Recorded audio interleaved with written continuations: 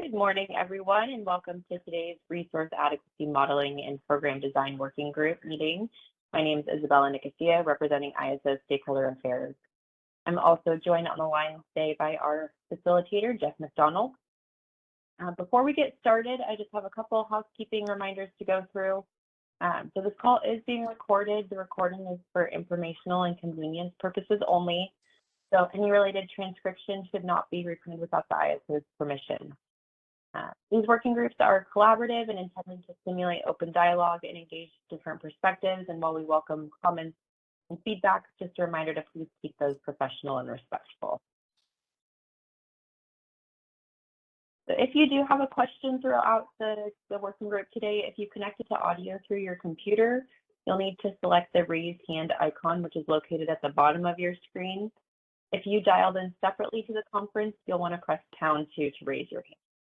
And then just a reminder for everyone on the line to please state your name and affiliation before asking your question or making your comment.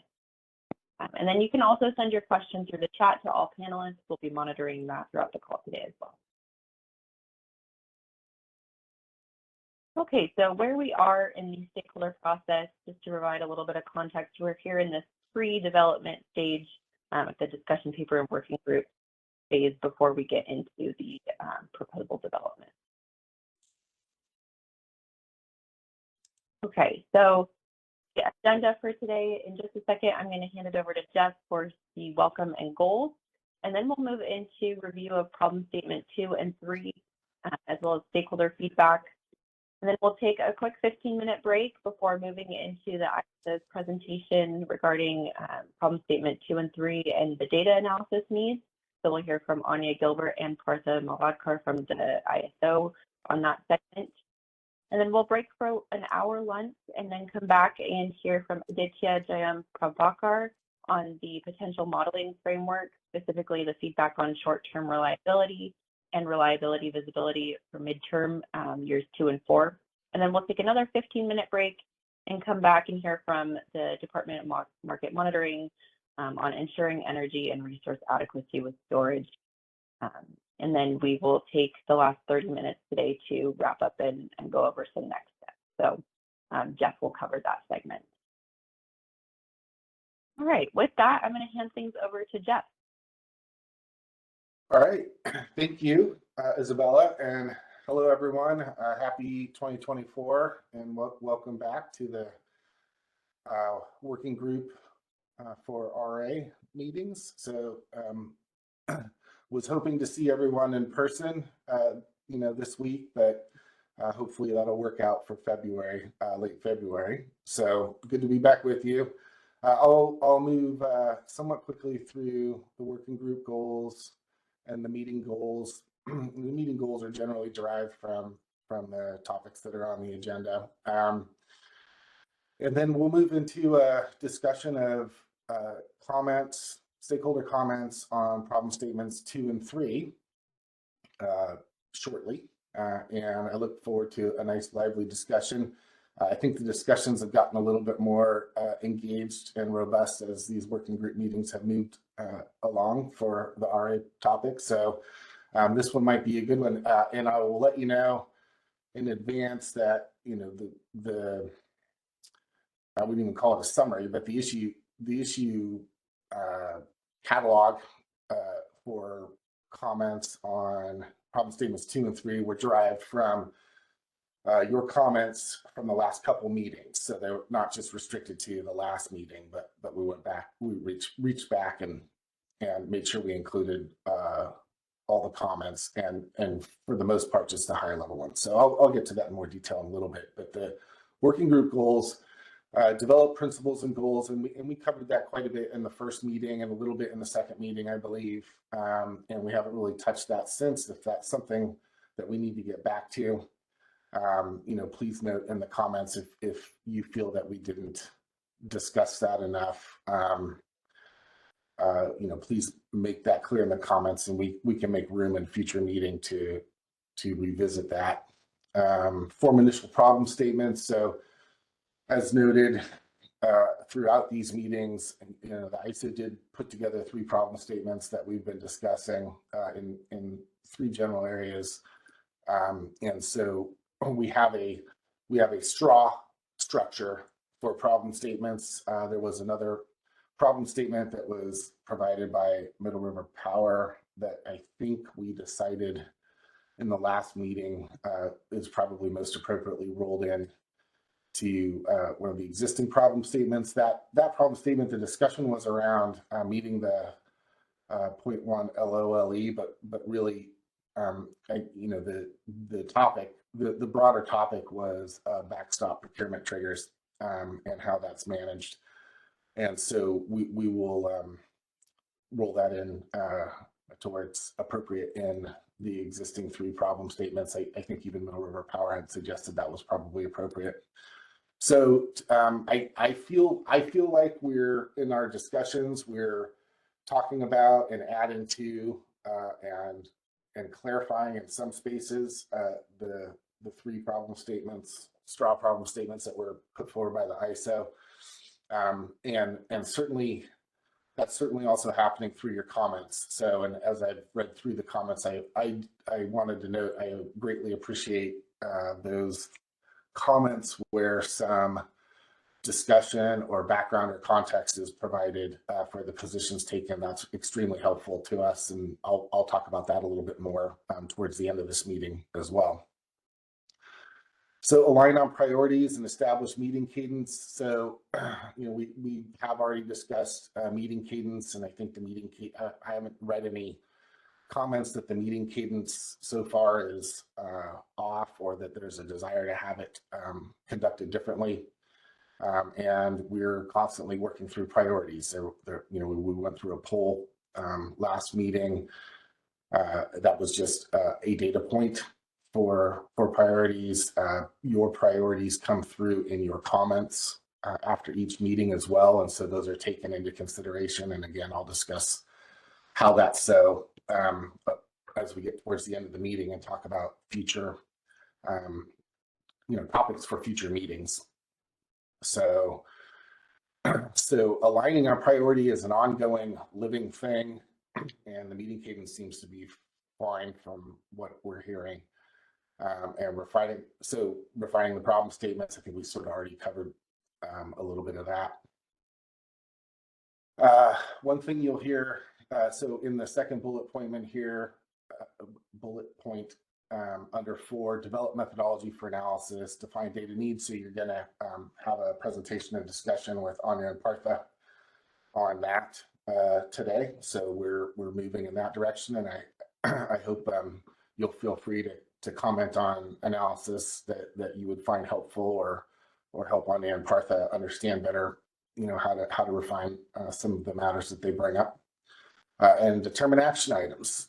So a question was asked a couple meetings ago, what's the final deliverable for this working group? And the final deliverable as was presented in slide 4, there's discussion papers for specific issues. It doesn't have to be one discussion paper for all issues. It can be a discussion paper for an individual issue, and we'll probably talk about that a little bit towards the end of the meeting also. And so getting a sense from the group of what they would like to have happen next. I don't get the sense that we're on the cusp of a discussion paper for a specific subtopic, but we might be getting close. And as we move through discussions on problem statements 2 and 3 today, and reflect a little bit on our discussions on problem statement 1, as we look at the agenda items for the proposed agenda items for the next three meetings or so, it might become more clear some action items, and there may be some action items that we can identify and take prior to, commissioning a draft of a discussion paper on a particular subtopic, or maybe we'll find they're there pretty soon. But I think as we've moved through these meetings, and as I look through the comments that are submitted, as well as the discussions and comments that are made during the meetings, it seems like we're like, as a group, there's probably 2 or 3 subtopics that are popping up as more prominent that we could probably identify some action items to take that might get us to a discussion paper sooner than later. So that's just a summary of the working group goals. Let's move on to the meeting goals. Thank you. So we spent quite a bit of time in the last couple of meetings on problem statement 1, and we had, for lack of a better term, punted or delayed discussing problem statements 2 and 3 until later because there was momentum on some of the topics and subtopics around problem statement 1. So I felt it was good that we continued that discussion through a couple of meetings. It seems like we're at a point where we need to start discussing other issues as well. So in this particular working group meeting, we're going to spend about an hour going through problem statement 2 and 3 and stakeholder feedback on those, and hopefully we'll have a discussion that'll allow us to sort of refine, and if not refine, maybe the topic of discussion will help us focus a little bit on some of the sub-issues for the shorter term and delay dealing with some of the other sub-issues until later. We're also going to focus on trying to better understand what issues within problem statement 1 modeling. So Aditya's got a great presentation where he's going to discuss his reaction to some of the feedback for I think it was the short-term modeling, and he's also going to discuss with you some of his thoughts and methods for midterm modeling in the 2 to 4 year range. And then we're also going to get a presentation from the Department of Market Monitoring on the availability of battery storage. This is an empirical analysis that they've done that could be taken different ways, and we'll talk about that a little bit more before their discussion. But these types of deep dives into technology specific or attribute specific resources are really the way to understand empirically how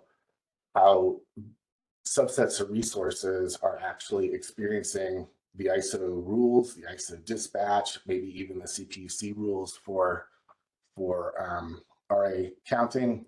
And so these are always very enlightening when you take a deep dive into a very specific subset of resources. So I've seen DMM's presentation. It's very well done empirical work. So that should be hopefully that will generate some discussion.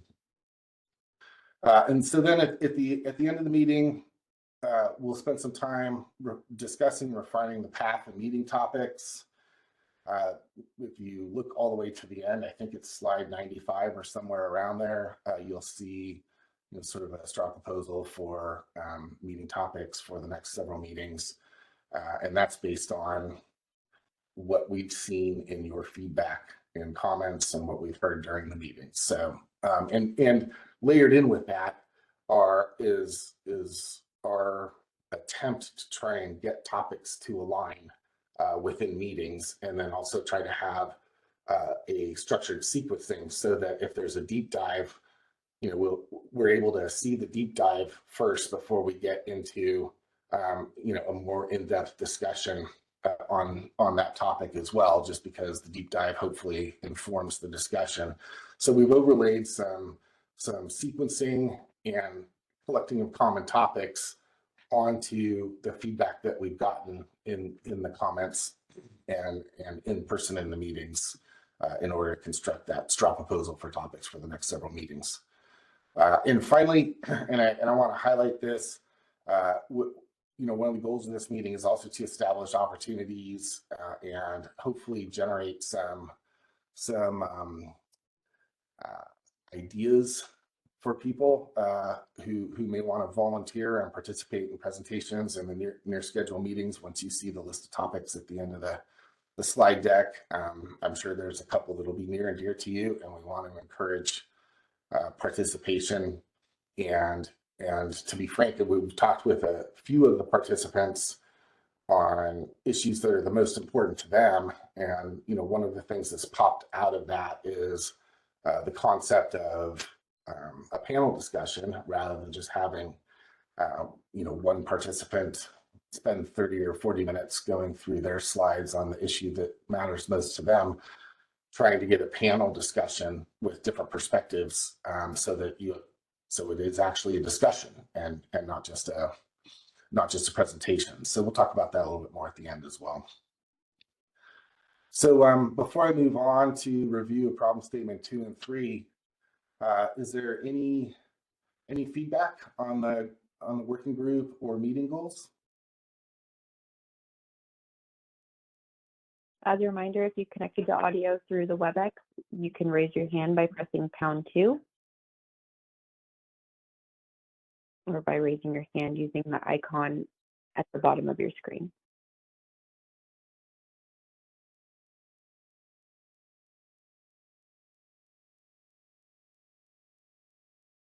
Okay. Do we have any hands on the phone only line?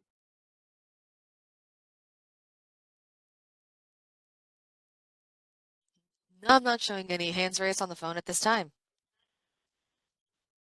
Okay. Terrific. Well, I'm sure there's going to be plenty of comments and discussion in the next few slides. So why don't we just go ahead and progress into reviewing problem statement 2 and 3 and the feedback that we received from stakeholders on that. So we're on slide 10. Problem statement 2. This is just a restatement, so I won't read through all of this. Everybody's familiar with all of this, and you can have a quick look at it. Before we get to the slide that has a high level statement of or a representation of the comments that we've received on problem statement 2, I would like to note probably the most predominant comment we've received, and that wasn't just after the last meeting, but it came out in the polling in the last meeting as well as the comments we received from the last meeting and the comments we received from prior meetings, was the topic of UCAP. And UCAP has some there are other topics that we'll see that were brought up by participants regarding problem statement 2 that are either closely or at arm's length related to UCAP. And so I would, and I guess we should just move on to slide 11 now, which is the most, I guess, prominent topics that were addressed by participants in the last few sets of comments. And my suggestion is that we focus, or at least we begin our discussion of problem statement 2 with a focus on UCAP and closely related topics to UCAP, and see where that discussion goes, because it really has stuck out, not just in the polling, but as you would expect after seeing the polling, if you go back and review the comments, UCAP was definitely one of the most prominent topics that was discussed by participants in their comments. So with that in mind, and I guess I would like to mention also, there was in the comments, and I think a little bit in the last meeting, there was some discussion over jurisdictional issues in UCAP. And I would like to note, based on the comments, it is an important topic to discuss for quite a few participants, a large number actually. And in addition to that, I believe the PUC is or may include UCAP in a proposal that will be coming out. I believe it's this Friday. And so that makes this a timely topic in general. there is clearly, well, I don't know if I should say clearly, there appears to be overlap between the PUC jurisdiction in this space and the ISO jurisdiction, and I apologize if I got that wrong. I haven't been living that jurisdictional distinction for the last 10 years. So I'm not sure how accurate that statement is, but given the prevalence of comments on UCAP from participants in this working group, it appears to me that it is a timely topic. And I'll also note that our next working group meeting, as you'll see when we get to the slides at the end, there's a deep dive that will be presented by ISO staff on RA counting. And so these things, so there's a sort of a conspiracy of, or a confluence of UCAP and related topics happening right now. And so I thought, given what I was seeing in the comments, it would be constructive to focus our discussion on problem statement 2 to start the focus on UCAP and see how that discussion develops from there. So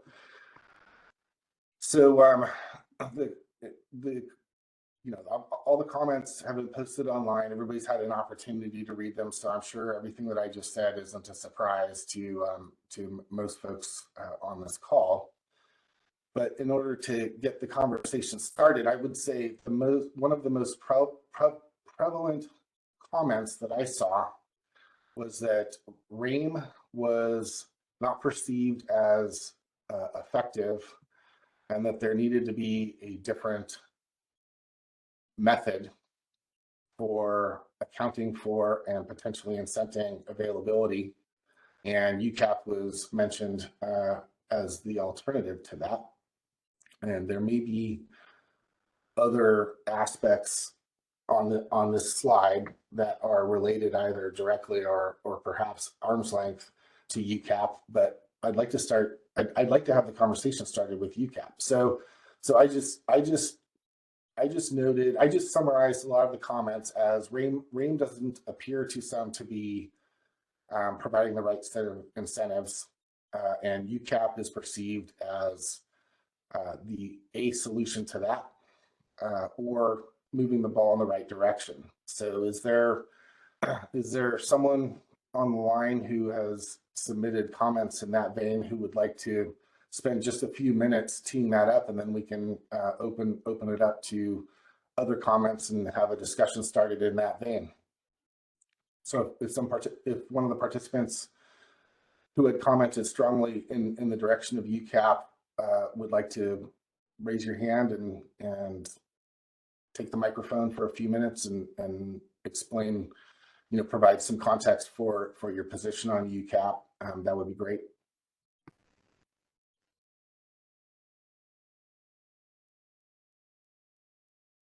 Stephen, do we have anyone on the line? I'm not showing any hand raised on the phone. Looks like we just had a hand raise from Alva Sabota. Great. Alva, your Hi, line is Alva. unmuted. Can you hear me? Yes, sir. Great. I appreciate your attempt to inaugurate a vigorous discussion on this. And I'm going to come at it from an opening remark, which is not related to your request. So hopefully it will engender people who did make these statements want to come on the line. My view is that the two issues can be conceptually separated in that RAIM is an issue of how one deals with failures operationally to deliver what has been promised, and UCAP can be considered as simply an improved approach to calculating what resources should be eligible to contribute in the RA plan. So I think they are conceptually distinct, and I understand what you're saying to be that participants have stated that UCAP should replace RAIM. I don't think that's conceptually necessary. So just a remark there. Thank you. Okay, thank you, Alva.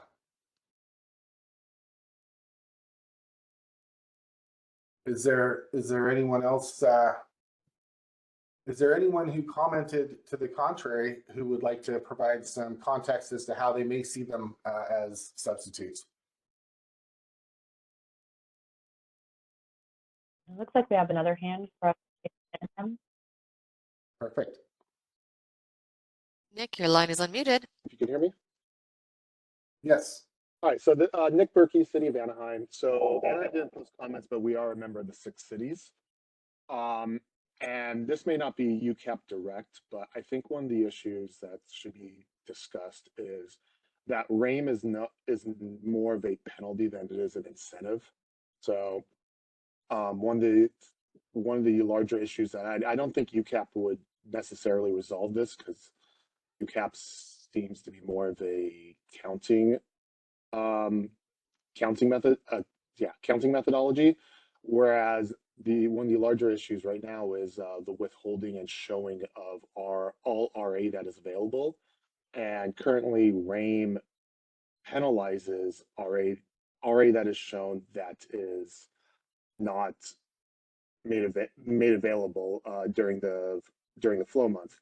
And the issue with that is if you overshow RA, you'll get, even though you're above your requirements, you will still be penalized. Even if, say, you show 100, your requirement's 50 and 25 goes offline, you're doing 25 even though you're 25 over your RA requirements. So that's one of those situations that if something like that is fixed, the withholding of RA issue could be resolved very quickly. I know the 6 cities has other ideas how the program changes can incentivize overshowing, but I think that's just a very simple solution to resolve the showings, because I know we recently had a meeting with the ISO, and one of the issues that came up is, in a perfect world, people would trade their excess RA, but that looks good on paper, but in the real world, RA hoarding is a thing, and people do not sell it even at these extreme prices that we're seeing right now. Thank you. Okay. Thank you. Thank you, Nick.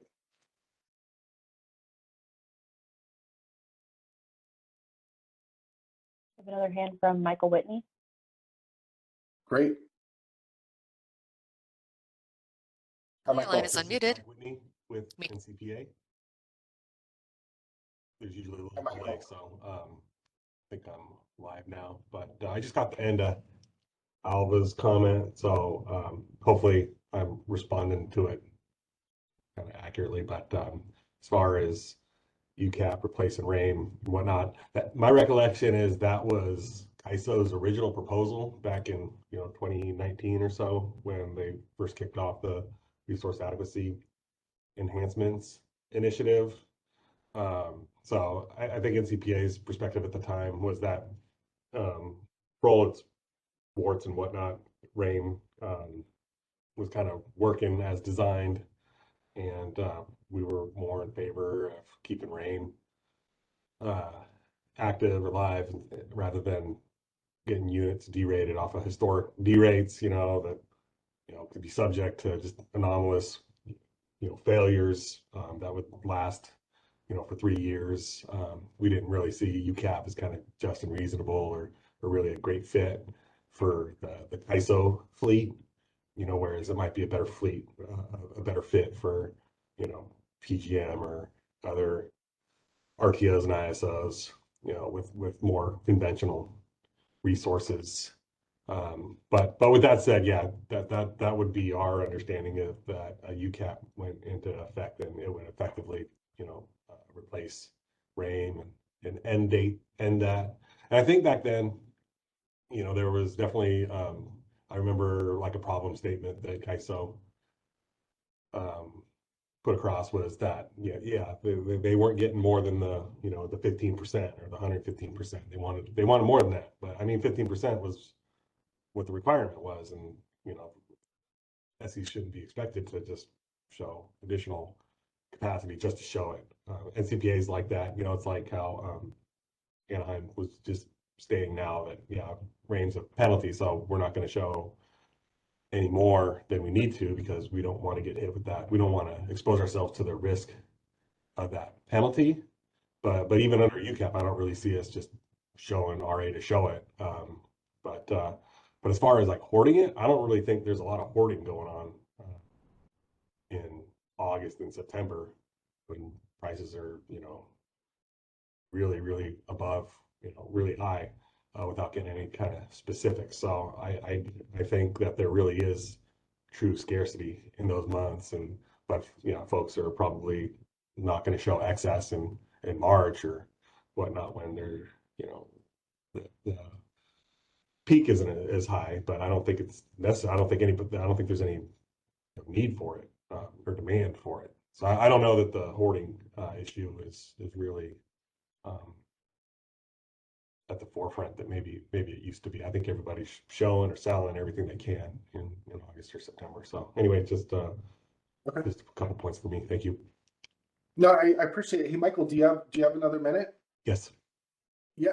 So I appreciate your comment and you sharing the perspective of your employer regarding, penalties and hoarding, the relationship between penalties and hoarding. I have one question for you. So Alba made a distinction between an operational mechanism versus more of a planning mechanism. In your view, do you see UCAP, as it's been discussed, taking over the operational role that Alba described RAIN operates, or is it still just a more of a planning tool? I mean, I guess it's operational, seeing how based off the current performance impacts Right. the future value. So I guess in that regard, it's more enhanced. It kind of covers both spectrums potentially. Okay. Finding it All right, thank you. operational. You're welcome. Yeah, appreciate it. Thank you, sir. So looks like we have someone else as well. All right, Doug, your line is unmuted. It's Doug Bocignone, representing the Bay Area Municipal Transmission Group. I think the idea with the UCAP approach that I think people have touched on is that the value that you get credit for in terms of resource adequacy capacity reflects the historical availability of the resources. So if you were to overlay on top of that the RAIN penalties, you're basically double penalizing a resource for its forced outages, because that the UCAP is going to reflect the historical outages. And I think, I appreciate what Alva's saying is you could separate the operational incentives from the capacity counting, but I think the problem, well, I guess I would if you're going to have UCAP, then I think you just need to rely on that long-term incentive. And then in the operational horizon, there are incentives for following your schedules and bidding in the resources. So I'm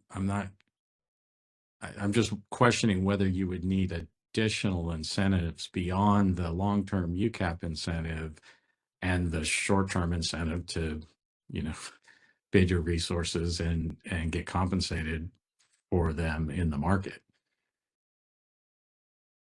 Okay. I appreciate that.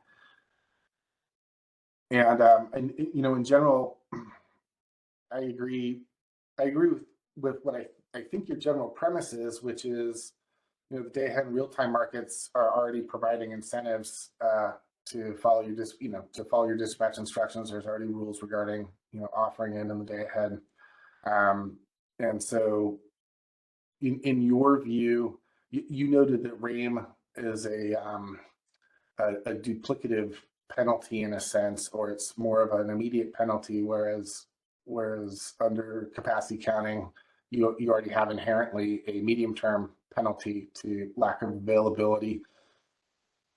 in your view, comparing the RAIM structure with just the net revenue incentives to follow your dispatch and perform, and especially when conditions are tight and presumably prices are higher, is your contention that the RAIM penalties are not just duplicative in a sense, but also in a sense redundant because because the day ahead and real-time markets already provide the incentive that you need? Well, I mean, I think that's the idea. That was the reason for moving in the direction of UCAP. And of course, RAIM also has all kinds of exceptions, which, it wasn't working very well.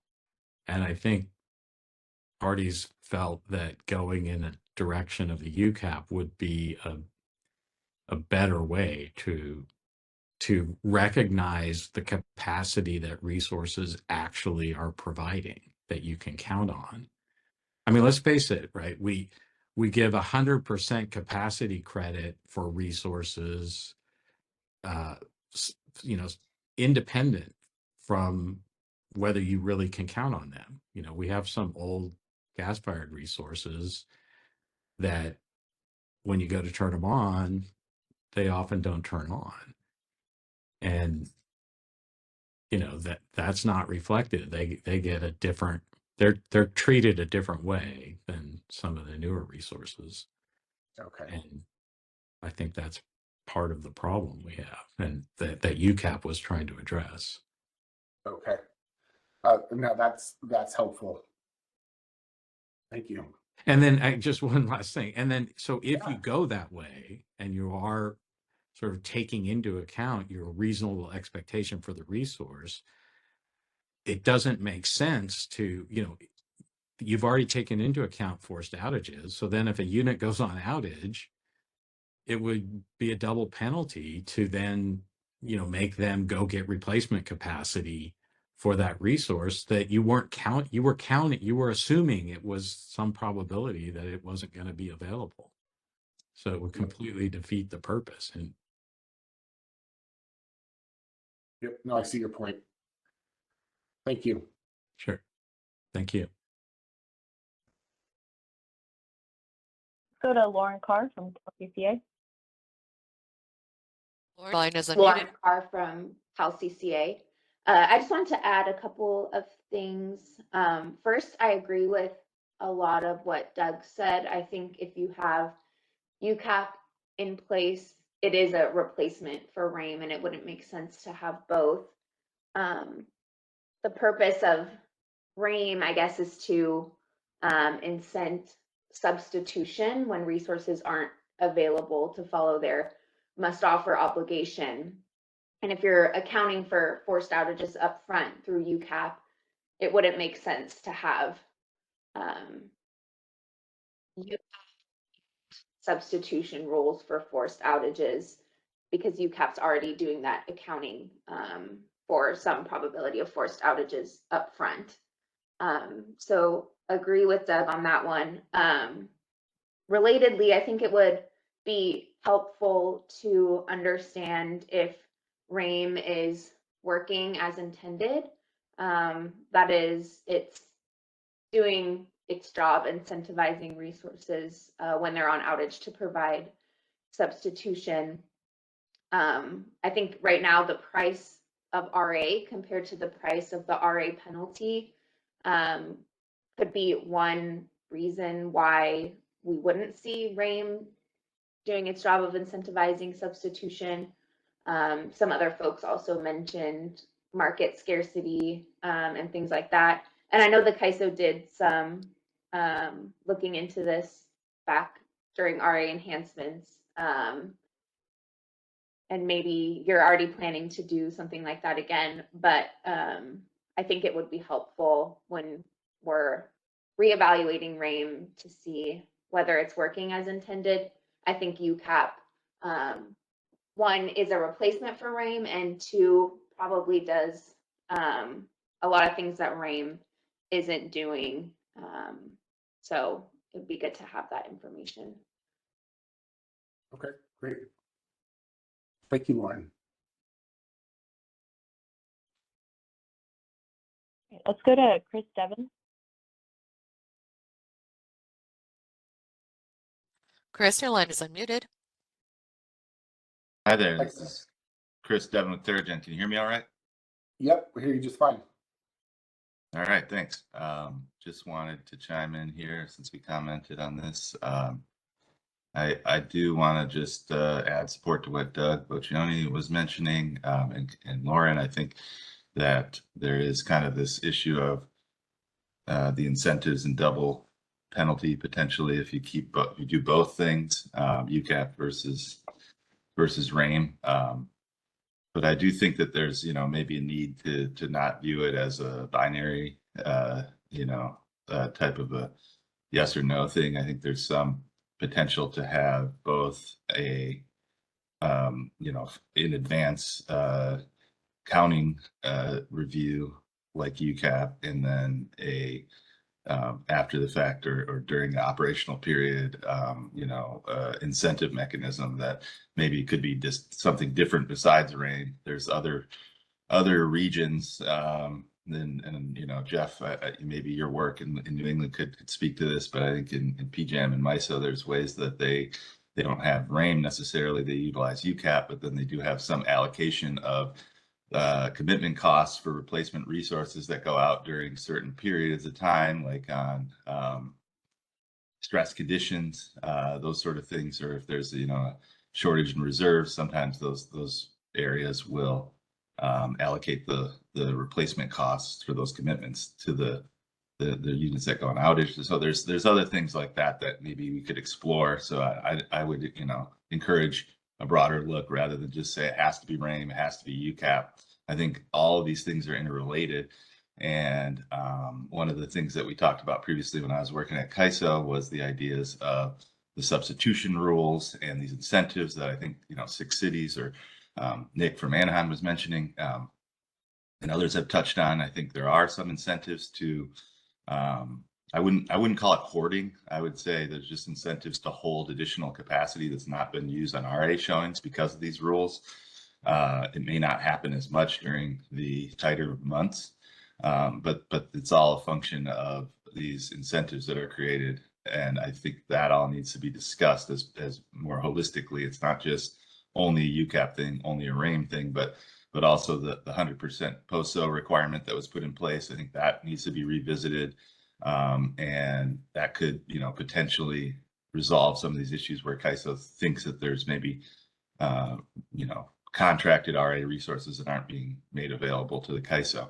But I do agree with NCPA's point as well about how, you really only should need what's required. So I think it's more of a requirement problem there. If we don't have enough shown, if CAISO wants more that's maybe not shown above whatever is required, then I think that speaks to maybe some of the analysis discussion needs to take place where, let's do a real LOLE look back on the prior RA showings and see, what did we actually set the system up with, what the actual requirements are, and do we need that to be revisited? I think would be my suggestion on that.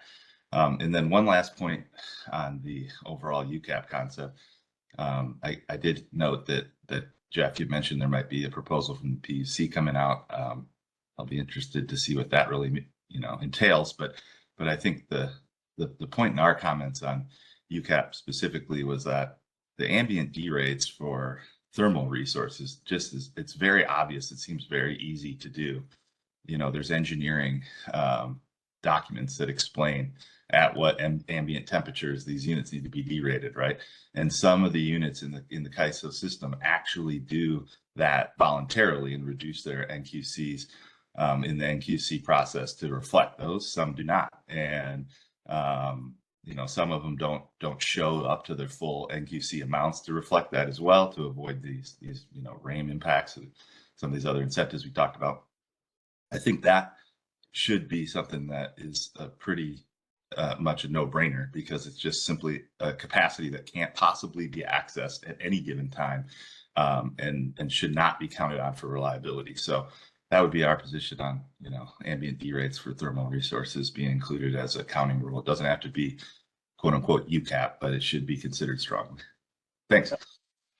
Hey, Chris, do you have a minute to stick around? Because you Sure. you mentioned a few things that I'd like to link up, and I'm happy to explain very briefly, out of courtesy to everybody, what my experience was in New England, because you mentioned that, and we had exactly this issue of, let's see, you mentioned if you need more, you should increase the requirement.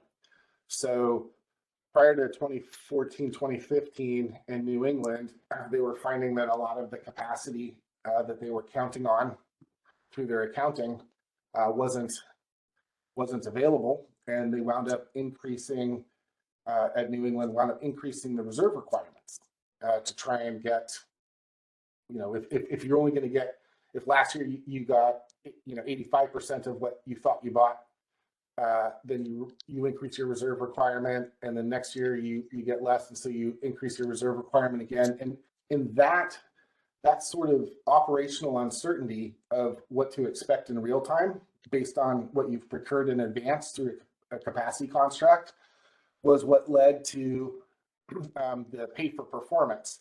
And so I wanted to link your comment about what you want and what you expect and what the requirement is to the real-time incentive, because you mentioned that as well. And so and there's a third part to this too, which is actually very important. So the second part is the real-time incentive. So the pay for performance basically compensates resources that overperformed based on a benchmark measure, and takes money away from resources that underperformed in the same proportion, so that the underperforming resources are paying the overperforming resources, and that's outside of the real-time price, the real-time energy and reserve prices.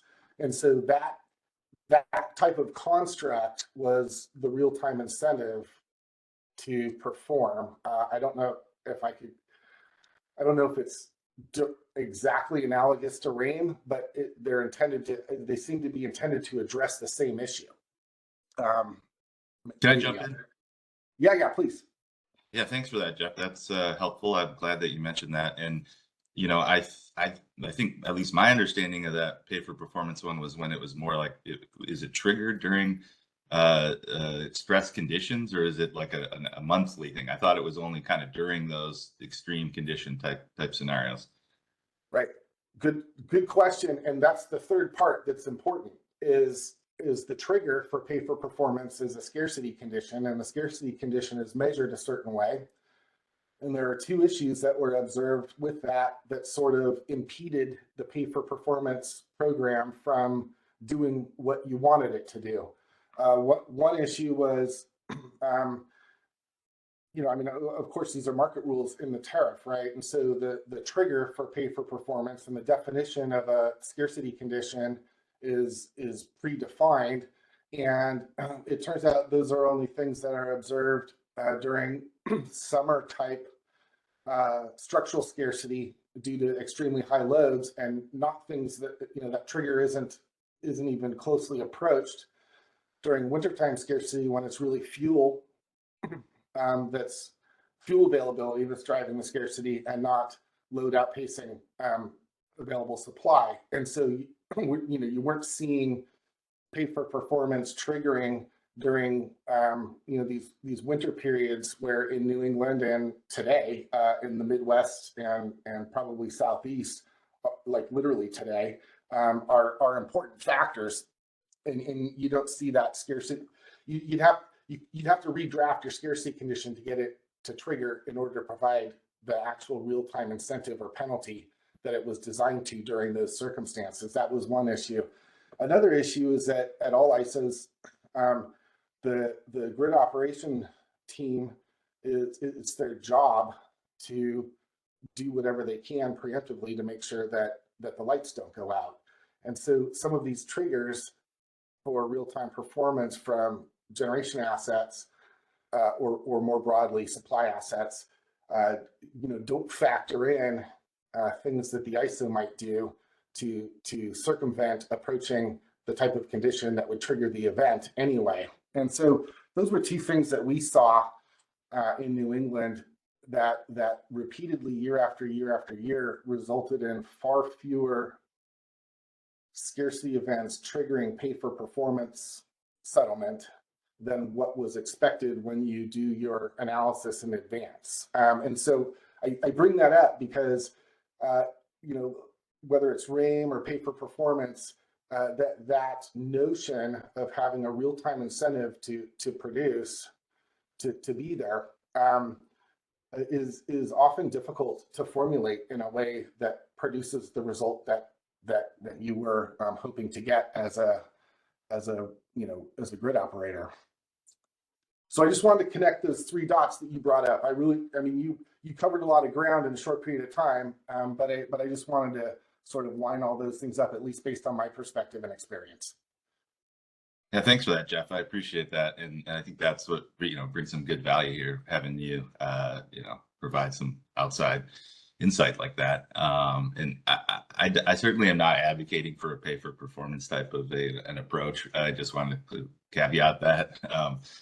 But I think there's things that you could look at, maybe like unloaded capacity or some type of operating reserve levels that you might trigger that. And I think that would at least not be as big of an issue in California if we were to go down that path because of the summer peaking type of system. And that's really when we run into all of our flex alerts and other emergency conditions in California. So, but in general, I'd just leave you with my main takeaway is that, I think that there are some really good reasons, like what Doug mentioned, why you wouldn't want to. You got to be really careful about double penalizing units. But I think if you're going to go one way or another on this, you need to think about maybe there is some way or space for other market-based incentives, scarcity pricing and other things to replace some of the operational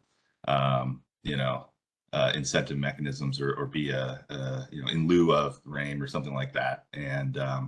And that it is, I think, all interrelated. And then there's other things that we include in our comments, including the timing of the RA showings that I think really should be looked at to maybe change some of these outcomes and structural issues that are causing some of these needs for incentives. And then maybe that could also, have a holistic approach that isn't necessarily just focused on only UCAP or only replacing RAIM or, those sort of things. So thanks for hearing me out.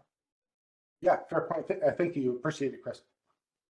All right, let's take one more question on this and then move on. If my east to west coast time conversion is correct, I think we only have about 20 more minutes in this segment. Yeah, let's go ahead and unmute Noah. Go ahead. This is Parth. Maybe before Noah goes, at least I'll offer, Jeff, a lot of the time is dedicated to the ISOs presenting and discussing these similar topics. Mm-hmm. I'd encourage you to eat into a little bit of the ISO's presentation time, because I think they're all very interrelated. Okay, fantastic. I appreciate that, Partha. So great, because we do have a few people who'd like to talk about this. So let's just keep going with Noah. Hi, this is Noah down from Middle River Power. Can you hear me? Yes, sir. All right, great. Yeah, I wanted to sort of respond to what Lauren said, with regards to RAIM is an incentive mechanism to provide substitution. I actually don't think that is the case. If you look at the history of reliability services and where RAIM started, the RAIM mechanism was to incentivize economic bidding of flex RA essentially into the CAISO's market. There's the option to provide substitution is simply an option and not a requirement to reduce the penalties under RAIM. And so when we say things like RAIM is ineffective, I think the first question is, by what metric are we evaluating RAIM's ineffectiveness? Is it that we expect all RA resources to provide substitution, such that the ISO RA fleet for that day, for that month, is it maintains the PRM to meet the requirements? Or is it something else? Because if you simply look at RAIM on its own by that particular metric, then the classes of resources or the categories of resources that would be RAIM applicable drastically reduces relative to the entire RA fleet. Right? The ISO has, you can see sort of later on in your slide deck what resources on outage on certain days, particularly in September 2022. But some of those resources are not, or rather are RAIM exempt. And so the question of what do we expect from RAIM and by itself, I think is the first question we should ask. Going to the UCAP topic, my sort of summary of what I've heard most times is we want to reduce the overall requirements for load serving entities such that they don't have to buy as much, and that is impacted by forced outages on various resources, because that is part of the LOLE analysis, that is part of the counting conventions, and therefore once we reduce the counting conventions, the PRM generally goes down, because PRM is a function of the supply mix. So in that sense, if we were to apply UCAP to the thermal fleet, it would be a double penalty, much like as we have now with, various other solar and wind resources that have ELCC, or going to the future, sort of historic exceedance values. That would also be a double penalty. So I think, as Alva said, we need to split out UCAP for planning purposes as well as RAIM for operational purposes. Thanks. Thank you, Noah.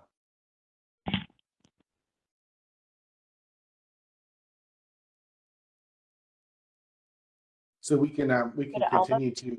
Yep, there you go. Thanks, Jeff, and thanks, Partha, for giving us a few more minutes. I thought Noah raised some very interesting points there that I'm going to have to think about. I just did want to go back to pushing back a little bit respectfully against Doug's insistence that these are necessarily double counting. I think the timeframes of RAIM and UCAP are very different.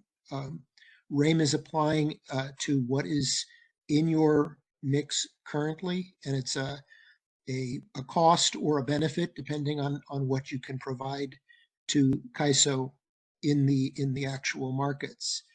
UCAP acts as essentially, if you are not just in terms of the mechanics of it, the idea is if you suffer an outage at a time when you're needed, or you suffer some unavailability when you're needed, that it takes you on average below what you've claimed you could do, in the future you will be unable to claim that amount.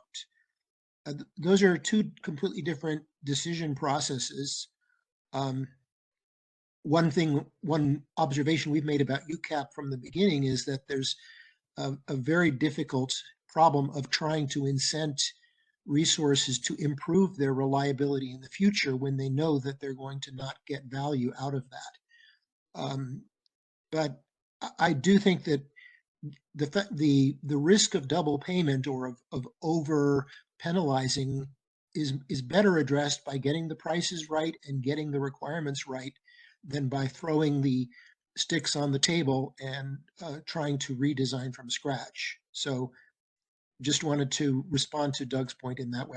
I think there's a risk of what is being talked about, but if the prices are what you're calling incentives or penalties are done right, it is possible for those two to act independently and both to have positive effects on the availability of resources. Okay. Thank you, Alva.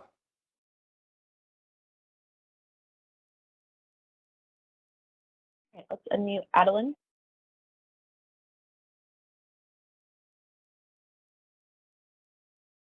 I just have like a Quick comments. I'm very surprised to not see like PG&E reflected here on their substitution rules and also the UCAP. I believe in, the RAIM. I believe in previous comments we were like making it important to have like the reevaluation of RAIM and potentially assess UCAP and also especially revise the substitution rules. So that was just like a quick remark on this slide.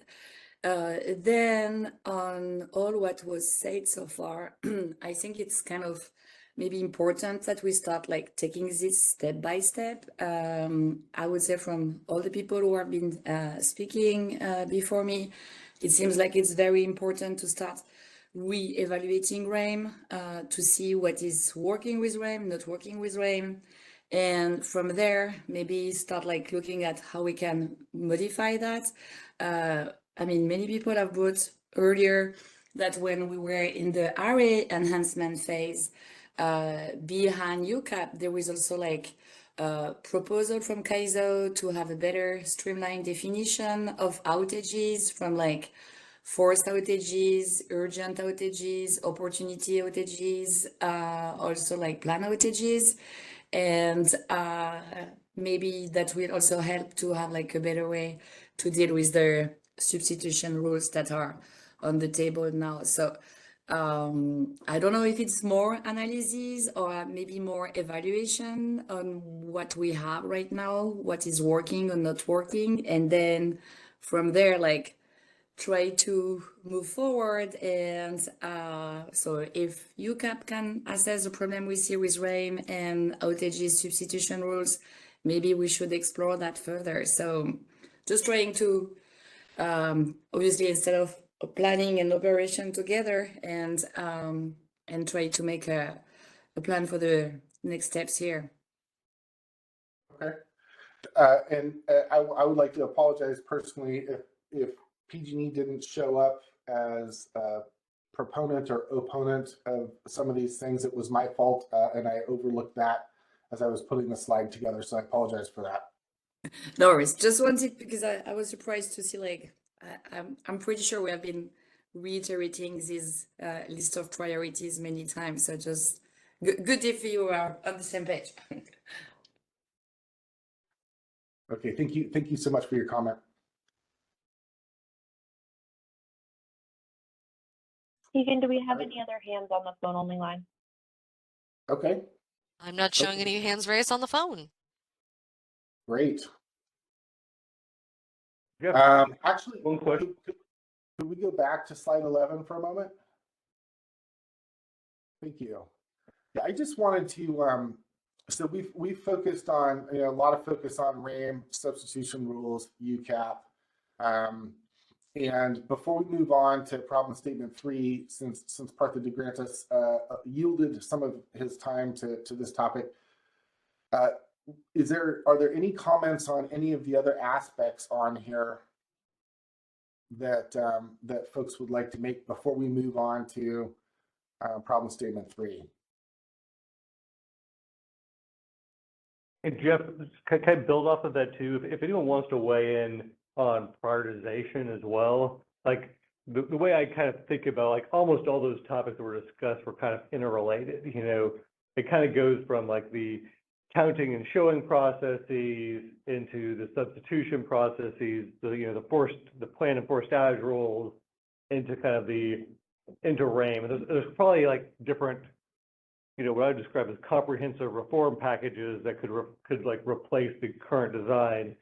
Well, at least I was like going to see from attendees, like on the other topics, does anyone believe that there's some of those other topics they either want, I guess you, Jeff, they want to sort of comment on or really want to highlight? Now, this is sort of like more pressing topics, or feeling like those topics aren't pressing. So like I was sort of like wanted to see like those aspects of like, are other items here from a sequencing standpoint ones that people feel like need to be taken on first, and or do they feel like that sort of that suite of topics isn't one we should move forward with as sort of a priority in sort of developing potential reforms around? Okay, no, that's a great point. So, you know, before we move on from this, and of course you'll have every opportunity in your written comments as well. But if someone would like to chime in, not only on these topics, but as Partha noted, on combining or not combining, and the priority of sequencing of addressing them, please, you know, please take the opportunity now.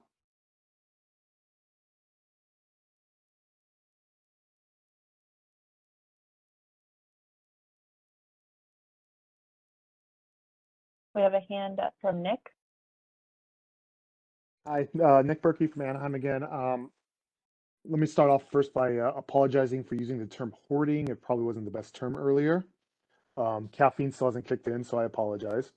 But I would like to just reiterate that I think the reevaluation of RAIM is one of those low-hanging fruits that would be easy for the ISO to potentially change some of the layouts of the RA construct and the incentivization of to show resources. I agree with NCPA that there may not be much out there, excess out there in the summertime that's not being shown, but I think it's, once again, it's low-hanging fruit. It's something that would require minimal, if any, or just minimal tariff adjustments.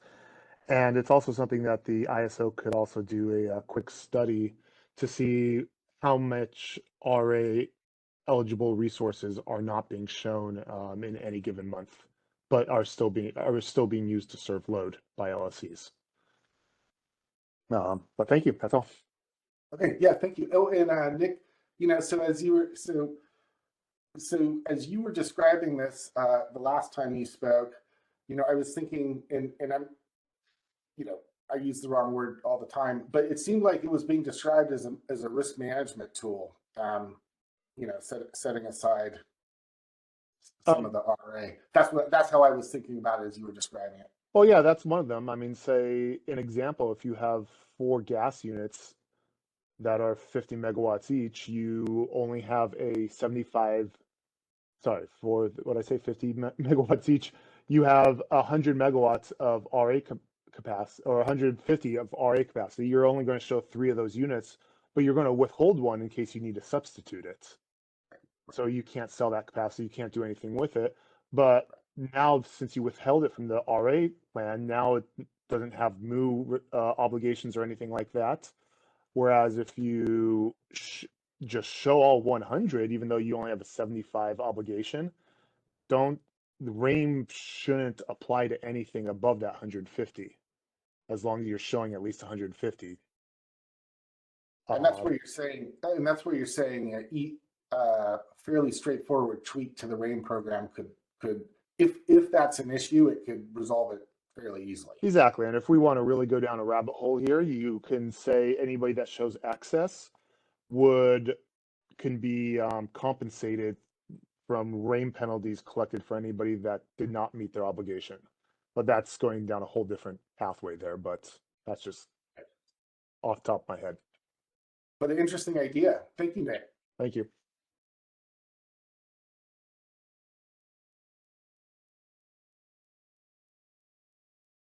Okay, I'm not seeing any other hands up to comment, so we can move on to problem statement 3.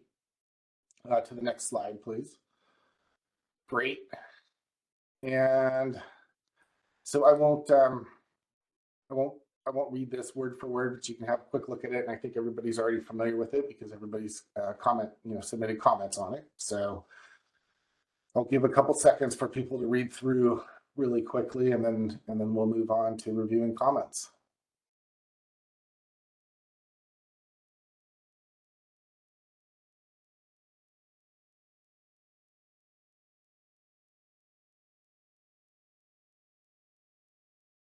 Great, so let's go ahead and move on to the next slide, please, slide 13. Perfect. So in, and there were, I would say, far fewer, problem statement 1 and problem statement 2 received the most commentary in written comments from those who submitted. Problem statement 3 and the subtopics within that received less attention. But I did want to take an opportunity to, go through and have a discussion. So if we were, so we probably have another, 20 minutes or so, or 25 minutes if we'd like, to move through this. These are a little, there was less specificity, and the comments that were submitted, as you can see, are probably a little bit more general. Looking at the third one, ISO BAA rules not in scope, unsure if in scope. So those are, so Cal CCA and TEA are clear that it's not in scope. 6 cities and SCE are unsure if it's in scope, or suggesting that it probably isn't in scope. NCPA defer this issue to the LRA's authority, which is a slightly different matter than being in scope or not in scope. PRR 1280 was discussed by AREM and Cal CCA. So I'm not entirely sure which of these aspects makes the most sense to start with, but I hate to pick on Cal CCA because you've commented in the last few meetings so much, but if I could lean on you, would you mind spending a few minutes, discussing your perspective on PRR 1280, and maybe we can use that to get the discussion going if you're open to spending a few minutes.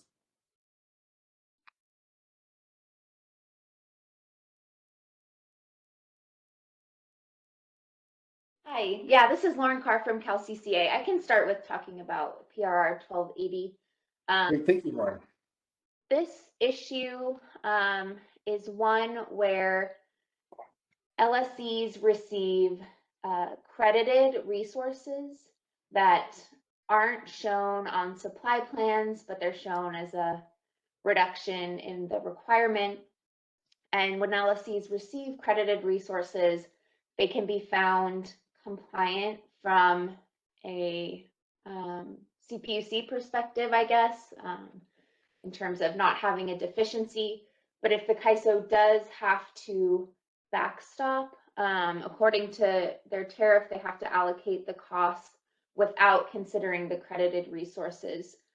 So those LSCs that may have been found compliant at first from a CPUC perspective will get allocated backstop costs as if they were deficient by the amount of the credited resources that they received.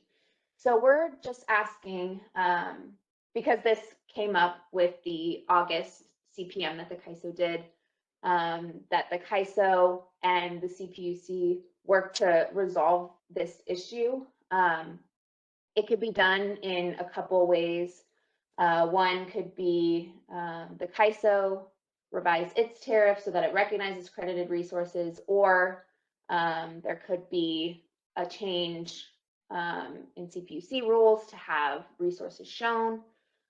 We don't have a recommendation either way on what the solution would be to coordinate the two, but we do think there needs to be coordination so that credited resources are recognized in some way and there isn't this discrepancy if the CAISO does have to backstop, so that LSCs that meet their requirements with credited resources don't end up receiving backstop cost allocation. Okay.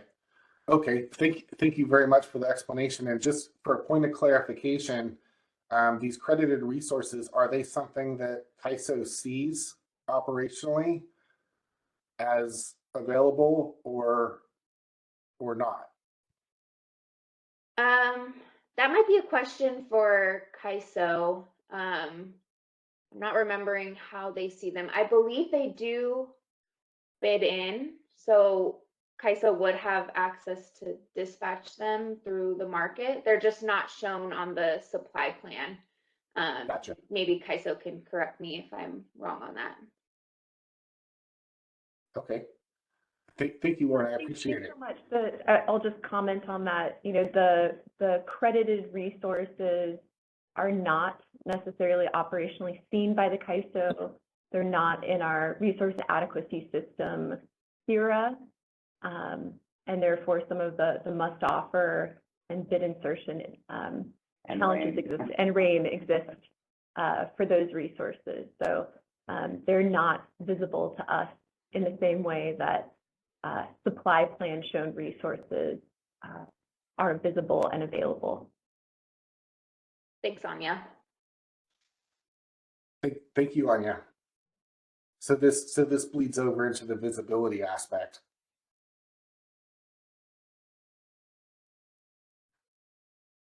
And thank you, Lauren. I really appreciate you explaining your perspective on that. Is there anyone in the group that would like to comment on that, or have a different perspective they'd like to share?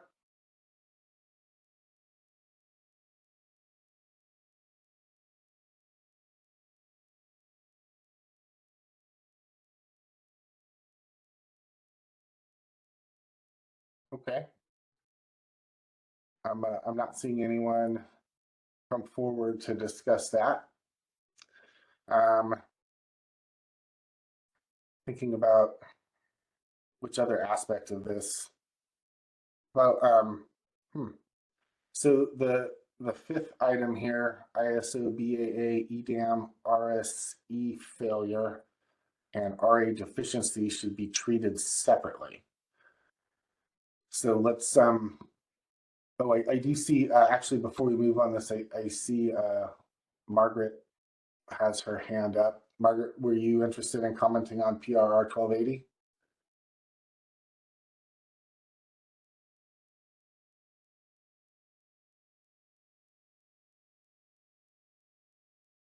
Could we get Mark? Yeah, there we go. Yep.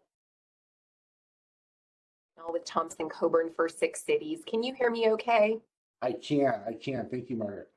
I was actually not interested in commenting on PRR 1280. I was anticipating that you might want to hear from the 6 cities on that 5th issue there, dealing with EDAM ISO BAA participation rules.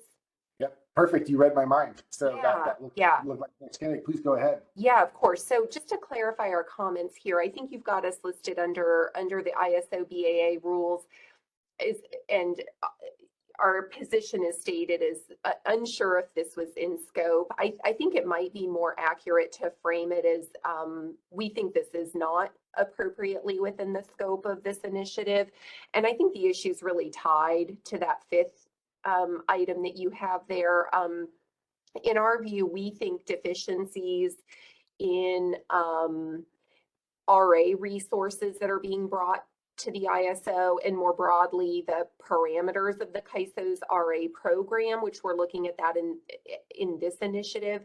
We think issues around failing the RSE and the consequences for that belong in a different initiative, not this one. We think that the RA compliance issues are really separate from the consequences of failing the RSE. So we're not comfortable bringing that. I think you've got it as a sub issue under problem statement 3. I think we're not comfortable with that approach. Okay. And is this and so Margaret, just for my benefit, as I mentioned before, I haven't been living the jurisdictional issues in California for the last 10 years. Is this, are you saying it doesn't belong there because it's its own topic, or it doesn't belong there because there's a jurisdictional aspect to it that probably makes it more of a CPUC matter than a CAISO matter? Yeah, so a couple of comments, but the short answer to your question is that yes, I think there's a jurisdictional dimension to this, and I think there's also the concept that the resource sufficiency evaluation and the RA program are separate things. On the jurisdictional topic, just want to clarify that I know you had referenced the CPUC and what falls under the CPUC purview. I would just note that you do have some load serving entities within the ISO, such as the 6 cities. You've got NCPA that are not under the CPUC's jurisdiction for purposes of the RA program. We serve as our own LRAs. And so I think on behalf of 6 cities, we feel pretty strongly that the compliance issues around our RA program are subject to the oversight of our respective city councils and public utility boards, not the CPUC.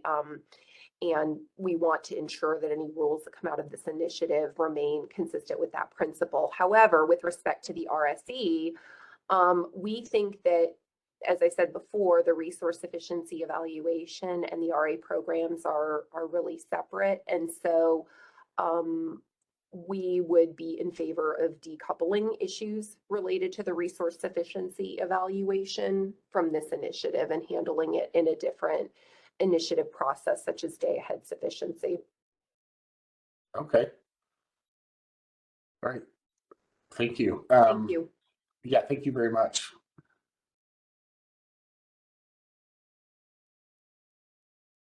Are there any comments from anyone else? Would anyone else like to comment on what what Margaret, the perspective Margaret just provided, or any other aspect of this? Or perhaps is there someone from the ISO that can provide some context to the to CAISO's role in addressing this, rather than it, as opposed to it being more clearly a CPUC jurisdictional issue? Yeah, and maybe we're gonna get into a little bit later in terms of having a discussion around this topic.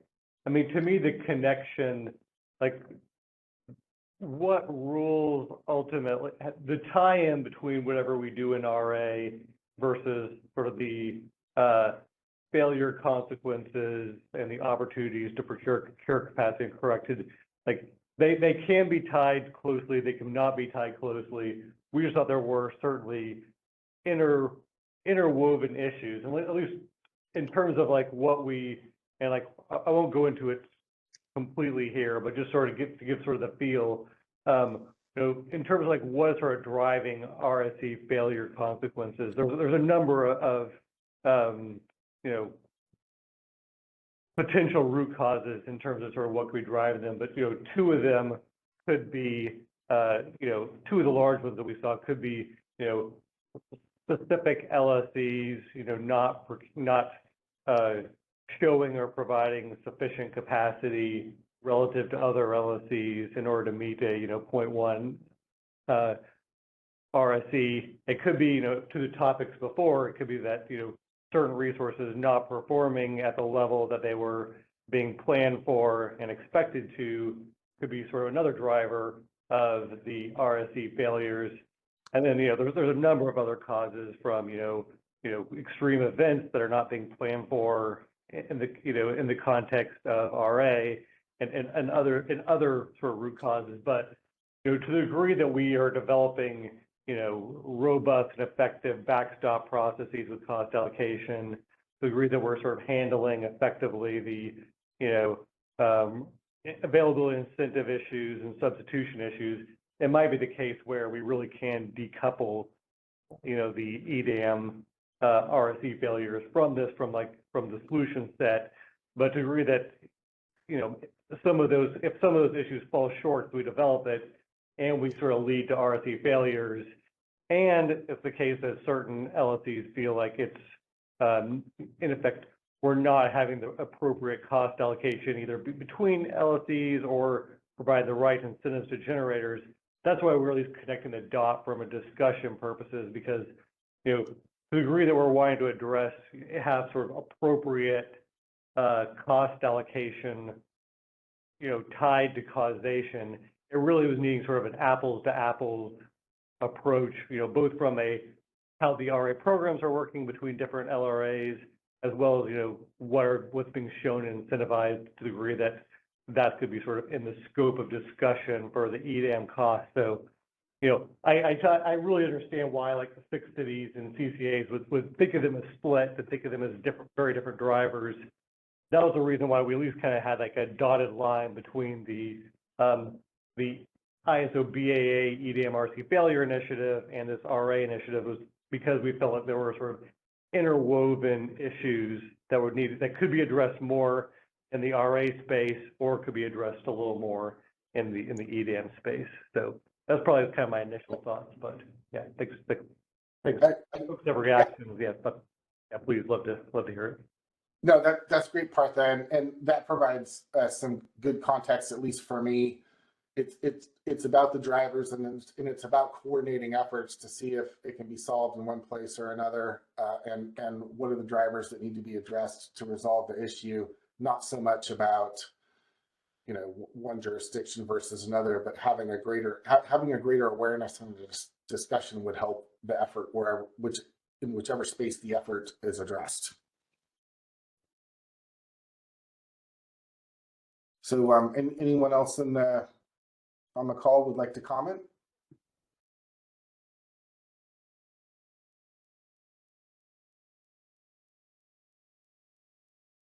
I see Bonnie with a hand up.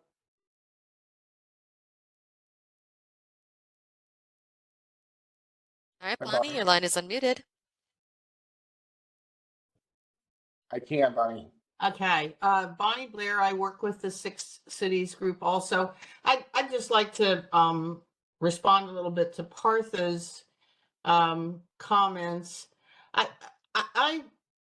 want to sort of emphasize what we think RA compliance and RSE failure are very, very different concepts. Yeah, they both involve capacity and how much capacity you're making available. But the time frames are different.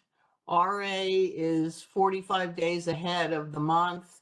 RSE is day ahead or real time testing. RA involves eligibility requirements that are very different from the resources that are eligible to pass the RSE test. So that it's entirely possible to be fully RA compliant, but not bring your fair share of resources to the RSE test in the day ahead of time. And conversely, it's entirely possible to be deficient in your RA showing 45 days ahead of a month, but bring as much or more as your fair share of resources to the RSE test in day ahead in real time. And so we think that trying to link failure of one of those tests to the other would just be flat out wrong. Okay. Thank you for that, and thank you for providing some discussion on the differences between the two. I appreciate that.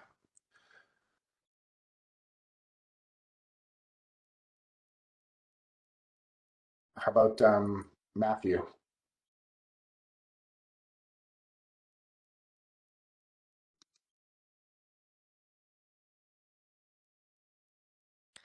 Matthew, your line is unmuted.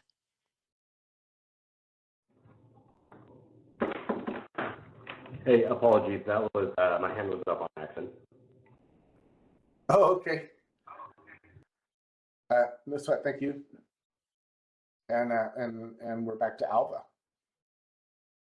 Yes, Jeff, I thought Bonnie's point was expressed beautifully, and I think it really shows the burden that would face CAISO, and I agree these are two distinct areas, but I think that's an interesting thought experiment is one in which RA is fully satisfied, and yet CAISO knows either in advance or experiences shortfalls that can be ascribed to a particular LSE or Muni. How can the costs of the shortfall be properly allocated? I think that is part of the discussion of the the BAA level, ISO BAA level RSE. And I think it just points to the need to do that in a way that provides the correct costs in the short term, but also allows people looking forward to decide how much they should plan to provide on a day-by-day basis. Because the other, Bonnie beautifully captured the different examples. The possibility is an LSE or Six City reserves capacity and then provides it and helps to satisfy the RSE on a daily basis. And if that's their chosen way of doing that and CAISO knows it, then there might not be an issue. But I think the distinction between these two processes was really elucidated beautifully by her comments. So thank you. Okay. Thank you, Alva. Well, looks like Alva was the last working group member who wanted to provide a comment. So I want to say thank you to everyone who was willing to come on and express their perspectives and provide some detail and some context. And that's fantastic. I know I appreciated it, and I'm sure the group benefited from hearing a little bit more detail on everyone's perspective, since since everybody does seem to have a slightly different way of looking about this, or there are multiple ways to look at it. So I appreciate that. We are not too far off from our original time, and I'll thank Partha again for yielding some of the time for the next presentation. But I do think it's time to move on to that. So we'll have a 11-minute break from now until 10:45. And we'll come back at 10:45, and we will enjoy a presentation from Anya and Partha on exploring problem statement 2 and 3 and data analysis needs. So we'll see you at 10:45. Thank you.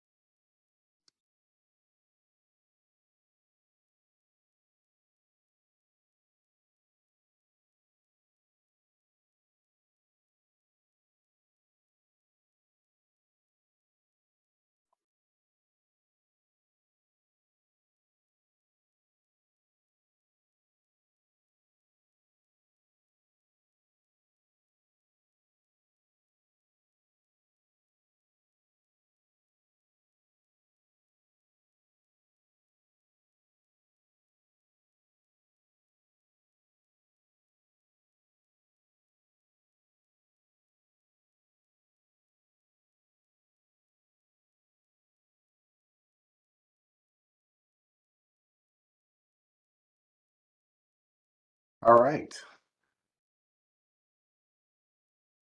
It looks like we should all be back, ready to move into the next session.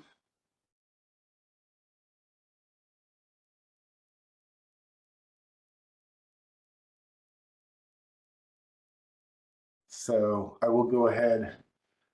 It's hard for me to tell if people are away or if they've come back from their breaks. I'll assume everybody's back from their break. So the next session will be presented by CAISO's Anya and Partha. We will go into a couple of different aspects, or they will go into a couple of different aspects, with an eye towards what types of data analysis will be insightful to the group, given the topics that we're facing in problem statements 2 and 3. So they will hit topics such as when and where capacity is needed, also incentivizing availability and performance, as well as requirements for RA capacity, among a couple of other things. So without belaboring the introduction too much, I will hand it over to Anya and Partha, and I look forward to enjoying their presentation. Thanks, Jeff. And we're getting a little bit of backfeed. From me? I don't know. Do you mind going on mute? Everybody mute. Is that better? Yep. Yeah, thanks for that, Jeff. I think we're still getting a little bit of background. All right, not hearing it anymore. Go ahead. Okay. No, thanks for that, Jeff, and thanks for the discussion earlier by participants. I almost feel like our this presentation is like a little bit out of place at this point in time, because we're really going to kind of take a step back.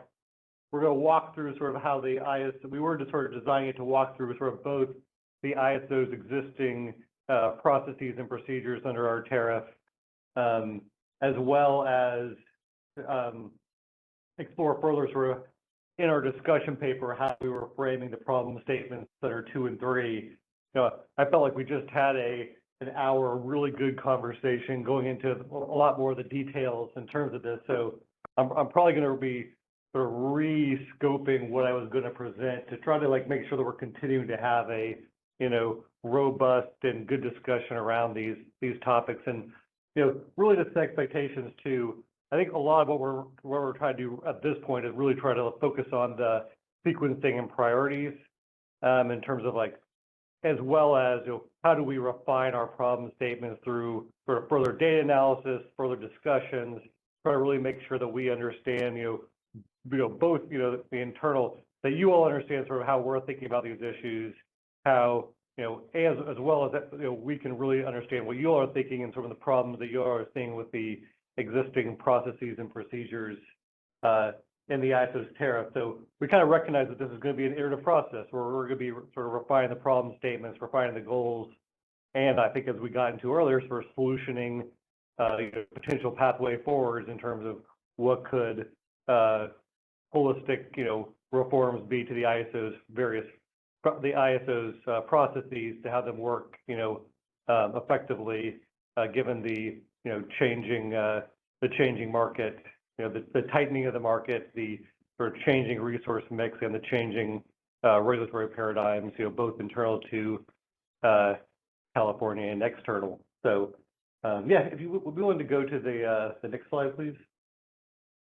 So I won't really, yeah, as I said before, this is really kind of recapping the CAISO's RA processes.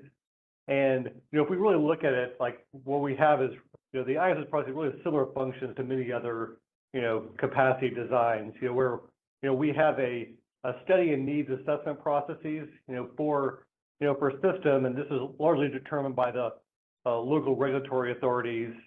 But for flex and local, CAISO has study processes establishing the needs for different products. We're not going to go into the showings as well as the CPM processes as much in detail, but that was mainly because Abdul Yeah, and by the way, I'm joined here by Abdul, John Gooden, and Anya. Abdul last session really went through the showings processes as well as sort of the tie-ins to the CPM. But if we look at sort of these processes, we kind of start with that needs determination in coordination with the LRAs. And there we have the authority to do CPM for different requirements with mechanisms that are really designed to achieve, multiple objectives, including sort of primarily ensuring that the right types of capacity are available, when and where is needed, but as well as sort of other objectives, including mitigating market power, and as some people allude to, in particular to respect to local areas.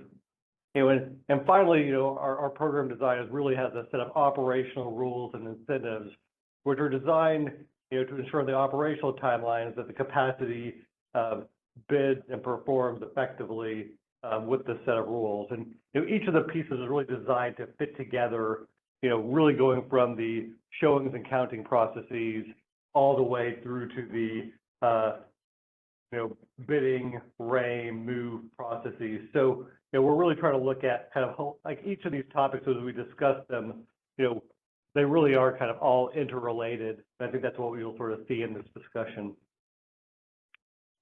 If you want to go to the next slide.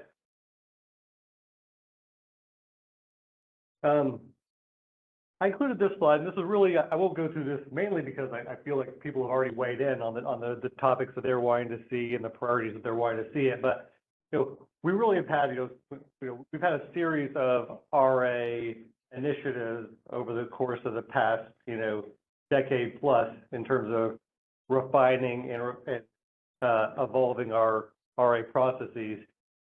We also have had a lot of stakeholders reach out to us. They reach out to us in the operational space just in terms of their ability to comply with our program. They reached out to us in the policy space in terms of the evolving grid needs, the needs for us to flex our program. So this is really kind of meant to be kind of a high level of what we've heard. And I think we're going to be focused mainly on like 3 and 5 in terms of, the resource counting and performance issues associated with resources being less reliable than we assumed, and the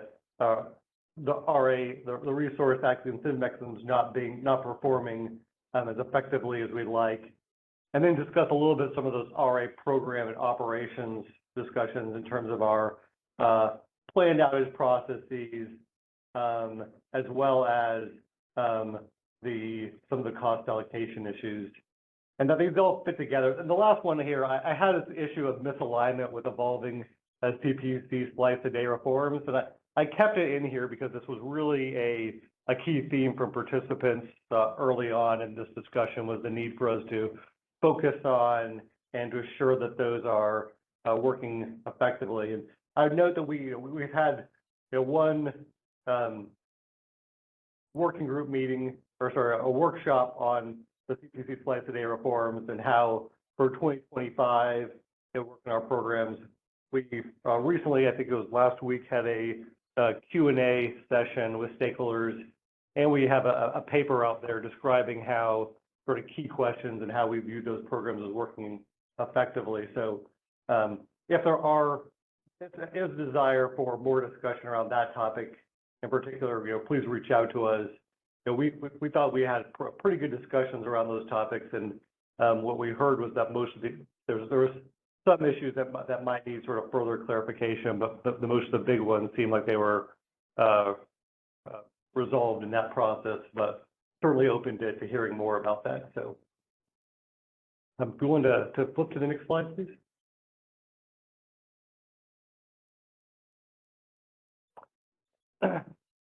Jeff really covered this one already. Maybe I'll, because our conversation really is past this slide, I'll skip over this as well. And maybe I'll jump into a little bit onto onto the slide of capacity is available when and where is needed. And I think we're going to be talking a little bit about our outage substitution processes and maybe some of the tie-ins between outage substitutions, some of the challenges we're seeing from we hear from market participants as well as kind of maybe walking through that program design. By the way, I'm still getting a little bit of feedback on the call. I don't know if folks are on mute. It might be someone who's a participant, or it might be just the audio connection. Just a reminder for everyone on the phone, if you're not speaking, just make sure to mute your phone line. Okay. Yeah, thank you. It sounds every once in a while like someone's jumping in to speak, and so it's, yeah, no, thanks for that. So this is what I've alluded to. I'm going to try to walk through these really quickly just to maybe get everyone up to speed, because I think that most of the folks are really get back to that earlier conversation about the prioritization as well as sort of the issues to take on. But at least to start off, at least in terms of when we're moving to the operational timeline, we've already Abdul already sort of went through the showings requirement, the processes for CPM. And now when we really get into the passive, the ISO has various rules related to planned outage substitutions and forced outages that either provide the requirements to substitute for planned outages, with a few exceptions that we'll note, as well as allowing the opportunity to provide substitute capacity for forced outage to avoid exposure to RAIN penalty charges. If you would flip to the next slide, please. So for planned outage substitution, our process and procedures really have, we refined a couple of years back, and participants alluded to this before, changing our outage substitution rules to require all resources at planned outage to substitute or get denied, and that these rules were sort of designed, with the purpose that our planning, our planning standards and our planning processes really didn't bake in to those requirements capacity for planned outages. And so what we really saw that we need was that in most or all months, as the market tightened, we really needed to have all of those that capacity available. And that from an operational standpoint, what we saw was that there was a lot of challenges that Abdul and his team faced with respect to a lot of resources calling and wanting exceptions, as well as challenges with the timelines and processes, such that participants were wanting certainty that their outages would be allowed for, and that they'd be able to sort of plan and do maintenance in a timely manner. And our timelines and processes really were resulting in resources previously having to substitute capacity in sort of the near term in order to meet those operational needs.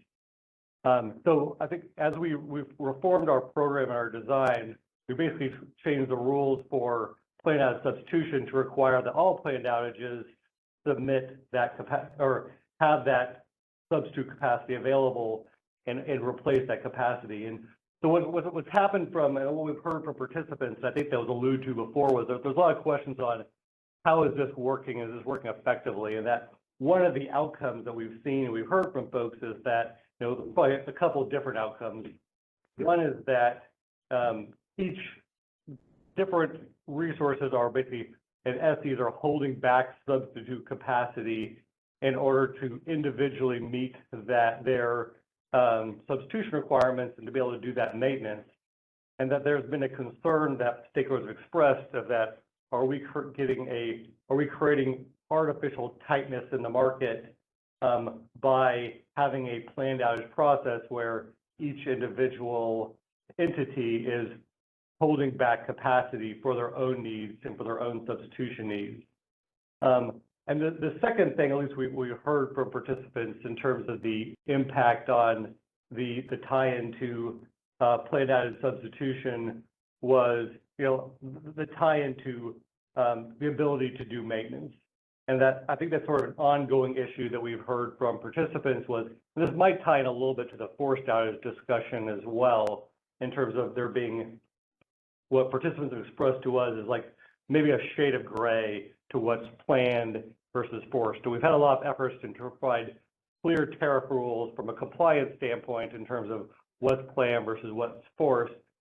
But I think that the takeaway that I would have would be that participants are seeing, particularly in all months, a much tighter RA market, the inability to find substitute capacity in order to get needed maintenance done in order to basically continue to have reliable resources available to the CAISO. And so like between those issues, we really kind of have seen it as like a lot of outreach from participants saying our out of substitution processes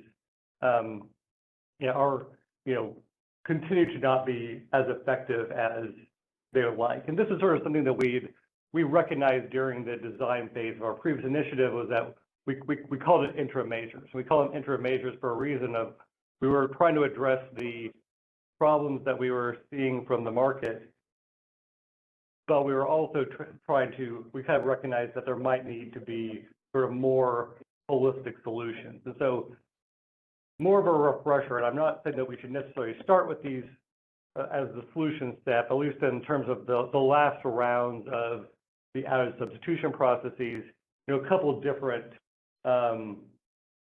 topics were discussed. One was the idea of maybe some sort of pool process where we could look at a way to not have individual entities have to hold back substitute capacity. Like let's just say you have a 3-day outage or a 5-day outage. You need to hold back that capacity for the market for the whole month, versus having some sort of pool approach where multiple outages can be handled through this substitute pool. The second thing that was discussed was something that should make it into the PRM calculation, or to have some sort of additional margin. Each one of these was I think we had 6 different rounds of proposals in terms of refining our plan out of substitution processes. None of them was easy in terms of the solution set, but the challenges that folks face, and the challenges I think Abdul and Nancy face from continuing to try to manage these processes, particularly in a very tight market where there's not really, where there's not excess capacity available to substitute easily, is an ongoing issue.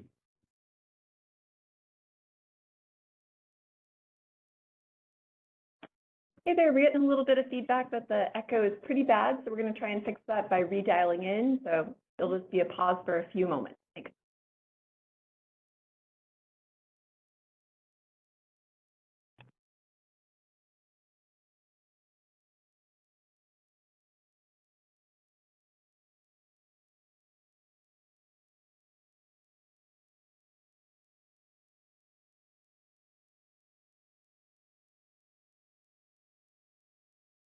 Thanks, everyone. We'll resume here in a minute once we situate the audio issue.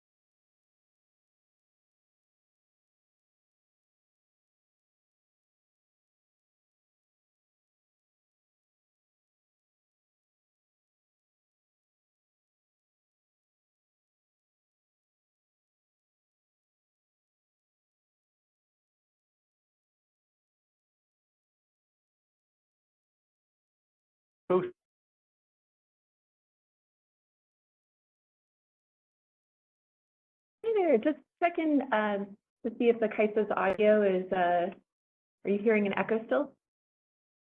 That sounds much better, Anya, thank you. Great. No, I appreciate your notifying. It's very hard for me to speak when my voice is being echoed back at me. And I imagine it's hard for participants to listen as well. So, our echo has returned. It sounds like Noah's saying. Like the attendees aren't hearing the echo on their line. It might be just on the speaker line.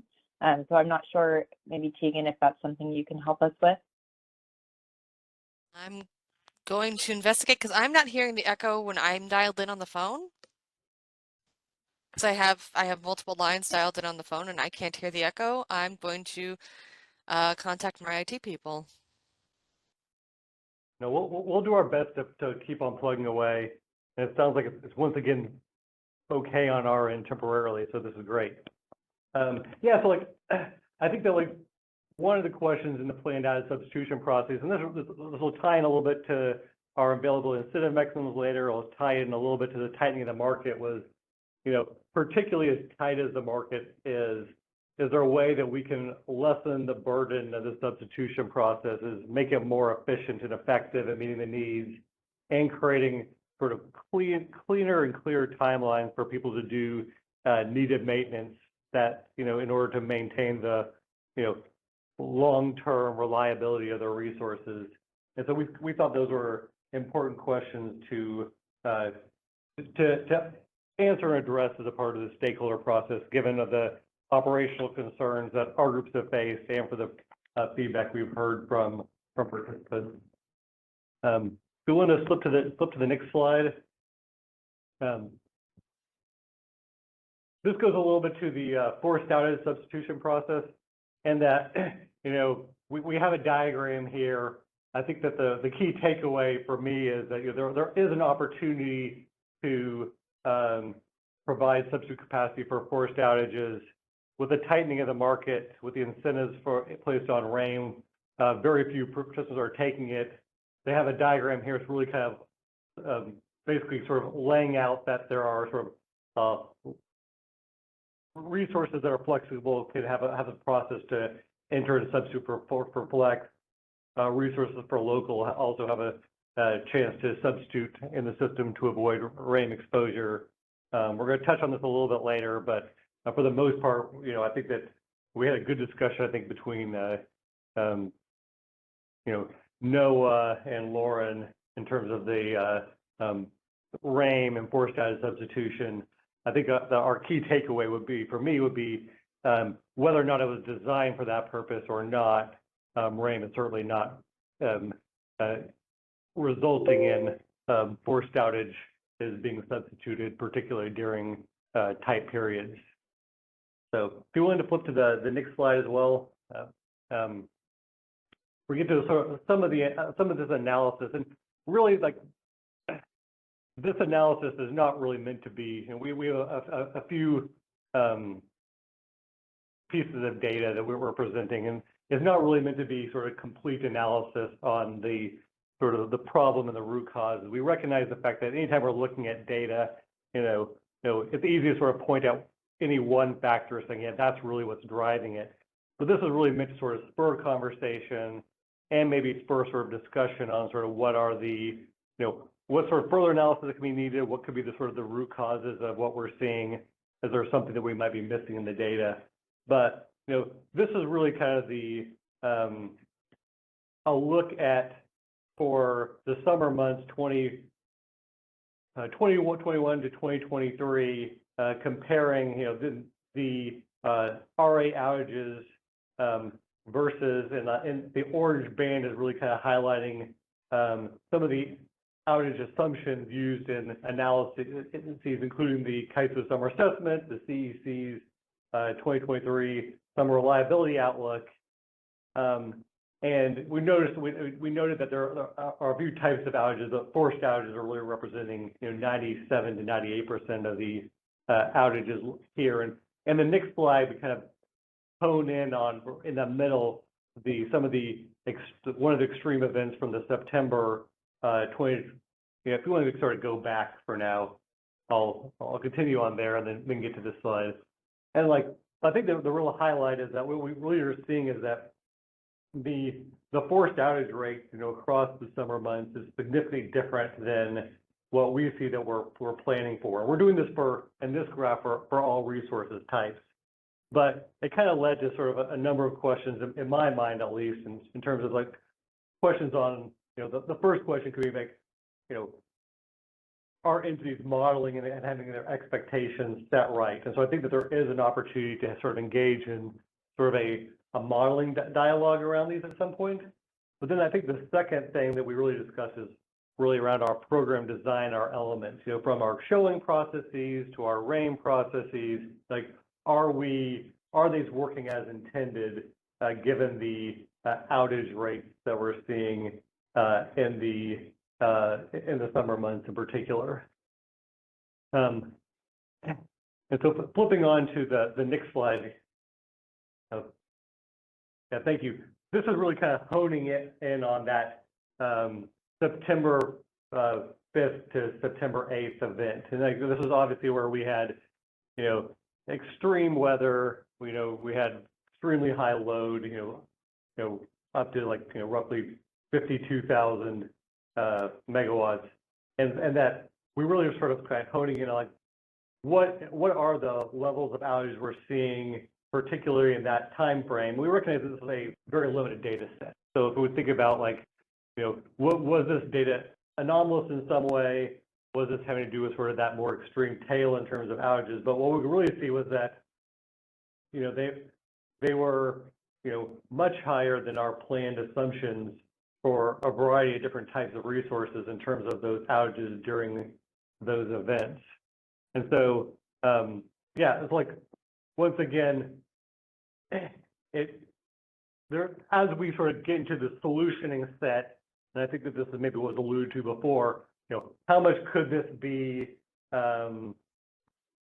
adjusted by, better counting methodologies that reflect resource availability versus better incentive mechanisms or other incentive mechanisms that need to be in place during extreme events. I think that I really appreciate Jeff describing in the discussion with Chris Devon on what other ISOs do in terms of their design proposals and rules.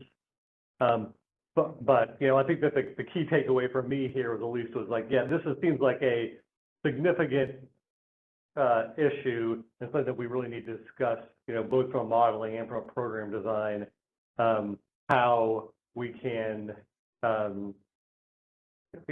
address this issue effectively.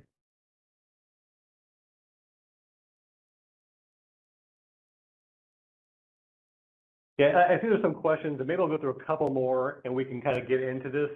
And this is something that was alluded to. This graph is a little bit, it's a little bit complex in terms of what we're seeing from the data here. But what we're really doing is comparing the ambient D-rate levels in particular, and comparing it against peak load. And at first glance, when I looked at this, I was like, it was really hard to see a correlation. It was like the yellow line was that 10-day rolling average. We had that, peak load in orange, and we had this outage rate for all these different days. But we really kind of honed in on, like, in particular, the ambient D rate when load was above 50,000 megawatts. We had roughly a 4% ambient D rate we saw for resources. While we look at, say, that the ISO had a load of roughly 20,000 megawatts, so there might have been a 2% ambient D rate. So very, I think this is probably the idea that there are different ambient D rates for different temperature levels is, probably intuitive to most folks, and that like this shouldn't be much of a surprise. The levels was something that we thought was going to need more exploration, and I believe it was Noah. It might have been Chris. I apologize. But someone brought the idea of there being different showing values, and people could shape their showing values depending on, to reflect, ambient D rates or not. And this is all public data, and for the next time, we're going to be looking to put things together to show this more clearly. But all this NQC information is different, and at least what we've seen is a very different that resources are showing their resources to us differently, and that they're, while in the past, and this is more of a my assumption of sort of what might have been driving this, but like that in the past resources might have been reflecting their ambient D rates or expected outage rates in their showing in order to mitigate RAIN exposure and related issues. While now, given how high RA prices are and the tightening of the market, there might be more of an incentive for entities to really show their max capacity in order to basically maximize the amount they're able to show as a part of the RA plan. But yeah, so at least it seemed like a topic that was worth discussing and discussing sort of this interrelated nature of the plan to force to what the impact would be and what how well RAIN is actually working. The last slide, and before I go to questions, I know that there's probably a number. I think Noah and Carrie have their hand raised already. I might go to the last one really quick. And so if we're going to flip to slide 26. So this is really just comparing prices at the major hubs external to the ISO, and this is really the weighted. This is really sort of talking about the peak hour product that's being traded, the 16-hour block monthly product that's being traded for Mid-C and Palo, and this was sort of looking at basically the May 1st trading date for these different hub prices. And I use this really as just to be transparent, to avoid us having to put out something on internal RA prices. I recognize that the CalCCA has some information out there on RA prices and the tightening in the market internal to California. The PUC has various information out there, but at least the Mid-C and Palo prices here, really what it's showing is that both in California and throughout the West, there's been a sharp run up in prices since 2020, and that while these are really the weighted hour, there's more of an energy and capacity price combined. I think it's pretty easy to have a translation to implied capacity prices, and some of the impacts and the fact that the capacity prices have really. The capacity prices are being traded both externally and externally are significantly above our CPM soft offer cap, and thus significantly above the RAIN incentive mechanism, which is calculated at 60% of the CPM soft offer cap. So maybe I'll pause there and maybe open it up and see if Noah, if you wanted to weigh in. Hi, Partha. Noah Tom from Middle River Power. Can we go back to slide 23, please? Can you? Yeah. Can you open the phone line for Noah? Can you not hear me? This is Jeff. I can hear you, but it sounds like Partha cannot. Oh, I think we can hear you better. Can you just repeat what you were saying? Oh, yeah. Hey, can you hear me now? Yep. Okay, great. Can you talk about this band between maybe 5 or 5.5% to 7.5%? What is that supposed to indicate? This was really more meant to be illustrative, and I don't think there's a single value. I don't think there's an easy way to translate this. But there are various planning studies out there from the PUC, the CEC, CAISO, other entities. And when we look at sort of the different outage rates being assumed for resources, that's kind of the band that we often will see it as kind of here's what normal assumptions are used in modeling around what we expect the outage rates to look like on resources. And so when we see, particularly for we're comparing basically showing the city actual outage rate for resources. It seems like for many of the days, it is significantly out of the band. And we recognize the fact that this isn't it really would need a lot more of a, deep dive in order to go into each one of them. Anya, do you have a clarification you want to make? Gotcha. The band Sorry, Anya, go ahead. represent 5.5% to 7%. So. Got it. So I think, sort of the first comment there would be, I don't think, or at least trying to correlate this to an actual LOE study within the CPUC or other LRAs seems kind of, out there, right? Because we've seen in the past the CPUC did an LOE study using various or using a particular forced outage rate in its LOE study, but then the commission chose a different PRM that is not quite based on the LOE study itself. And so therefore, looking at trying to correlate this back to an actual LOE study isn't probably appropriate at this, right? Additionally, we've heard in the past workshops that other LRAs, non-CPUC LRAs, are using the ISO's default PRM, which essentially hasn't been updated, and we recognize that in problem statement number 1, and therefore it seems that again using this band against what other LRAs may be using is also kind of flawed.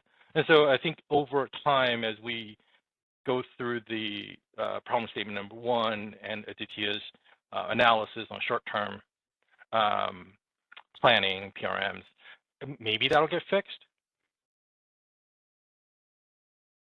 I'll wait for hold for response. No, thanks, Noah. Yeah, I think that the things that you're bringing up are fair. I think that should I'm not, and particularly on the problem statement 1 around modeling. I think there's probably open questions around like how this data could be used. This is more of, to me, this is probably more of like how I was focusing on the problem statement 2, and the way I was kind of relating them personally was the, issues around basically that planned and forced, and that what do the incentives look like to, and what do the incentives look like to do the needed maintenance? What do the incentives look like to show resources based on their actual ability to produce during critical months? And some of those sort of interrelated issues, I think, is like this. To me, this graph is what kind of showing us the challenge of like, do we have the right balance struck yet? Particularly when we see the very high ambient D rate, the very high outage rates during critical hours. Okay, I think that's probably a fair question. Whereas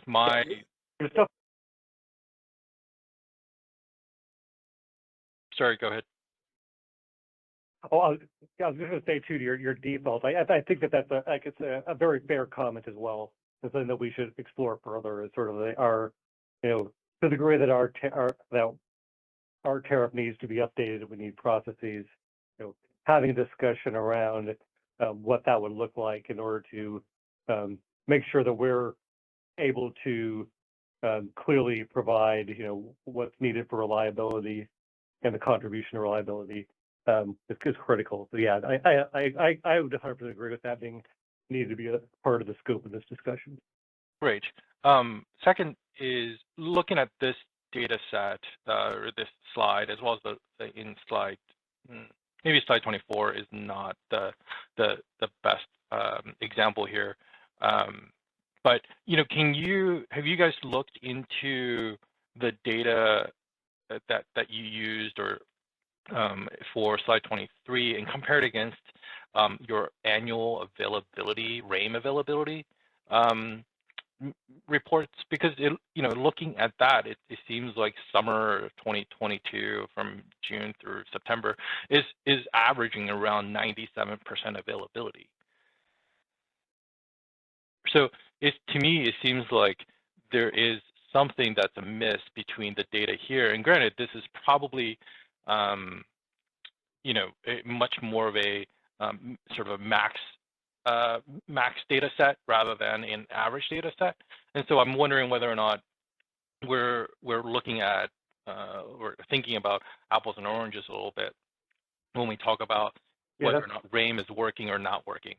Because to me, an average, you know, if we're looking at average RAIM, it seems like if the average actual availability is within the band, the tolerance band that the ISO has set, it seems that sort of RAIM or availability is working. Yeah, that's fair. We'll get into that a little bit later, and I think the punchline, like this is in our RAIM slides. Like when we look at that, we will look at that month and we look at sort of what the net RAIM exposure was. There was, you know, obviously there's you know, we're gonna get into the details of RAIM, but kind of at the high level, there's a tolerance band, and that we saw, you know, a couple $1 million in RAIM exposure for this month, while experiencing very high outage rates, particularly during some of those key critical days. And so there's kind of some question around, was there, you know, obviously like what RAIM is doing is looking at availability over the course of the month and what your, so it would be sort of the outage rate by resource for that month. And so I think that's maybe it's a question we should deep dive more into. And like, I think to your point of like making sure we'll go back, you know, and look at the data again to make sure that we're looking at it right in terms of this data we're presenting. And if we have that right for sort of that apples to apples comparison to our RAIM process. I don't know, Abdul, do you have anything else to? Yeah, thanks, Farhad. This is Abdul. No, I think the RAIM analysis would look at more than just this. It would look at the outage impact, and it would look at the bidding, the bids that are in the market, and then it would account for all the exemptions, and then it would look at monthly averages, like Partha said. So it's a very different graph than this one here. This one is simply talking, this and the next graph is simply talking about the impact of outage derates on RA capacity. And I think what we're seeing from those graphs, and everyone is you know, free to interpret them as they see fit, but what we're seeing is a pretty high percentage of impact of outages on RA capacity, and it's even more true during extreme conditions. In the next slide, when you see the really tight conditions last year, it's a lot even higher than this. So I think that's what these slides are trying to say. You know, RAIM is a separate analysis, but just you know, the fact of the matter is we're losing a lot of capacity, RA capacity, due to outages. Now, separate story, is it due to RAIM? Do we need to fix RAIM? What are the impacts of RAIM? That's part of the story, I think. But you know, the slides are a little bit more focused here on just saying simple facts about RA capacity and outage derates. Yeah, so maybe I think we've Middle Rivers asked about this before, which is, you know, maybe a breakdown of the outages based on RAIM exempt and RAIM non-exempt or RAIM applicable resources. And I think you can, you know, if you were to put that into slide 23 and parse that out, you know, we can sort of dig into sort of causes on what you're seeing. Secondly, as you presenting slide 24, September of 2022, you know, we should also think about this data set based on how relative it is to the RA program, which is based on a 1 in 2 load forecast plus a planning reserve margin that is intended to meet 0.1 LOLE, right? If September 5th through the 8th of 2022 is a much higher load event, and granted, you know, I understand this is what the ISO experience is, and if at the end of the day it is a higher than 1 in 10 LOE event, if you will, then I wonder whether or not we are comparing apples and oranges yet again. No, thanks for that feedback, Noah. Yeah, thanks.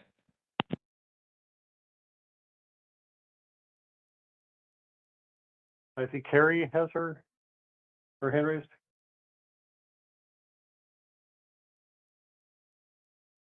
Hi, this is Carrie Bentley from the Western Power Trading Forum. Can you hear me? Yep. Great. So first, we support everything that Noah just said, especially his conclusions on the default PRM and around reliability in general. But I was hoping to start kind of like he did with slide 23 as well. So in addition to Noah's points on the slide, which we agree with, just wanted to point out that I don't think there is anything inherently appropriate about that band that you're showing there. And it seems like the implication of page 23 is that because we're above that band, you know, somehow planning is going wrong. And I don't think that's true for a couple reasons. One, because what Noah said, and that's you should just incorporate the outages within your 0.1 LOLE and associated PRM. But two, because I think the band itself is outdated. These metrics, although they continue to be used, were really developed in an era that was pre-renewable, pre-storage, and something that's a little nuanced that you talked about, Partha, and it's how the ambient D rates are being accounted for in the showings. So when this band was developed, you know, over 10 years ago, the kind of norm in the RA market was to either discount the NQC directly by an ambient D rate, whereby a scheduling coordinator would say, hey, I know my NQC isn't actually this high because of ambient D rates. So they would ask the CAISO to lower it, or they would allow the NQC to be higher and just not show it. But as you pointed out, because of the extreme high RA prices we're seeing, we don't have that phenomena anymore. And because the CAISO allows you to sell that ambient D rate as RA, you just will inherently get more outages than you did 10 years ago when this band was developed. So to me, the question really isn't, you know, are we outside the band and what should we do about it? It's why are we outside the band? And to me, that breaks down into two questions. And I think you still are on slide 24, not 23, but okay, so now we're on slide 24. And I think the question is, can these resources lower the forced outage? Are they capable of doing that? Is it actually a question of incentives, or is it in question of kind of counting rules and metrics? And when I look at September 5th through September 8th, 2022, I know that this was an extreme heat wave and that prices were the highest they've been. You know, they were hitting the cap in many hours. So if I'm a resource, I'm doing everything I can to be available during these peak outages. You know, the energy market provides a huge incentive for maintenance and for resources to really want to capture these high priced periods. And when I see batteries and water and gas not being available during this time, I come to the maybe a little bit different of a conclusion, not that we need more incentives to keep them online. A RAIM payment, a higher RAIM charge during these hours is going to be inconsequential compared to $1,000 per megawatt hour incentive that they're already getting. You know, my takeaway from this chart is that no, actually, in these moments, there's nothing these generators could do. And even anticipating this, we've known that there's scarcity in the market since their 2020 blackouts. Any generator wanted to spend money on maintenance, it's going to be in the last 3 years. But the fact is, we have an older gas fleet. We have batteries that are coming online and have different policies, and we have these wonky incentives around ambient D rates. So to me, it's okay if they can't actually do maintenance or something to perform that, we're in the no kind of column. And that means the RA counting rules are wrong, or maybe the ISO's rules are wrong. You guys have full capability, for example, over the PMAX. Other ISOs discount the PMAX by average ambient D rates because it's not really an RA issue. It's that resources can't actually hit the PMAX they're stating on a summer plan. And that's an artifact of the fact that the CAISO has annual master file data. So I think there's lots of different ways to go down it, But I think it's really important to get at, what is the root cause of it, because that will get you to a better answer. And WPTF has long supported, hey, why don't you do PMAX like the rest of the country? Why don't you work with the CPUC to update the counting rules?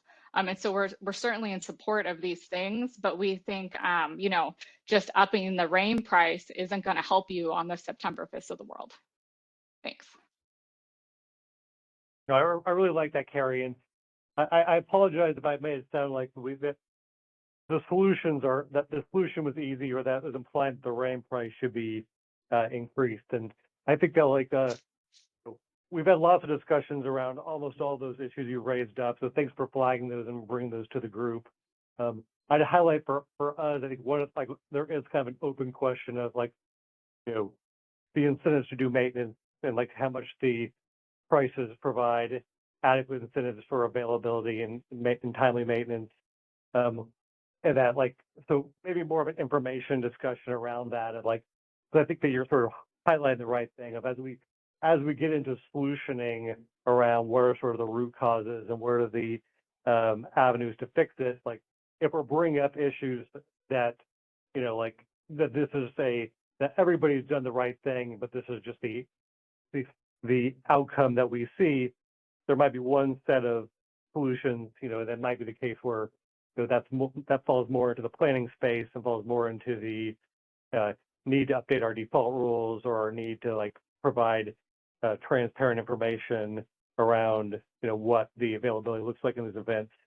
But if it is stuff like the actual incentives to take actions to be available, it might be sort of a different set, or it might be the case where of us, fixing some of those other issues you raised in terms of having the ambient D rates reflect sort of conditions, either on a monthly or seasonal basis, and working with the LRAs. I think that almost all those stuff, and I think that it might be that we want to do sort of a deep dive a little bit more on, or at least get more feedback on the type of data we could use to inform this, as well as have a discussion around what other markets do and what the sort of the best practices are. And we've done some of that ourselves in terms of understanding what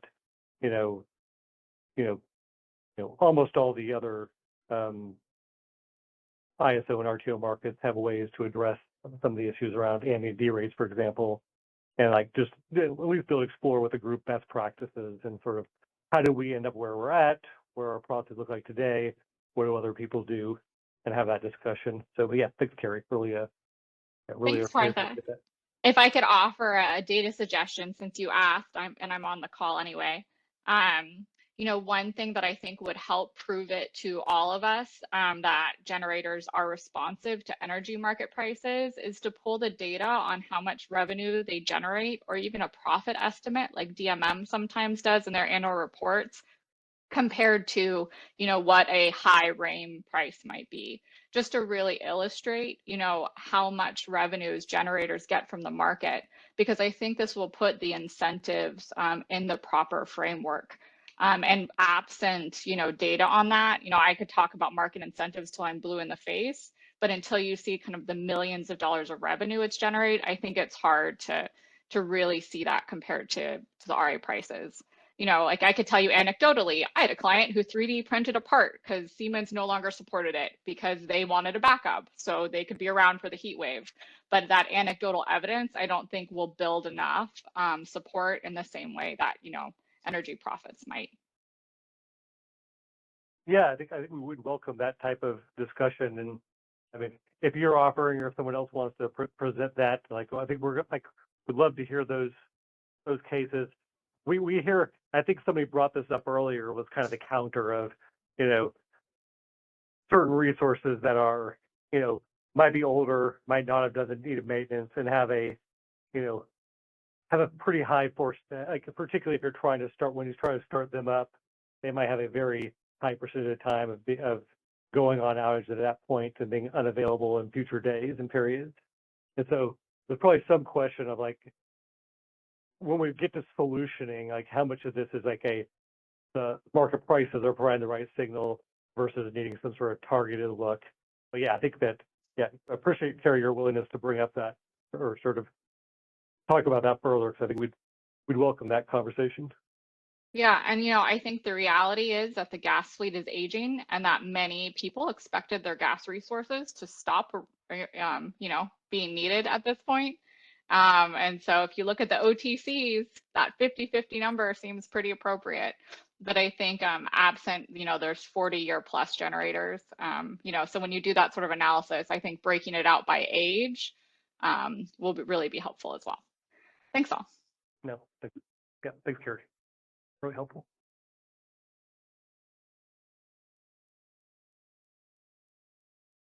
I see Perry Servideo has his hand raised.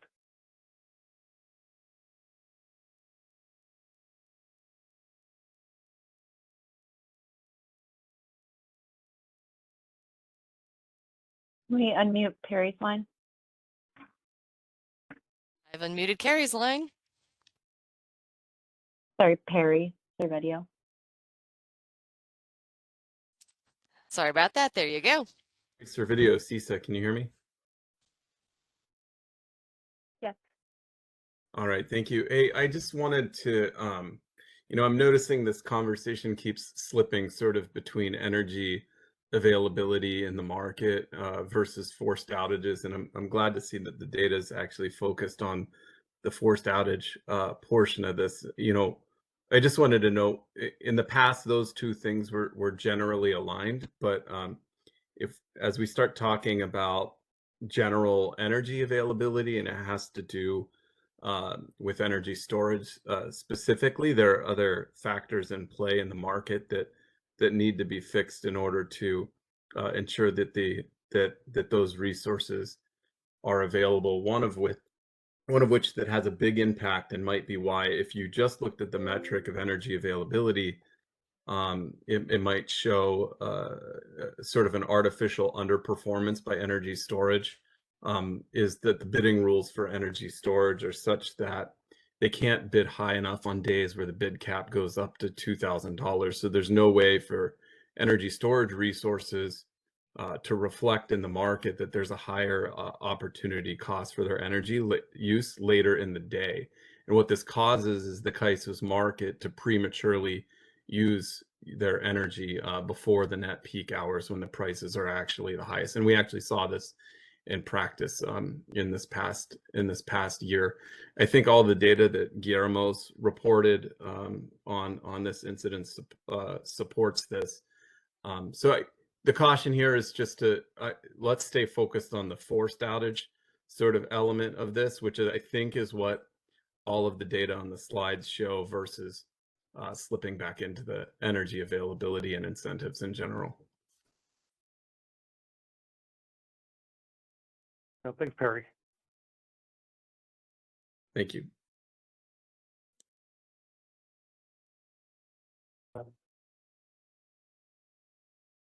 I don't see any hands raised. Maybe we'll move forward, and at least I'd encourage, we're now going to discuss RAIM, which is kind of ironic because we've been discussing it already. But if there are more requests for data analysis or for connections, please include these in your comments.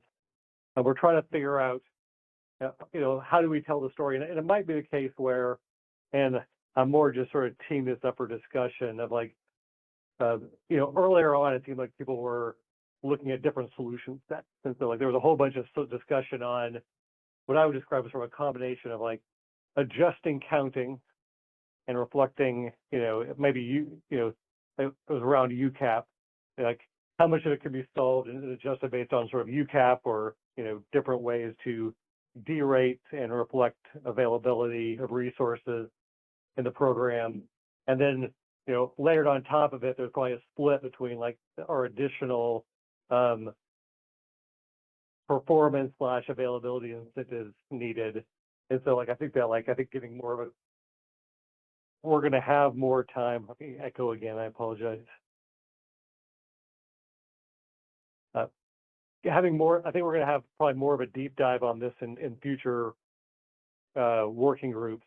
And that right now it's staggered, where we have counting rules, I believe the next one, and then we have a discussion on forced outage rates and available incentive mechanisms. These are all kind of tied together in a way that I think we'll be able to continue to sort of deep dive into both understanding and giving sort of opportunity for folks to present on these issues, as well as to share more data and information about this. So like if folks want to either present or like include sort of requests for, you know, specific analysis or comments, or sort of feel like there's certain paths or orders we should discuss these in, yeah, please, yeah, include those issues in your comments. We want to flip to the next slide.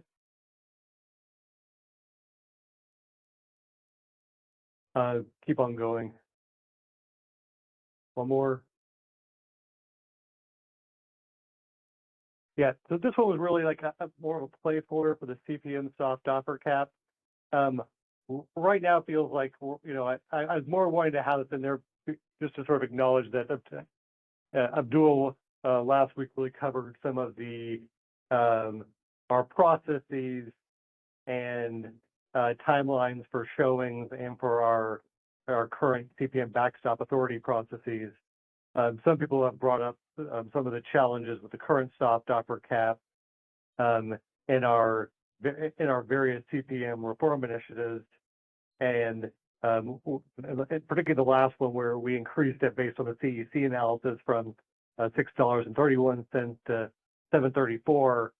Folks really were looking for maybe more of a comprehensive review of the topics, including a discussion of opportunity costs was one topic in particular that folks brought up. And so I think this is one where at least, you know, I want to like provide the video at some point in time to discuss, you know, what the impacts are of the current CPM soft offer cap in our processes and rules, particularly in light of the changing RA framework where the market prices are really tight and people's incentives to offer into the CPM processes might be lessened. So yeah, that's more of a placeholder for acknowledging that we should have further discussion around this topic in future working groups. And I'm going to go through, I'm going to flip to the next slide. I might skip forward a few. If you want to flip to the next one more.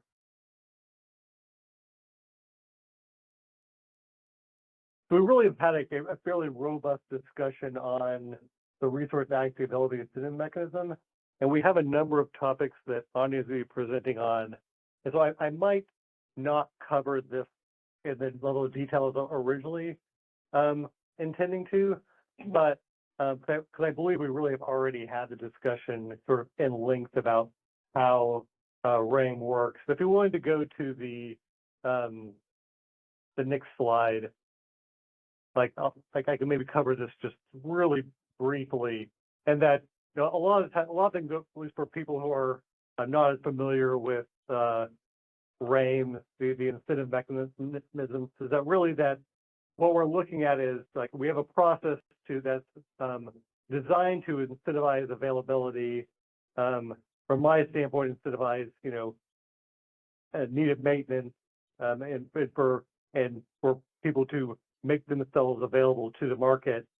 And that really what the process looks like today is that we have a monthly process for assessing availability, and that resources that fall within what's seen as the availability band will not have any exposure or opportunity for payment, because that's sort of seen as, you know, expected performance. But for certain resources that are performing or are viewed as performing poorly by having availability on a monthly basis that's outside of the availability band, they'll be assessed penalty charges, which is 60% of the CPM soft offer cap, or, you know, currently it's at $3.79. And that there's various if we wanted to go to the next slide again, there's various sort of implications to our current RAIM design as constituted. Like the first thing that I think that we'd note is that the penalties versus the current RA prices are significantly different, and that if we look at, as we alluded to before, the incentive to substitute for forced outages, for example, there might have been, in years past, some incentive to substitute and to avoid RAM exposure, but with where RA is trading for the tightness in the market, those incentives are changing significantly. And as well as, I think that we want to flip to the next slide, we can get into some of the details. So one more forward, please. Yeah, so and I think this is what was alluded to previously, was that the non-availability charges for September. So this was the month. This was kind of the single, single highest load we've had in recent years, and that when we saw a very high outage rate, and I think this is what we sort of alluded to before about how the RA RAIN was working, was that the total non-availability charges for the month when we had that netting process for resources was, $3.5 million. And that, when we compare this to, where RA is trading, particularly where RA is trading for during these tight critical months, this can be sort of seen as like, pennies on the dollar relative to the incentives that are being provided to, or the need for people to show and to meet their RA obligations. And so there's kind of this ongoing question, like, well, how is RAIN working, particularly in this tight market? Are we sort of getting what we originally had designed for? Are we sort of sending the right signals? And there's probably some questions. Let me do one more slide in terms of that, dollar figure, in terms of like, do we have the right CPM soft offer cap? Do we have the right RAIN incentive? And that I think that if we're redesigning this, I think there should be like maybe a wholesale look at sort of what these reforms will look like. So to Carrie's point, I'm not proposing saying like, hey, we need to fix RAIN or change this RAIN price, but some of the impacts of it, I think, can be, some of the impacts of the current level are pretty clear. Do you want to go one more slide forward?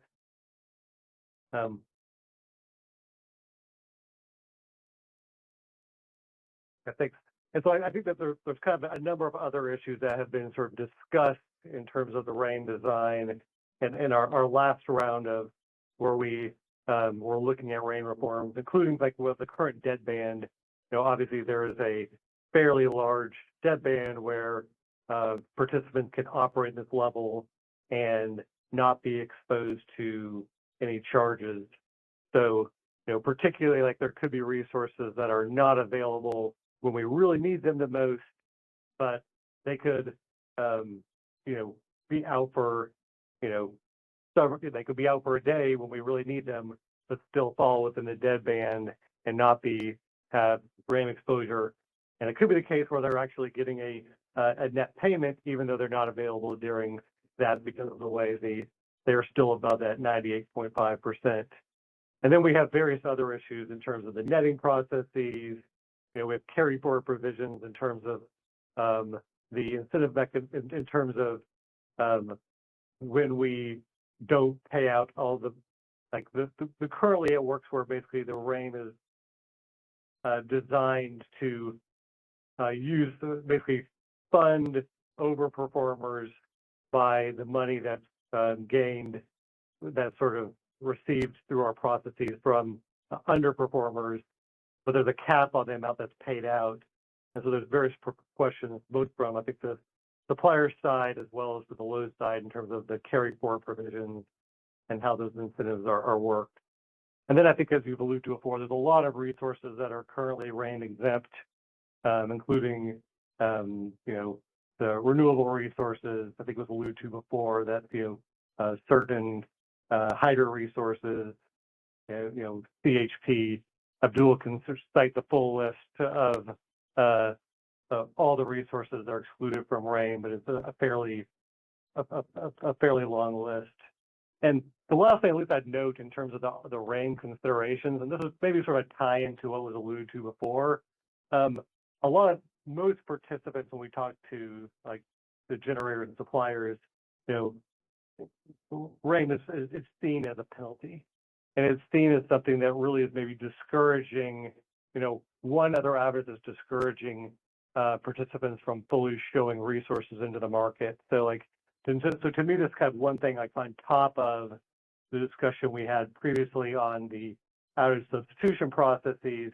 RAIN was seen as something that was possibly creating a deterrent from showing all resources to the market, because if you're the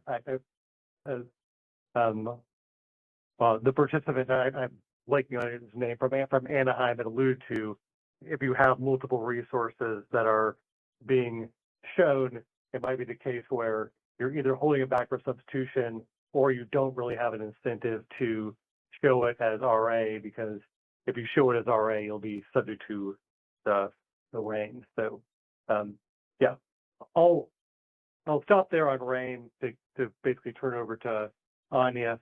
But any last questions or comments before we sort of move on to, I see Carrie, I don't know if you know from before, or yeah.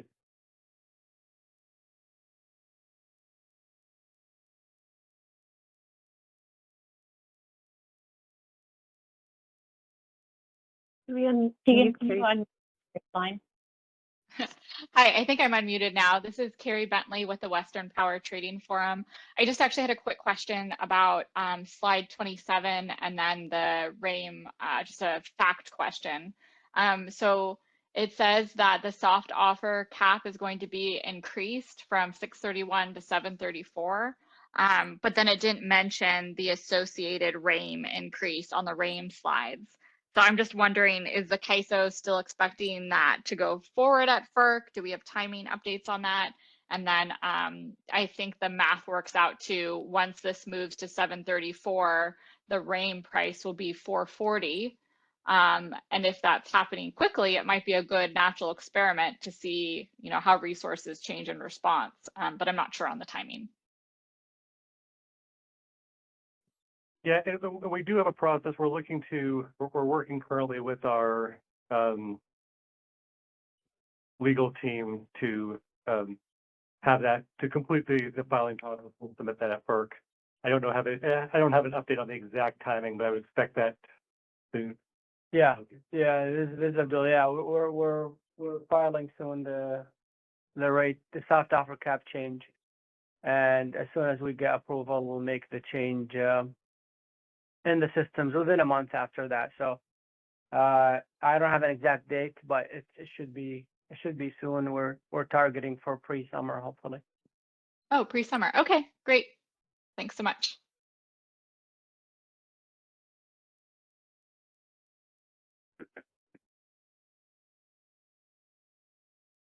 Well, thanks. And yeah, and maybe I'll turn for you to. Yeah, sounds good. All right, can we move to a few slides forward, the section that says requirements for RA capacity? Great, and we can pause here for a moment. Thanks so much, Partha, and thanks everyone for joining us today after a 3-day weekend. Really in this section, as Partha teed up on this discussion around problem statement 2 and 3, we're doing a click down of some of the problem statements and the sub-issues that were raised in the RA working group discussion paper, really with the hope of kind of continuing to refine it with you all in terms of how those problem statements and sub-issues are framed for alignment, and then also, what data analysis we can collectively kind of pull together to help support those problem statements or kind of help clarify the problem statements. And so with regards to requirements for RA capacity, as we framed in the RA discussion paper, it's not clear if our current requirements and definitions for RA capacity are sufficient. And as a couple of examples, it's been discussed earlier today, but the planning reserve margin our default provision hasn't been updated since 2006. We currently treat a megawatt like a megawatt and from a capacity perspective and don't do an energy sufficiency check. We also haven't assessed the overall need for a FlexRA product or the effectiveness of FlexRA since its inception in 2015. So those are some flavors of some of the issues we'll get into with this section on requirements for RA capacity. Next slide.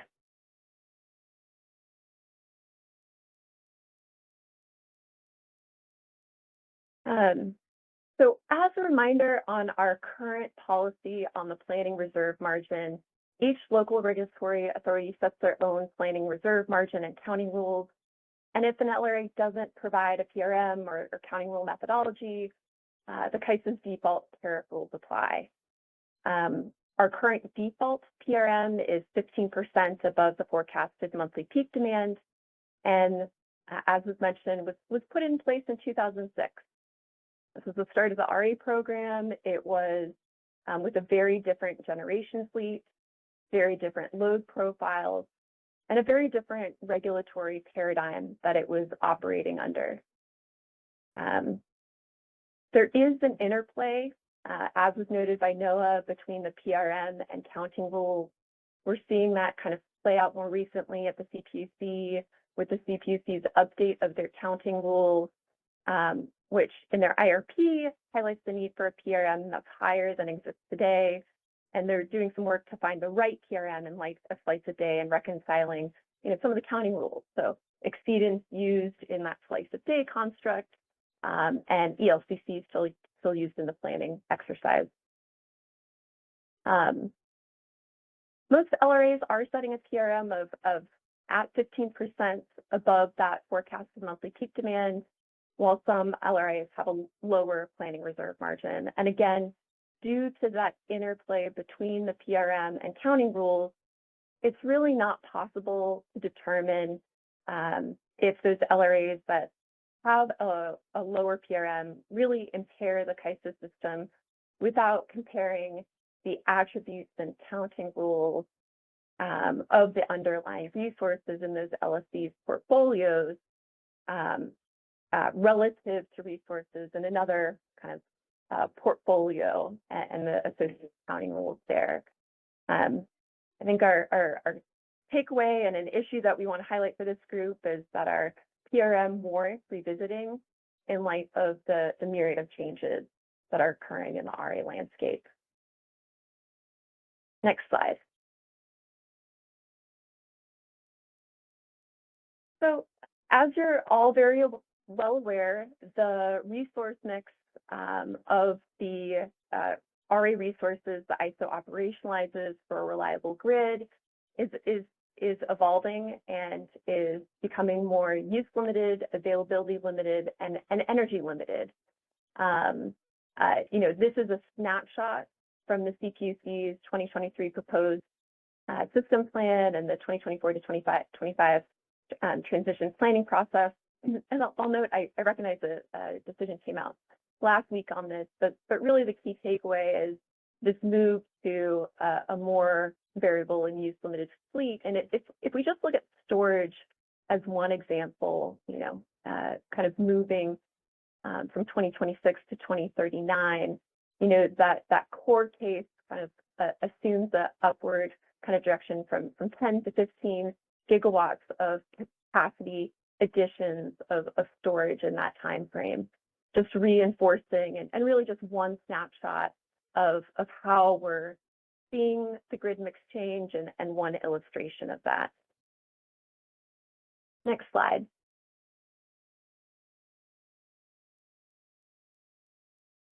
So these next set of slides are really an introduction to FlexRA and some preliminary analysis of some of the challenges we have in obtaining flexibility and operationalizing flexibility in our fleet. As a bit of background, FlexRA was designed to address the duck curve, to address that challenge of added variability an uncertainty of the VERs that were kind of coming online. And it was a collaborative process to develop FlexRA. The ISO, CPUC, and other LRAs worked together to meet those challenges. The PUC established the flex capacity procurement obligations for LSEs. And the ISO kind of went through a stakeholder initiative called FRACMU to really kind of help develop that flex product. And it was kind of that first step in establishing that the flex product needed to recognize the size of flexibility, but more so the attributes. And by that, I mean the ramping capability as well as the dispatchability of those resources.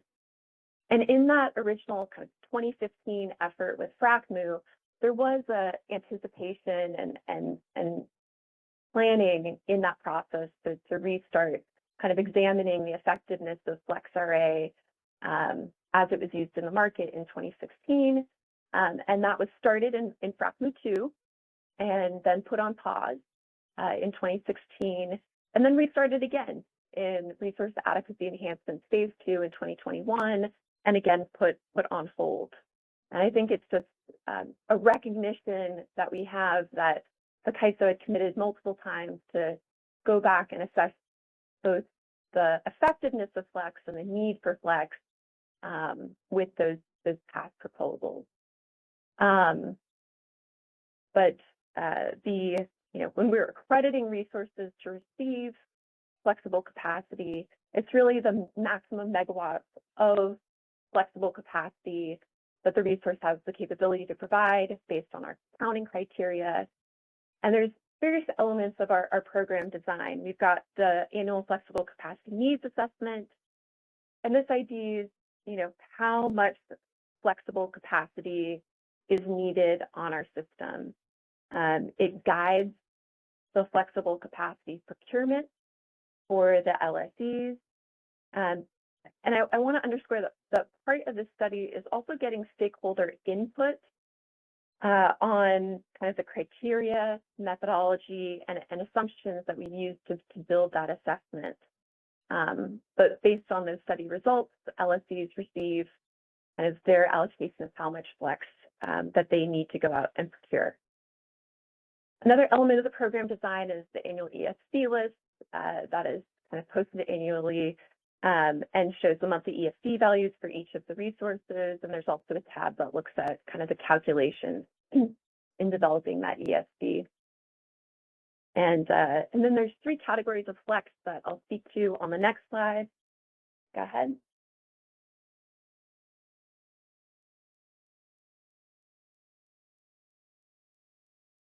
And I'm not going to go into all the details of the categories of flexible RA. We've got base ramping, peak ramping, and super ramping. So consider this more of a reference slide. But what I want to highlight is the requirements for these 3 categories. They're set in different ways. They have different requirements, and they have different must-offers. And the categories were really developed and created to help provide lower cost solutions for LSEs to meet the capacity requirements and allow more resource types to meet this. So, for example, category 1 for base ramping could be used to meet category 1, 2, or 3. Category 2 could be used to meet the requirements of category 2 or 3. And maybe I'll just note lastly that imports don't qualify for FlexRA. Next slide.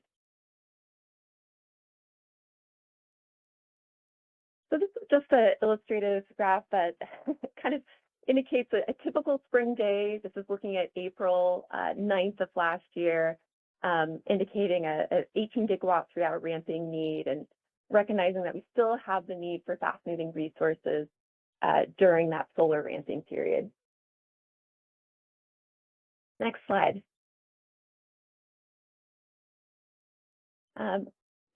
This graph has a lot of information. Maybe I'll just do some orientation first. The red dots represent kind of peak load for the day. And the blue bar really represents how much of that how much of the peak load the 3-hour ramp represents.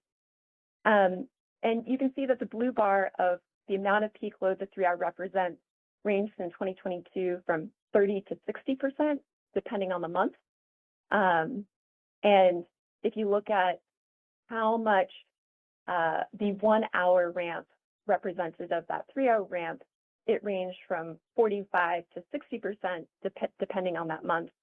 And really just highlighting the need for faster ramping resources, or potentially a means of better operationalizing some of these fast responding resources. Next slide.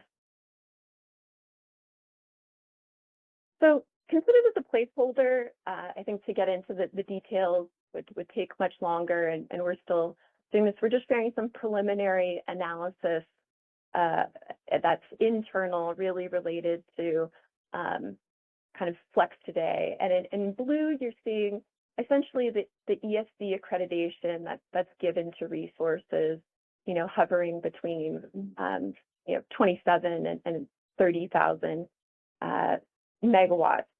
The green line is our kind of, if you're looking at kind of the Flex RA assessment, it's the monthly year ahead forecast of what we expect to need. And I'll note that this is relatively accurate. What we see in actuals hovers around 500 to 1,000 megawatts within this max line here.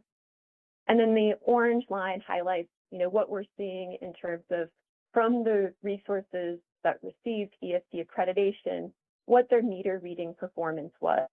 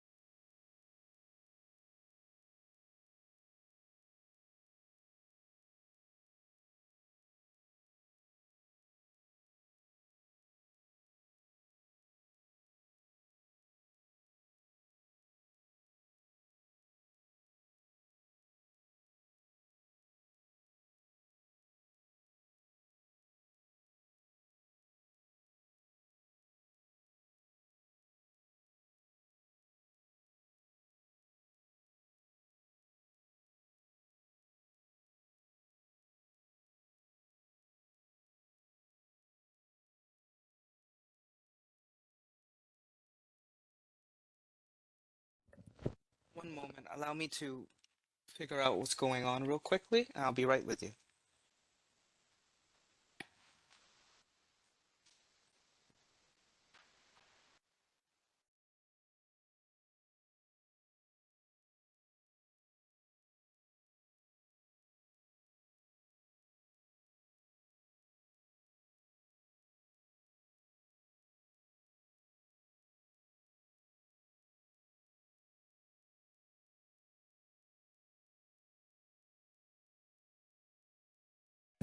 Yes, the issue is currently being addressed.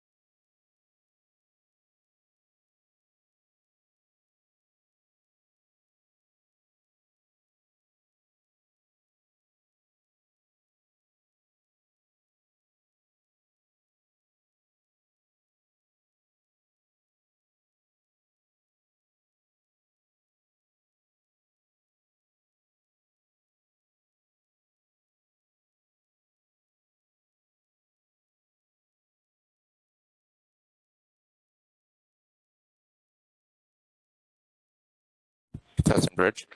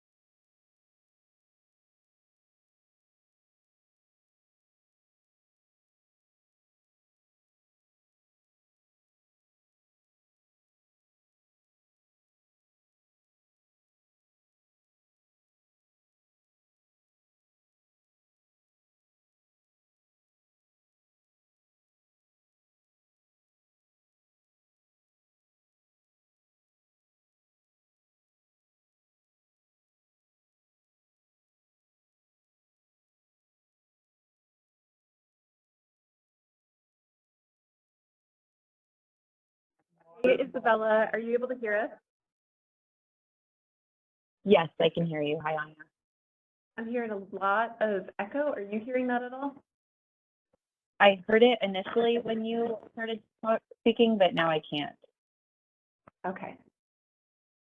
I'm hearing a little bit, but as long as you're not hearing it on the line, that's okay.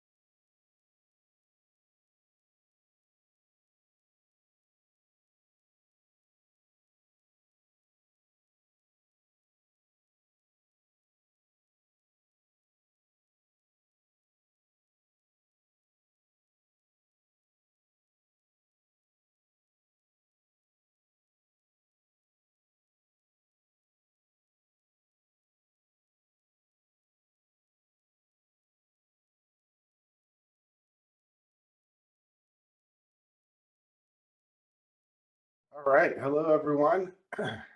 Welcome back from lunch. We may wait, just a minute or so to let other folks get back on. It's hard to tell who's back in attendance and who isn't.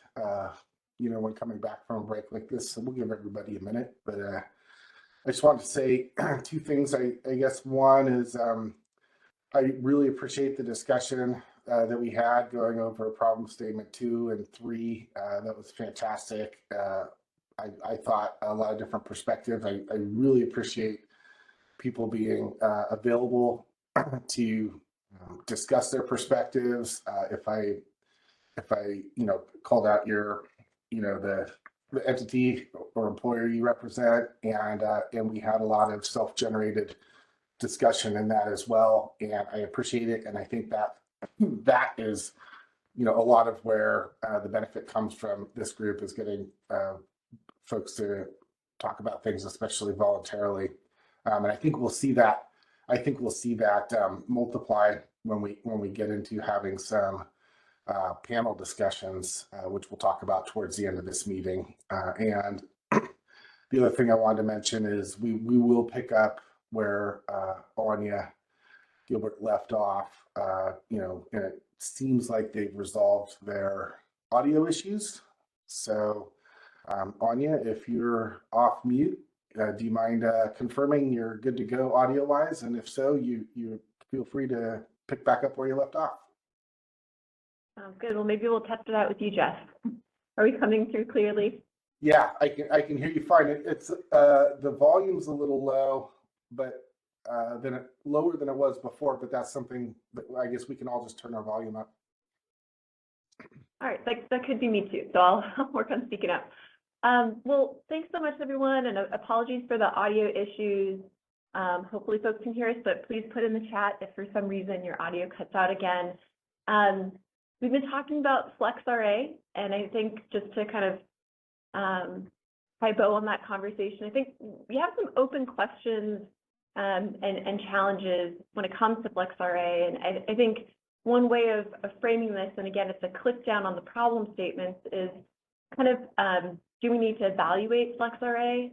We haven't recently evaluated the need for a FlexRA product or the need for those 3 categories of Flex. And as I outlined earlier, it's been about 8 years since the product was originally designed, and from when we said we'd re-examine how Flex was performing in light of operational experience. I think another open issue is around our current ESD accreditation. Through some preliminary data analysis, it looks like the ESD accreditations aren't necessarily matching the ESD provided and may warrant kind of a re-examination of how that accreditation is done today. And then lastly, another area has to do with the current FlexRA study assumptions.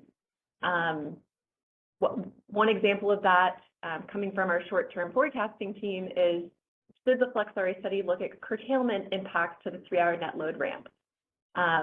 Today, we use 1-minute actual renewable, and that includes curtailment. And it's actually baked into our tariff that we use the renewable actual. So any sort of change to that wouldn't necessarily be in the study process, but more of an initiative process since it's baked into our tariff. And one of the reasons we'd like to look at it is we recognize those hourly forecast profiles might not necessarily be accurately representing kind of the ramping needs that we have on the system. And I think very much related to that, and this might be more of a Band-Aid, but should we be looking at how low the go? So just some things to kind of percolate discussion and open up the conversation. I look forward to kind of hearing your comments here and later in written feedback. But maybe just on the topic of Flex, we can open things up for questions. And I see Chris had his hand up from before. Could we unmute Chris's line?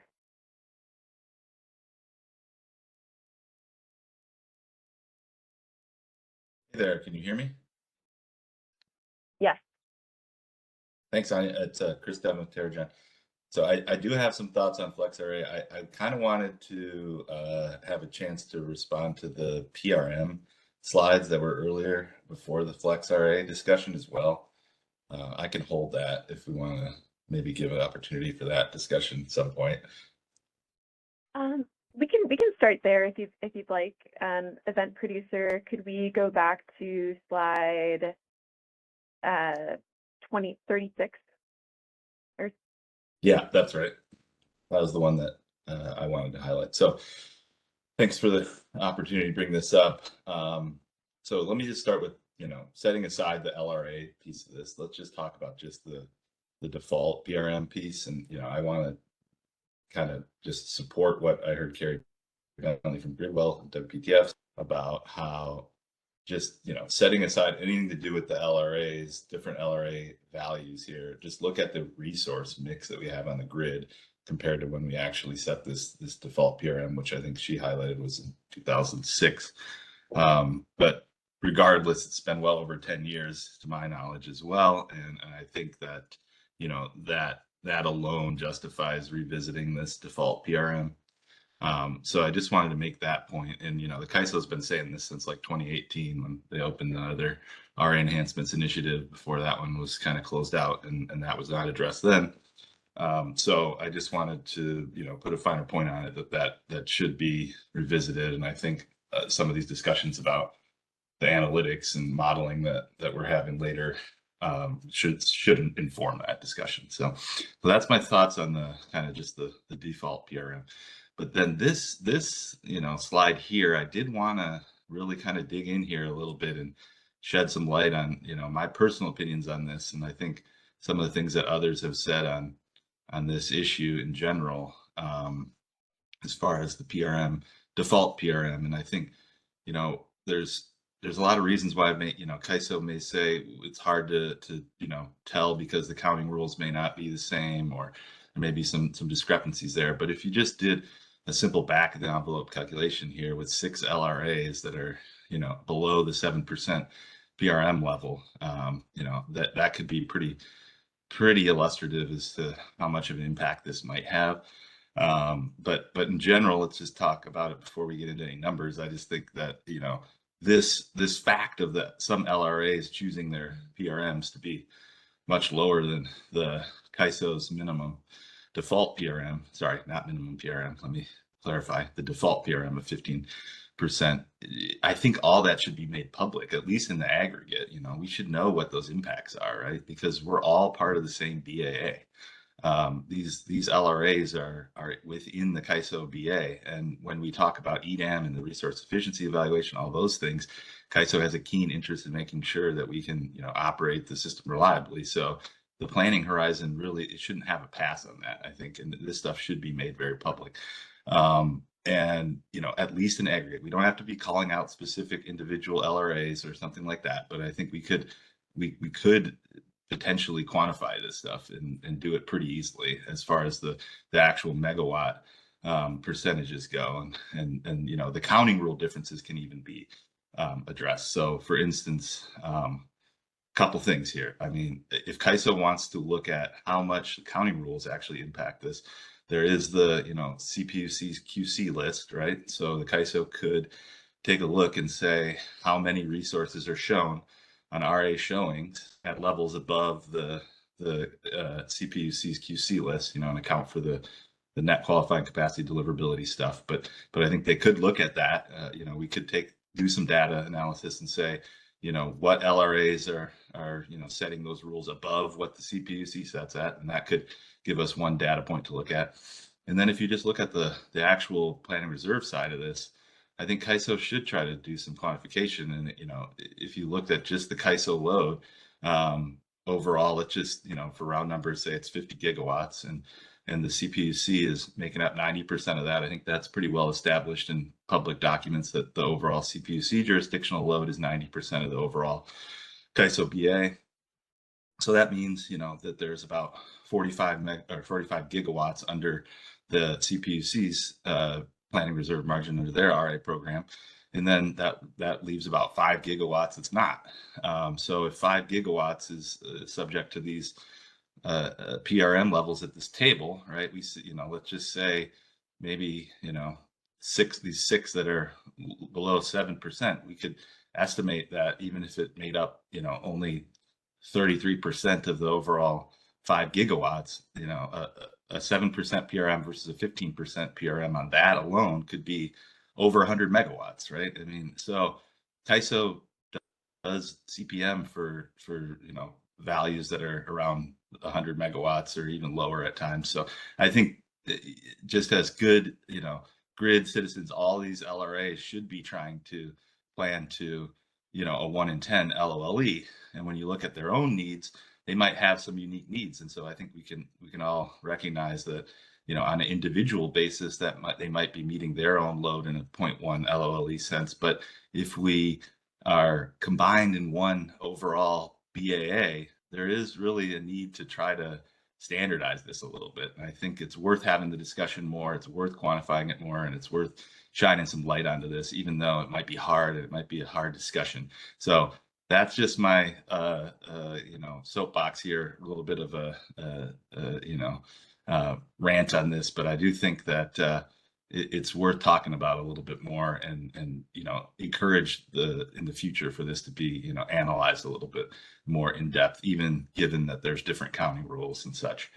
So let me stop there. Thanks, Chris. I appreciate that feedback. And I think, some of what you're highlighting around visibility really ties into, some of Aditya's work with modeling and some of the discussion that'll happen kind of right after my presentation. So yeah, I absolutely agree there. Yeah, I think that is something that could really inform this. So thanks for that. Okay, so that's my big thing on the PRM. Let me transition real quick to do quick feedback on the FlexRA piece. So we definitely at TerraGen was hoping that CAISO revisits this FlexRA concept in general. I think with the impacts of the CPUC slice a day, that may be something worth talking about, and I think that was acknowledged in their proceeding as well. If you're looking at hourly level requirements, then perhaps this whole flex thing isn't necessary. But I think that's maybe a little bit broader discussion. Specifically, I wanted to ask the CAISO about the EFCs that are provided to wind and solar resources, or variable energy resources, right? Because they are a driver of the whole need for this, right? With the ramping and particularly the solar causing some of that need. And I think the tariff says that they're allowed to have EFCs, but to my knowledge, CAISO doesn't give or doesn't grant those resources, those resource types, EFCs from what I've seen on the EFC list. So I guess the question is, can CAISO confirm or deny if there are any wind or solar resources that have been granted an EFC and used on RA showings for FlexRA?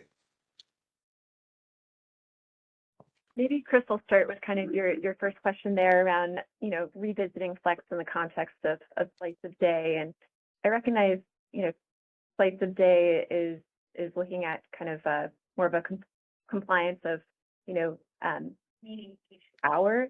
And I think it's really kind of the aspect of flex with ramping and dispatchability and kind of the attributes of flex that might kind of warrant kind of some more examination of even with slice of day, what is the need when you consider kind of the ramping capabilities and dispatchability of those resources. And then for your second question, I might defer to Abdul. Yeah, hey, Chris, you're correct. I don't think there's an explicit prohibition in the tariff for solars to get EFT. However, we've only given, as far as I remember, EFC to resources that are dispatchable. The intent of EFC is to count the capacity that can respond to our dispatch instruction to meet our ramping needs.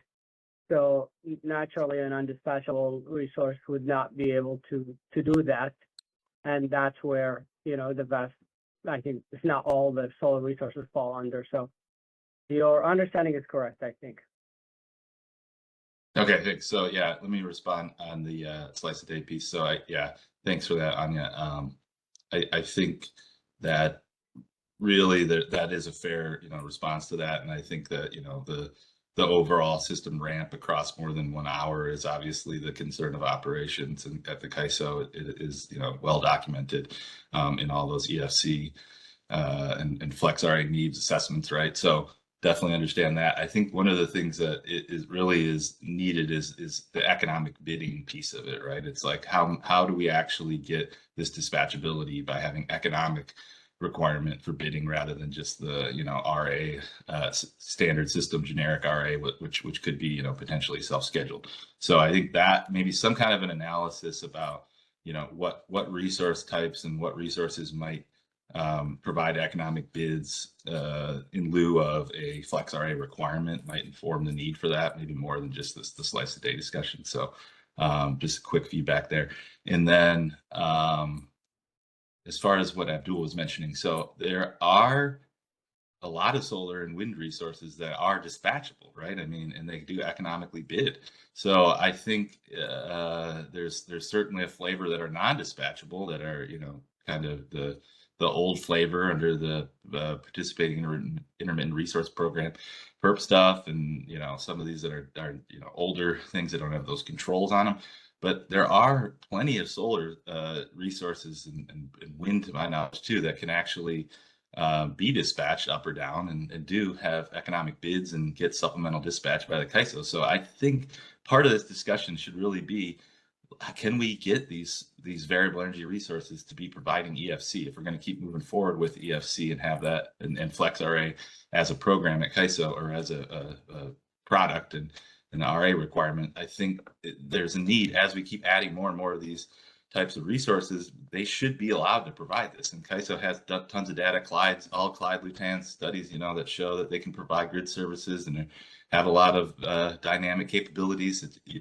Those things all sort of illuminate the fact that they should be allowed to provide EFC, even though they may be a driver for the need for flexibility. They can also provide that service if needed. So I think we should have a more robust discussion around why none of those are actually providing it, or why the CAISO hasn't granted any EFC, even though the tariff technically allows for it under the prior Flex RA program development and policy. So those are my thoughts there. I think I'll stop taking up the time and let others go. Thank you. All right, thanks so much. And next, event producer, could you unmute Perry? Sir Video, CISA, can you hear me okay? Yes. Excellent. Okay, I just wanted to first say I agree with what Chris was talking about related to the solar and EFC.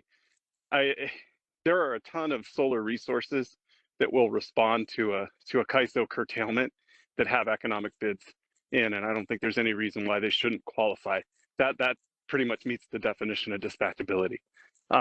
Second, I wanted to get back to what Chris was talking about with the PRM and the loss of load expectation study, not to derail the EFC conversation too much, but I was looking into, and I actually had a conversation last week with Adam Keach at PJM and Jim Robotner, and we were looking at where did the 1 in 10 standard within the LOLE construct itself come from? And Jim had an interesting observation that it was developed a long time ago, I'll say, in a completely different economy. And his perspective and Adam Keach's perspective was really that under that economy, the 1 in 10 made sense. However, things have changed since then. And at the time that was developed, it had to do with an economic trade-off of lost production for 1 day in 10 years. I think if the CAISO could get tuned into that conversation, you may find that under a California economy, or even just today's economy, a 1 in 10 actually might not be tight enough of a standard within the LOLE context. So if you're not already tuned into that conversation, I ask that you please get tuned into that conversation, because it does impact the PRM that would come out of that. That's just a comment. Back to EFC, Anya, you were talking about EFC availability versus EFC accreditation. And I was just hoping that you could clarify what you meant. Maybe you didn't use the word availability, it's so long ago now, but you were using the words EFC accreditation versus what shows up or counts or is used in the market. Can you define that second part of that? How do you measure the EFC accreditation is standard, but how do you measure what was used or needed or say consumed by the market? Sure. And I think there's a lot of factors going into it. So I want to kind of start with that in terms of why we see the metered readings. But the definition is really around for the resources that have been accredited an EFC value, the orange line and some of the in the charts that compare accreditation versus meter readings. It's really the meter reading of resources that are accredited. So we want to provide that definition, but also just the context that this is preliminary analysis, and there's kind of more analysis that needs to be done internally on some of those graphs as well. So the meter reading would just be assuming that all those resources had economic bids in the market. The meter reading would just be what CAISO actually needed. Am I interpreting that correctly? It's not necessarily the need, but it is the response to dispatch. Like what was the actual output? Okay, and then is it a meaningful enough number to tease out the actual scheduled dispatch quantity versus the meter, or if they're generally, are you trying to get to that difference or just the difference between what the CAISO actually needs on a day-to-day basis versus what the accreditations are? This is a first kind of cut at analysis, and so definitely welcome feedback on how it might help define the problem statement to have analysis cut and diced certain ways. So open to your feedback there. This is just some preliminary internal analysis, and I think it's valid to kind of keep looking at some of the drivers behind we're seeing some of the numbers we're seeing. Right. Okay. So as it stands right now, the accreditation is what, if it is then purchased as flexible RA, is what you get in terms of bids into the market. So what I'm seeing in the chart, it doesn't really tell me much of anything because it's just what the CAISO needed, assuming that the difference between the dispatch itself and the meter is relatively small. The chart itself doesn't yet tell me much information. So the suggestion I would have would maybe be to look at just I believe it was the orange line, that metered value. See if you see that as the amount that the CAISO actually needed on a day-to-day basis out of that fleet. Maybe look for a maximum need over the course of a year or in a given month, and that might be the right value to sort of compare to accreditation. Although now that I'm saying it out loud, I'm talking about the need, which really has to do with the requirement in the first place. So just think about that, and I think there's probably some different analysis that you all could do that would be a little bit more helpful than that chart, depending on what you're trying to show there. And the green line in that first chart shows what was needed based on the Flex RA study. But looking forward to your comments. So you could compare both, actually, what was needed versus what the CAISO actually needed what the CAISO thought it needed versus what was actually needed on a day-to-day basis. So then, I'm not sure if you can determine from the accreditation itself whether that's, I'm not sure what conclusion you're trying to draw on that side of the equation just yet. And unless you're trying to say it's resources are over accredited, but really, I don't think you can draw that just based on what the CAISO's need is. It's they can either perform the what's needed of them or they cannot, and that's what the accreditation would be based on. So if you don't find a problem there, I think then the conclusion is just that there's so much of this availability on the market that the Flex product is worthless. And we do see that in terms of the Flex prices that we see is there's really no premium at all for Flex. So the price sort of matches that conclusion as well. So that might be something to add and look into. The other point that I wanted to make. Go ahead, sure. Yeah, it was just a thought, you know, maybe it'll become more clear as we talk about this more to me.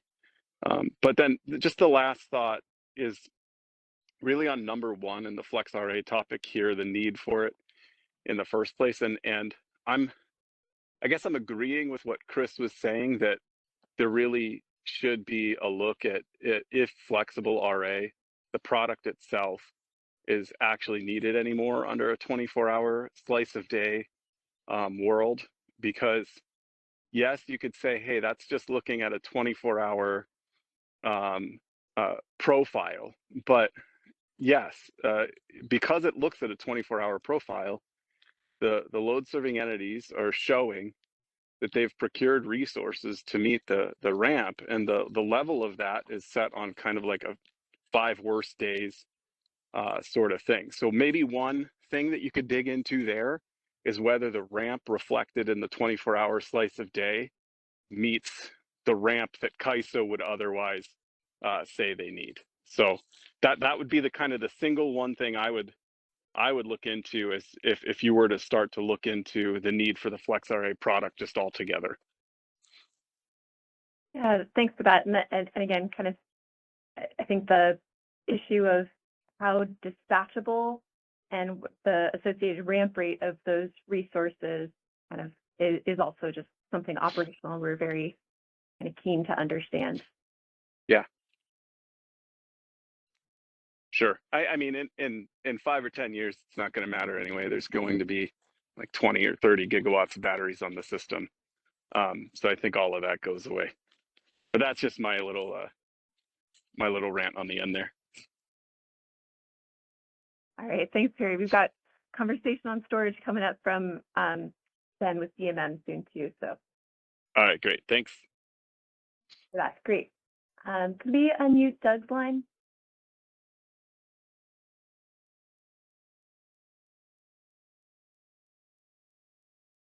Consultants for Bay Area Municipal Transmission Group. I wanted to continue the discussion about this EFC. I think it's on 2 slides previous, on 42. And then I just have a quick comment on the PRM discussion that Chris raised earlier. But on the EFC issue, I have a question about the accreditation. Are you saying does that mean it's the total capacity of any resource, the EFC that's in the NQC or EFC list, or is it the shown EFC capacity? It's the summation of the accredited EFC. Yeah. So I mean, to me, my takeaway is we have way more than we need. You know, the combination of the resources the ISO has available to us from, you know, RA resources in the system, plus flexible resources that people aren't necessarily counting as RA, but qualify for EFC, plus the interties, results in not a lot of the energy from the available EFC resources actually getting dispatched. So I'm guessing that, I mean, and you could come to different conclusions. One is that the target EFC amounts are higher than we really need because we have other resources available to us. Or you could go the other way and say, or a slightly different conclusion, which is we have plenty of flexible resources and we probably don't need to waste our time worrying about them and having, you know, then jump through a bunch of hoops. The LSEs jump through a bunch of hoops to show these resources because there's plenty. We have more than enough to meet the ISO's flexibility needs. That's my sense. I don't think you can necessarily come to that conclusion directly from these slides, but that's the direction I'm leaning. And again, it's exploratory analysis that we're looking at refining further and seeking feedback on. So appreciate that. great. Like this is like part of the area, like I think that we're working on internally with our operations staff. We're really trying to understand, because I think you all are asking the right set of questions, which is really, and I think this is what Perry alluded to before, of like, flex array not trading at a premium, as having excess as we see it. Like it's kind of, to me, an open question of how much of it might be an over accreditation issue versus how much of it might be just here's sort of the market surplus. And then we have kind of the real operations of the grid where where there are certain issues, certain times and the circumstances where we might face challenges and kind of questions around, are those challenges a result of, how FlexRA is designed and what resources we're procuring versus other possibilities. And so I think that we're to the degree that you can help shape what our analysis looks like and how we're kind of honing in on these problems, that'd be helpful. And we're giving it a lot of thought with some of our analytical teams internally and operational teams in terms of how do we further explore the development. So. Yeah, great. And I think some of Perry's ideas about looking at the quantities bid and then dispatch instructions and performance relative to dispatch instructions might be informative. But I think a large part of what's probably going on here is either you didn't need as much as you thought you would, or the bid resource the resources that had EFC weren't clearing, and because there was something more economical that could be used to serve the load. That doesn't mean that if that other resource wasn't available, the first resource, it still might have shown up, but it didn't need to because it wasn't in the money. Okay, and just a comment on what Chris was talking about with the PRM. I agree with Chris that it probably makes sense, at least at an aggregate level, to provide a little bit more information. I think what would be useful would be to know either the share of the coincident peak megawatts represented by those three buckets of different, the 15% and the 16% and the less than 7% buckets. But I think I'm coming at it from a slightly different perspective. My intuition is that we're talking about a very, very small amount of capacity of coincident peak load that's represented by the entities that have less than a 15% PRM. And the differences between whether it was 15% or 16% or 17% or 20% versus the 7% ones, we're still probably not talking about a huge amount of the share of the coincident peak load on the system. I think some of those entities peak during the off-peak hours. Other entities have, sort of a different mix of resources and loads where they felt like they could meet their risk of not being able to serve load with the mix of resources they have by having a smaller planning reserve margin. And I think it would at least inform the discussion if you had that share of the coincident peak, so we'd have a better sense of what's really at risk here. Yeah, well, we can think about how to, please include in your comments about sort of that transparency goal. I mean, I think as Chris alluded to earlier, there's, it's not on the screen, but there's obviously one LRA that showed 16% for 2023. That LRA is going to 17% for 2024. That's obviously the CPUC, which is 91% of the ISO's load. And so, and I'd also kind of note that a lot of this conversation is also going on at the CEC, and they're sort of wrestling with a lot of the same issues of different loads and different load profiles and some of the rationales that those entities would have for for lower PRM. So I think our desire is not necessarily to at the start one of my concerns, we shared that slide to begin with, was like, it obviously stands out, like, oh, here's 6, and it might look like it's, you know, it's a significant number, but it probably warrants sort of further look into it and start discussing what the venue is and how we can provide more transparency. I think another the key point from that slide was really just maybe just highlighting our default PRM and counting rules and the need to revisit it given the changing grid mix. And that to me is kind of an open concept, like how much of it is really just a matter of our rules needing to be more providing that transparency and providing that default such that the LRAs can all know sort of here's what's needed to maintain at least a 0.1 LOLE. So yeah, well, and I just in response to that, I mean, you know, most of the non-CPUC, well, even the CPUC at first adopted the 15% default. You know, I mean, it does set sort of a benchmark, and people, you know, pointed to that when those were adopted. So, and I think it is worth revisiting. But as you mentioned, the CEC's got a process where they're looking at this explicitly for the non-CPs, for the POUs.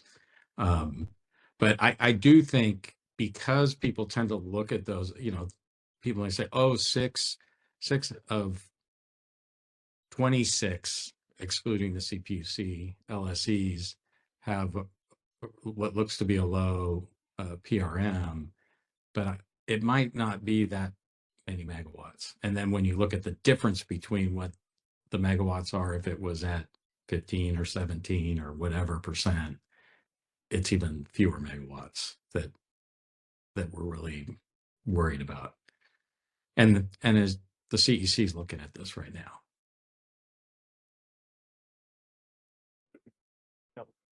Thanks, Doug. Thank you. Could we unmute Kyle's line?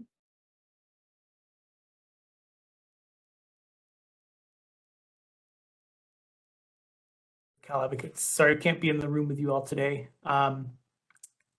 First, I want to, going back to the discussion Chris brought up, I want to wholeheartedly agree with the request that PRM information should be made public. And, you know, in our comments, we went further, and comments on the previous working group, we went ahead and made the argument that there isn't really any good reason for regulatory authorities that are subject to public oversight to keep information of this sort unavailable. And so, you know, Doug mentioned that it's being considered at the CEC. Our comments have a table in there that show the difference between not all, but many LRAs in California's total existing and planned resources by year for the 2023 to 2031 band. And this is all public information. And then it shows the difference between that and then their projected peak demand plus a PRM of at least 15% above the peak demand. And so, you know, I think there's groundwork here to be transparent about these questions. And I think Doug actually, you know, his suggestion about noting the proportion of coincident peak load on the table on, I want to say slide 36, you know, that's a reasonable start, but obviously we think that it should go a lot further. And then going back to slide 36, you know, acknowledging that it's to some degree impossible to compare those PRMs due to differences in resource counting. I think a question we have for you is, when you do a CPM analysis or a summer reliability analysis, what's the PRM that you use to represent the PRM for all of CAISO, including all of its LRAs? And how do you calculate that? You mean when we check the if there's a deficiency, Kyle, for the purpose of determining a CPM need? Yeah. Okay, yeah, we use the PRM for each LRA. So what we do is we determine each LSC's obligation by comparing the LSC's CEC forecast with its LRA set PRM. That gives us that LSC's obligation, RA obligation, and then we stack those on top, add them up basically, and that gives us the total CAISO obligation that we're targeting, and that's how we determine if we're deficient or not. So we're using each LRA's PRM for that calculation. And just to be clear, like that's for our collective system deficiency. Right. Those 6 different categories. I just want to make sure that. Yeah, this is the, yeah, exactly. PRM is only used for these calculations, it's only used for the system RA obligation, and therefore is only used in the system RA deficiency assessment and therefore CPM determination. Yeah, conceptually that makes sense. I guess what I'm asking is if you take if you take the amount of that stack and then divide it by the forecasted peak demand, that is the sum of all the peak demand for each LRA, what's the amount above 100% that PRM is?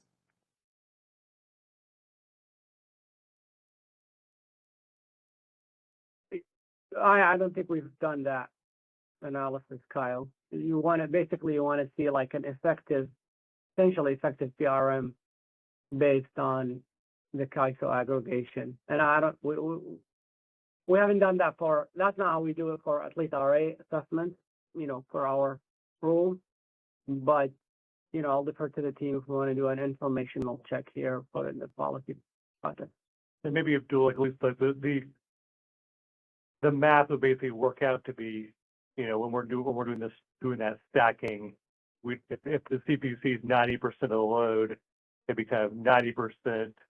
Like let's just say we're using that 16% number, would be sort of using their number as that calculation. So that way you're trying to get at, Kyle, is sort of like, and to me, like obviously when you're weighting it by the PUC's 16%, that's how the calculation would work. Is that the right way to think about it, Abdul?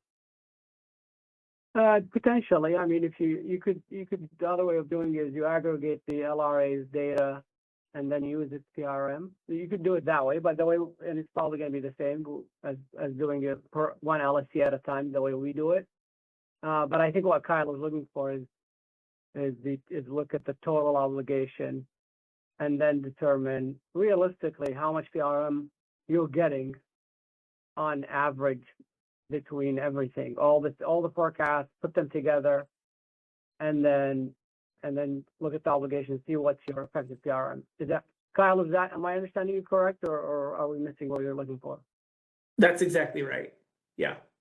I think this is, for example, go back to the final root cause analysis of the 2020 outages. There's a paragraph in there talking about the PRMs that concluded that what you're calling effective, maybe observed reserve margin, rather, I don't want to confuse this with terms from the CPUC regime here, but was 14.9% during a period when the CPUC had a PRM of 15%.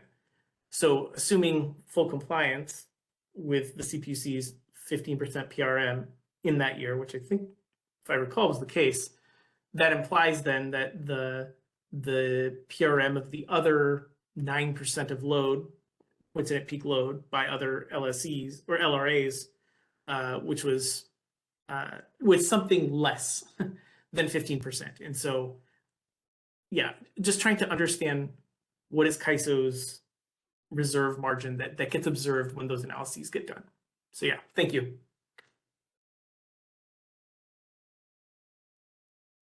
We take the last 2 questions. I know that we're way over time. Yeah, let's take the next 2 questions, then we'll move on to this year's presentation. So could we unmute next slide? Hi, everybody. Can you hear me? Yes. So Nick Berkey, City of Anaheim. Since we're way over, I'll try to make this quick. Just going back to Chris's comments earlier regarding the LRAs and those PRMs that are listed out in slide 36.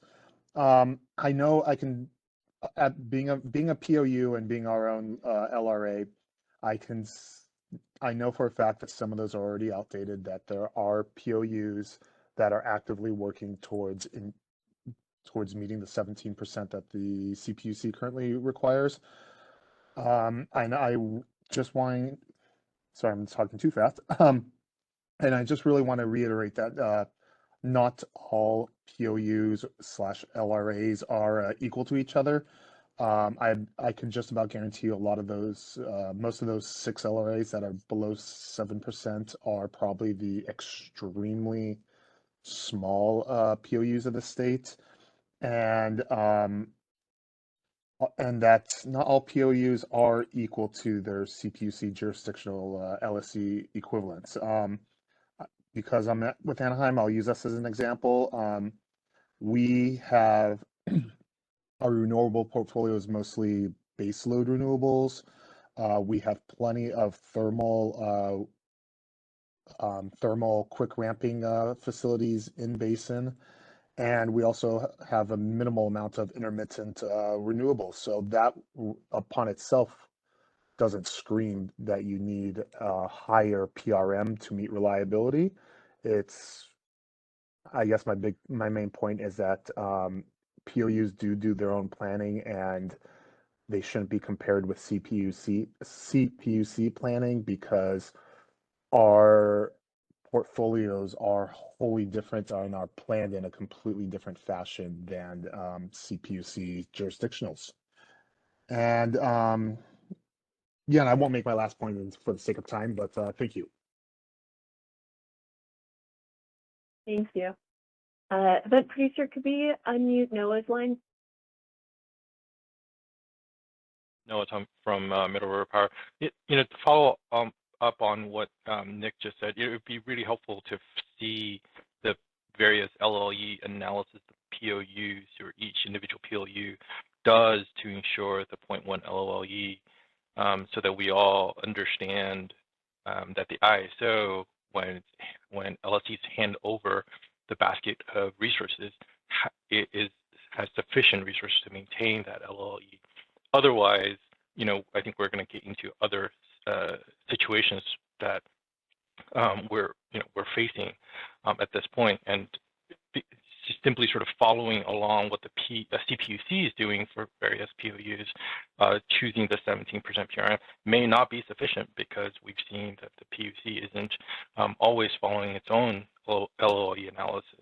So my question for ISO is, and there's a section I know later on, with regards to the LOE analysis, when do you think that type of analysis will take place within the workshop scope, and so that we can look at what the default PRM the ISO would update is relative to what various LRAs have for their programs now, so that we can, as we get into the whatever we the work once we get out of the workshop process, we have data to support various proposals for the next steps, rather than planning to do some data analysis afterwards as we get into the proposal stage. Thanks.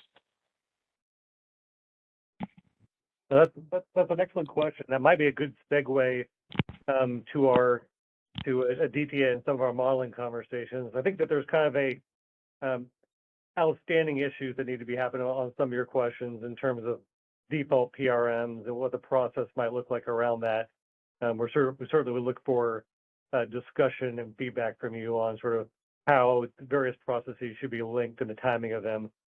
But maybe we can kind of jump into, I know Aditya will be covering some of the timelines and some of the work efforts that he and his team are leading on the modeling front. But yeah, that's a very good question. Like, before we jump forward, let's all note that, like, we skipped a bunch of topics, including deliverability, move, some of the tie-ins with EDAM. So we'll circle back to them at minimum at the next working group topic to try to cover those, or at least we should probably think about how we want to reskill. But I want to make sure that we stay close to, at least on schedule, which we're obviously over, but to give Aditya a chance to move. But yeah, thanks, Jeff. I'll hand it back to you. So, but yeah, I just want to highlight from our point of we want to make sure that we cover those other topics at some point in time. But I want to recognize that, yeah, we have other speakers, and make sure that we give them time to. No, I appreciate it, and thank you, Partha. No, I think we're doing pretty well on time, certainly compared to prior meetings. So a lot of good discussion on information, a lot of interaction, and we're still doing well enough on time that it looks like we'll be able to move through this. So Aditya is up next, and he's going to walk through some modeling aspects. He'll cover, I would say, two broader aspects and probably quite a few specific aspects within those. But first, he's going to cover sort of his reaction and some follow up to some feedback he got from this group on shorter term modeling. And then he's going to walk through a little bit on medium-term modeling and sort of give an overview of that and walk through some of the aspects of that. That's more of the 2 to 4 year modeling. And so with that, I will hand it over to Aditya. All right, thanks, Jeff. Can you move to the next slide, please? Hey, this is the same slide that was shared in the first working group session, where we talked about performing RA assessments on the year ahead time frame, years 2 to 4 and years 5 to 10. Today we'll focus on the short term or the year ahead assessment that Jeff mentioned, and then we'll also talk a little about the midterm time frame analysis. The next slide, please. The goal of the short term study is to provide transparent, timely information. That's the first objective. To assess if the shown RA fleet and the forecasted eligible RA capacity in the CAISO BA meets 1 in 10 LOLE target. So in order to assess that, we have asked some feedback from stakeholders on how do we get the shown RA capacity. We only have 90% data for the summer timeframe available to the ISO. How do we conduct? Do we conduct a short, soft showings of 100% data or make assumptions? So next slide basically talks about the high-level theme of feedback that we received, and then I will talk through the responses and then brainstorm with you guys on the path forward. The first high-level theme is there was asked to be consistent assumptions development with LRA requirement setting and planning. So the plan with respect to that feedback is yes, the plan is to coordinate with CPUC and other LRAs as applicable to modeling. We will share the modeling best practices. We will probably bring the data, the assumptions, inputs, and discuss them more broadly in this modeling working groups setup and also in one-off conversations with other LRAs. There was the second theme asked for stack analysis for each study time frame. Our response is we could probably do a multi-hour stack analysis by peak day for each month for the time frame. So for the year ahead time frame for each of the 12 months, we could show a 24-hour stack representation, again, making certain assumptions for reasonable dispatch of resources and load for that time frame. We could provide that information. There was ask around additional information on imports. Yes, the plan is to provide aggregate showings information. We will show RA resources by fuel type, resource specific imports, summary, and then non-resource specific import assumptions where applicable.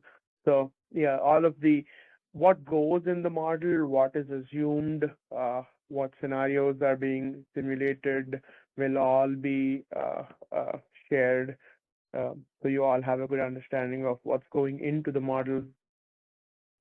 The last feedback was there was this discussion around adjacent energy-only resources that are used for on-site charging of battery resources. The ask was to incorporate them in the modeling.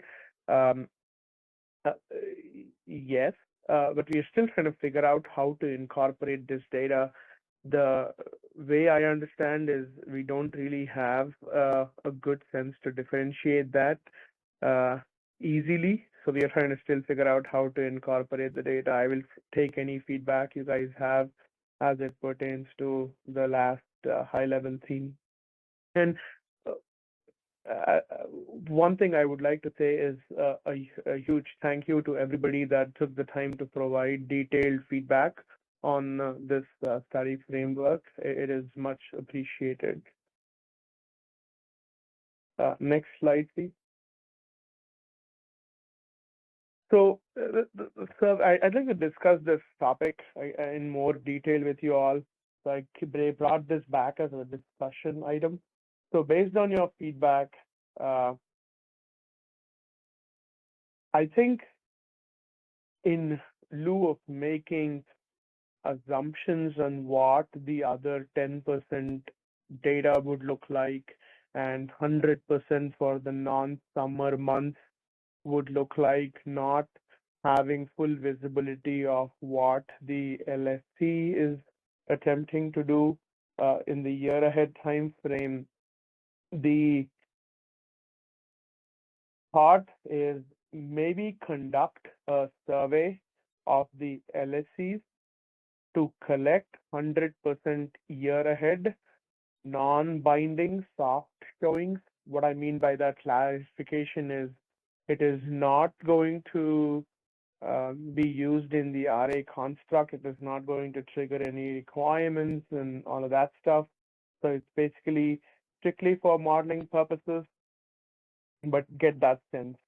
But there is also a gap in understanding what is the LSC plans for the midterm and the long term. In the midterm, the plan is to ask for all RA eligible resources and authorized procurement. For the long term, ask for all resources and resource plan information.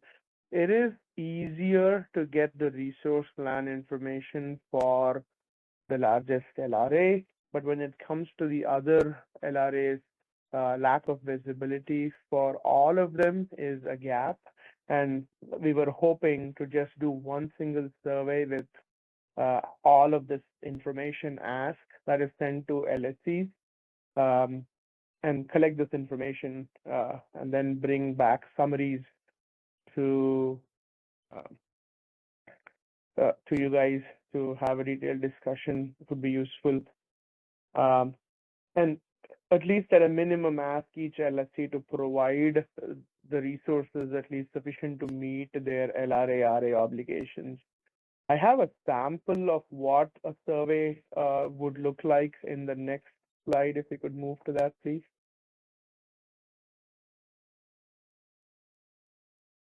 So on the top, you would see that a monthly peak load, then your LRA assigned planning reserve margin requirement, a percentage, and then whatever that translates to a reserve requirement.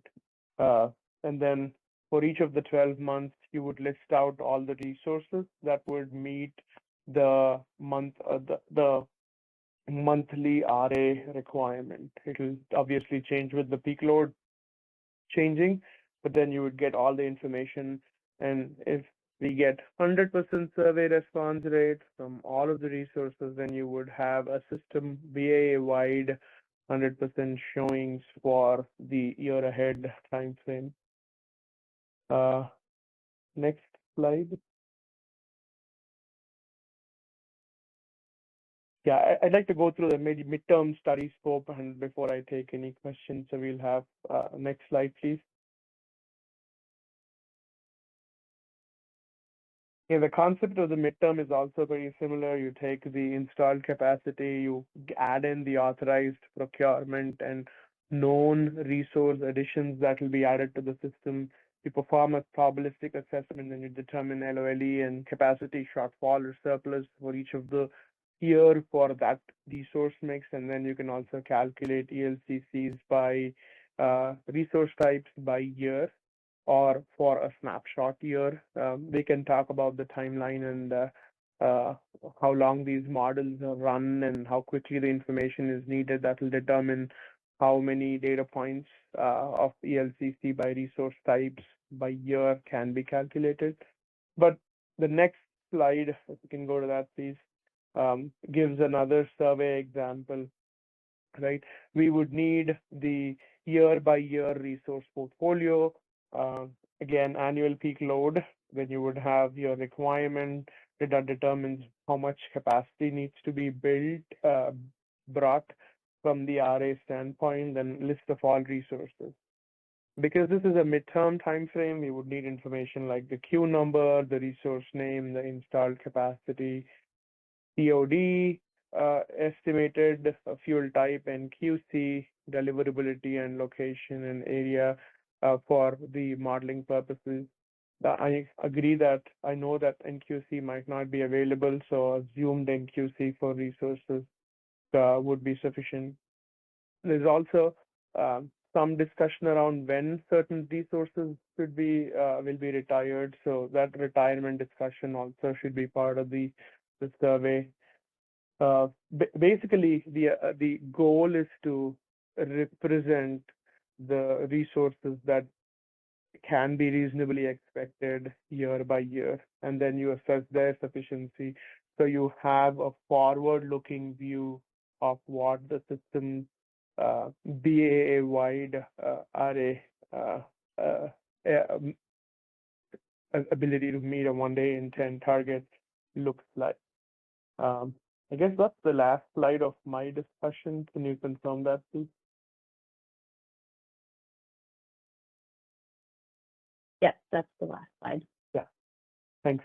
So maybe we can, I'd like to hear some feedback on the reasonings of how this survey comes into being. And if I hear positive feedback, we can talk about potential timing on when a survey like this should be sent out. And if additional information should be requested as part of one single scoop of survey, so we don't do multiple surveys. I'm also aware that the CEC and PUC and TPP might be requesting similar information for different purposes. So the hope will be to coordinate with all of those activities and come back with a single survey so the LSEs are not burdened in the future, but that process improvement will happen over time. So yeah, I'll probably take Noah's question next. Noah?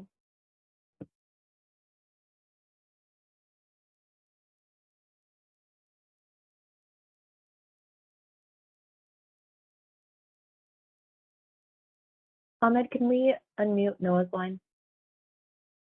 Great. Hi, Noah Tom from Middle River Power.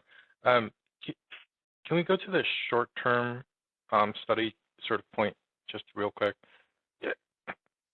Since we're kind of re-envisioning the RA program, why not go and do a once a year or a year ahead, effectively RA showing, one time, done, no more monthly showing.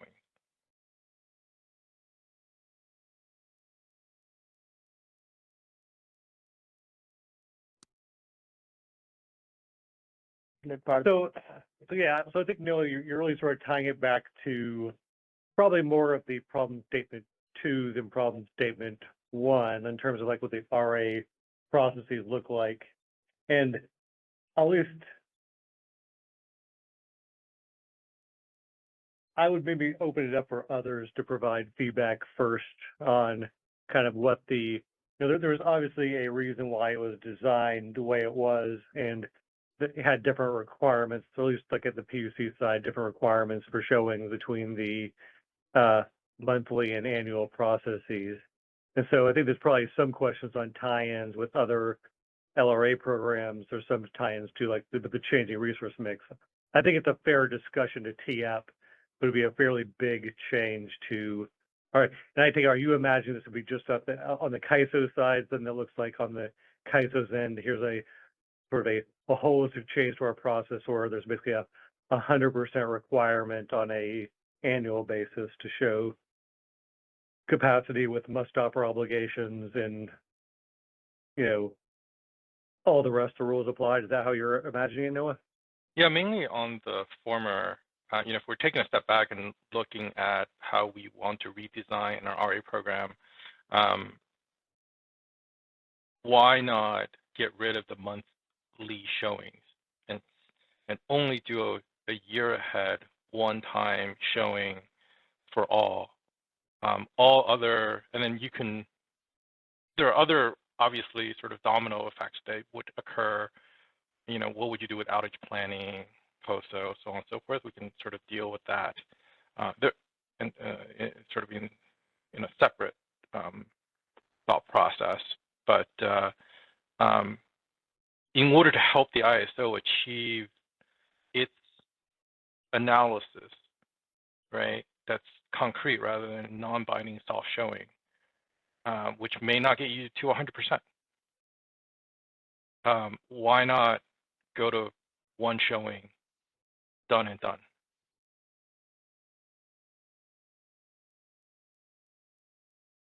That's a good question. And I will, like, for the sake of this working group, I'd like to hear from others.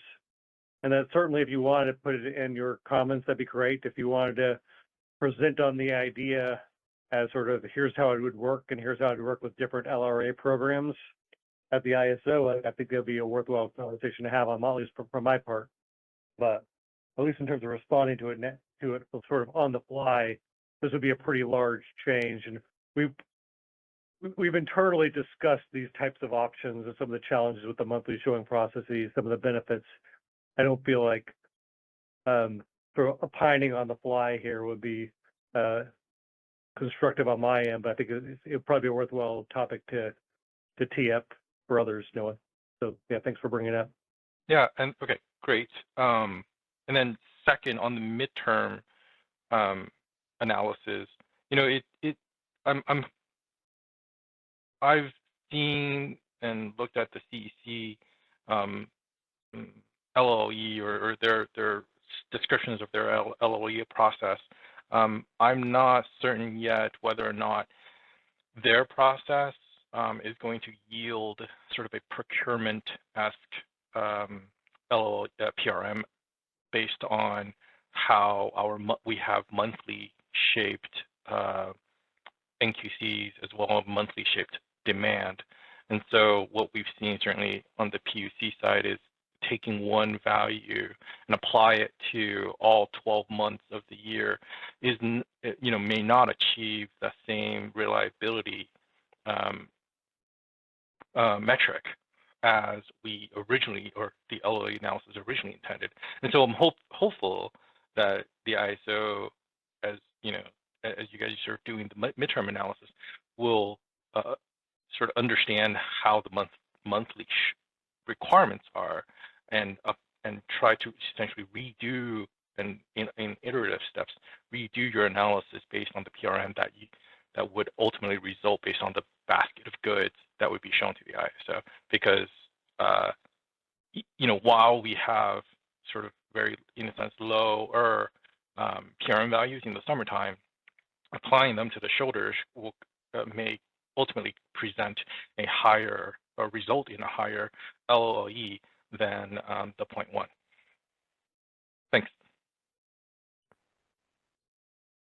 Thanks, Noah. Lauren?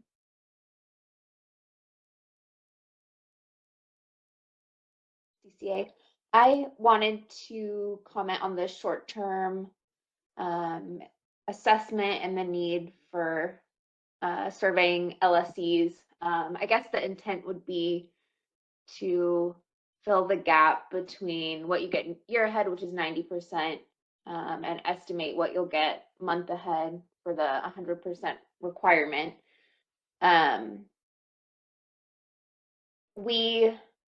When we asked our members about the idea of having LSEs fill out a survey, we got a couple of points of feedback back from them. The first is that, like you mentioned, there's a lot of reporting already happening in various places among the CPUC, CEC, CAISO.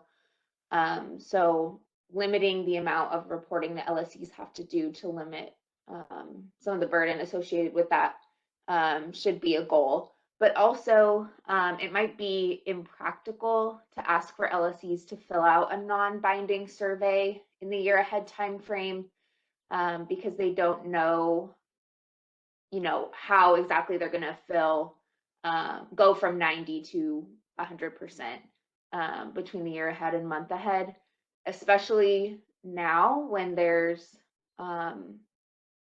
constrained supply in the RE market. It's more unlikely under those conditions that LSEs know the availability of internal resources and import resources that they could be using to fill their 100% requirement from year ahead to month ahead. We recommended in our comments that maybe the CAISO use its historical knowledge of what has been shown between year ahead and month ahead, rather than having LSEs have to speculate without knowing how much of CAISO interconnected NQC will be available after the year ahead showing between year ahead and month ahead. And maybe the CAISO is in a better position to use the available data that you have to estimate what the year ahead, 100% year ahead showing would be, rather than having LSEs do that. So wondering if you had any thoughts on that. Yeah, thanks, Lauren. After that feedback, we actually went back and looked at 2 months of data, what they submitted for the year ahead and the corresponding for the same month, what they provided for the month ahead, and did a comparison. The observations were inconclusive, so we couldn't see a general trend in one direction because some resources that I can't even make comments because it was all over the place. Some of them moved up and down. But one thing that we could probably comment is there was a lot of imports that were added in the month ahead time frame, but except that everything else changed. It could be a function of what resources they thought would be available on outage and not on outage, to COD movement of anticipated CODs moving ahead or getting delayed. So there was a lot of factors and we couldn't draw any observations. That was another reason why we decided to let the LSC make the call. And the reason this is non-binding is they're free to make a little bit more informed assumptions on what that would look like, rather than we calling them out. So. Okay, thanks. Appreciate you looking into that and your response. Thank you, Lauren. Can we get Chris next, please? Chris Levon. Hey, this is Chris with TerraGen again. Can you hear me? Yep. All right. Thanks for the presentation. So, a few points here. I think from all the discussion that CAISO's had so far on this study process, and I think this year ahead one and all these questions about how to address the 90%. Let me just ask, does CAISO have a problem statement here of what this would actually solve? Because it's not clear what you would do with this information in the year ahead timeframe if it's not based on this non-binding 90% showing that can be changed into the monthly. I mean, the CAISO does not do any CPMs in the year ahead unless there's a local collective deficiency generally. So would this inform anything along those lines? Is there any vision for what this might be used for? Sure, I'm happy to jump in there first. I think it's like at least an evolving question. I think like to start with, I think as the DP has sort of kicked off that, just transparency. And I think, like, I don't know if what you're alluding to is the fact that like, because it's non-binding, it might be the case where those contracts aren't actually made or there's some risk But I think what it could provide, at least from my own standpoint on transparency, and Aditya, you can totally correct me, is like at least that starting point of that PRM adequacy, and like there's what's actually I don't know what you're driving at, is if what's actually procured is different because there's different resource types or different than was assumed. Will we actually achieve that 0.1 LOLE? That's maybe a different question, but from my own standpoint, like at least that transparency is key. And then where it goes next, in terms of, and I think it's really a separate evolving conversation around, default rules about program design. And I know that I take it that's really where you're really going, is like, how will this filter into the programs? But I think that like we're really at the starting point of just saying like, how can we get on the same page and have that transparent information? But anything you want to correct on that, or I might have been missing? Nope, I think that's there. Maybe one thing I'll say, Chris, is to make necessary program design changes. I think you would need to be informed on what the fleet looks like, where we think we are going, to guide us how certain things have to change. So maybe we should also start thinking about RA in the month ahead space, RA in the week ahead space, day ahead space, before we let the operators deal with the real-time environment. So you have forward-looking RA and more near-term looking RA, and in each of the time frame measurement, determination of sufficiency, backstop, all of those other parameters that come around with ensuring the ISO has enough capacity to meet the system reliably is an important element. So I think with this exercise, we are trying to build that foundation and understanding of what does the system look like on a 10,000-foot level view. Okay, thanks for that. Both Partha and Aditya there, very helpful responses. So let me just say this. I'm not really trying to drive at anything necessarily, except for maybe the broader discussion that Noah was mentioning and what we put in our written comments. So around the structural design. But let me just kind of go back to maybe respond to Partha. I think the CAISO should be able to certainly ask for this kind of information at the year ahead timeframe, just for the simple fact of transparency. So I think we would support that. I think everybody should be informed. That's something that even if you don't do anything with it as far as CPM or something with program design, I think it is fine to try to look at it. But I think there should be a recognition that this 90% problem is pretty much making the output of this pretty useless as far as that information goes. It may be able to inform the development of proposals, but I think as far as like the actual LOLE that comes out of the monthly 100% showings versus the 90% annual, I think Aditya's response to the CalCCA points shows that it's almost impossible to tell what's going to happen any given month. And like you said, contracts don't happen, or things get switched out, or import levels change depending on other areas, resource mix and load forecasts for that period or that month. All those sort of things have tons of inherent inaccuracy that's built into this when you have the 90% showing. So I just wanted to use this as a recommendation for two things. So one, we strongly recommend that CAISO look back at the prior annual showings, 100% levels, and do what this analysis is that you're talking about to inform this discussion before we move forward. Because that's something that you can do that is 100% accurate, that you have the full mix. You can look at it and you could apply it to the prior load forecast for the prior year and do your entire stochastic analysis and say, what did the actual full 100% resource mix get us as far as the LOLE goes? And that has never been done. It's been talked about for years. It's never been done by CAISO. It's never been done by anybody or made public since for as long as I've been part of this whole California marketplace. So I think that's really important, and it could really inform these discussions if we were to do that. You could even take the prior annual showings, 100% level for each month that was actually shown, and then apply that into the future year and see what that gets you. So there are different ways that we could do some analysis that don't have to do any assumptions with what's shown. And I think so that's my point on, one thing that I think CAISO should do now as part of this to inform the whole discussion is, to your points, Aditya, especially about wanting to have that information to inform the discussions.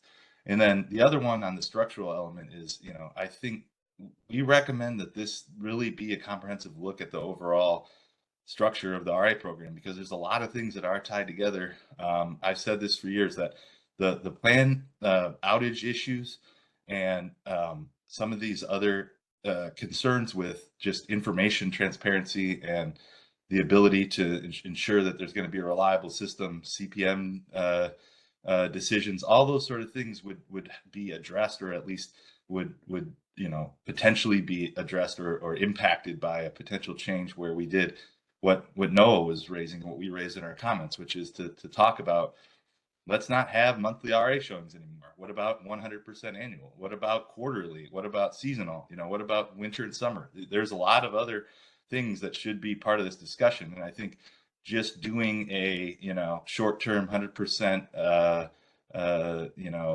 approximation type of a study here is going to be inherently inaccurate. It's going to be, the outcomes are going to change every time.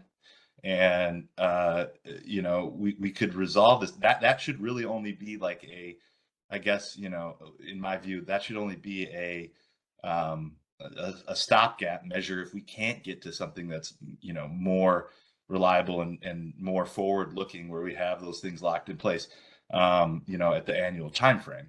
And that's not to say that, things can't maybe be changed up, or there couldn't be some flexibility built into this. But I think, the CPUC and the CAISO should talk with stakeholders openly about, trying to do something like either 100% annual or some kind of, quarterly or seasonal RA showings. And that could help solve some of these other issues that are big issues that people have noted, like the planned outage substitution rules and other, transparency into reliability issues. So I'll stop that. Thanks, Chris. And Elisa, I'd encourage, much like Noah, to include these in your comments, and that if you're interested in giving a presentation about sort of larger scale changes to the way the program runs, I think that often in the problem statement discussion, when we've talked, the little bit of solution that's been out there has been a little bit more about how to make small incremental fixes. But there might be other design elements. And I know that, a lot of these are live issues in the PUC arena, on how to better align, I'll paraphrase, the IRP and RA procurement processes and issues like that. So I think that there are sort of various ways we could think about these topics. And if you all wanted to present and discuss, I think it'd be a worthwhile discussion to have. So thanks for thanks for that, Partha. And I think I'm happy to try to participate at some point and can try to lend some insights here. I would say this. I think that you guys have a lot on your plate. This is a big effort. Obviously, this is you guys are talking about stuff that maybe needs to be done regardless of other changes here. So I'm not saying that these studies or analysis are not important at all, or other things. I just want to build to try to build on this to do bigger structural changes that I think would help all of these issues that have been kind of long standing kind of concerns and issues that needed addressing. And then to your point about talking about it, I think one thing that could help those discussions, you said you had some internal discussions, is perhaps externally, just you don't have to come up with a proposal on this sort of stuff, but if you just talked about here's some pros and cons, maybe it would help the planned outage issues. Maybe it would help with availability of resources that are not on RA showings because of different incentives like RAIN or some of those other problem statement related issues. Pros and cons to moving to an annual 100% or to moving to a seasonal or summer winter showings, 100% showings, things like that. Maybe that could be something to think about. Maybe we could just talk about that and present on that as stakeholders. But if CAISO were to maybe try to issue spot how some of these things are interrelated and would maybe have other benefits other than just informational transparency things, but actual operational and CAISO RA, program impacts like that. I think that could be helpful too. So I'll definitely keep engaging and try to put this stuff in our written comments more in the future. Thank you. Thanks, Chris. Terry?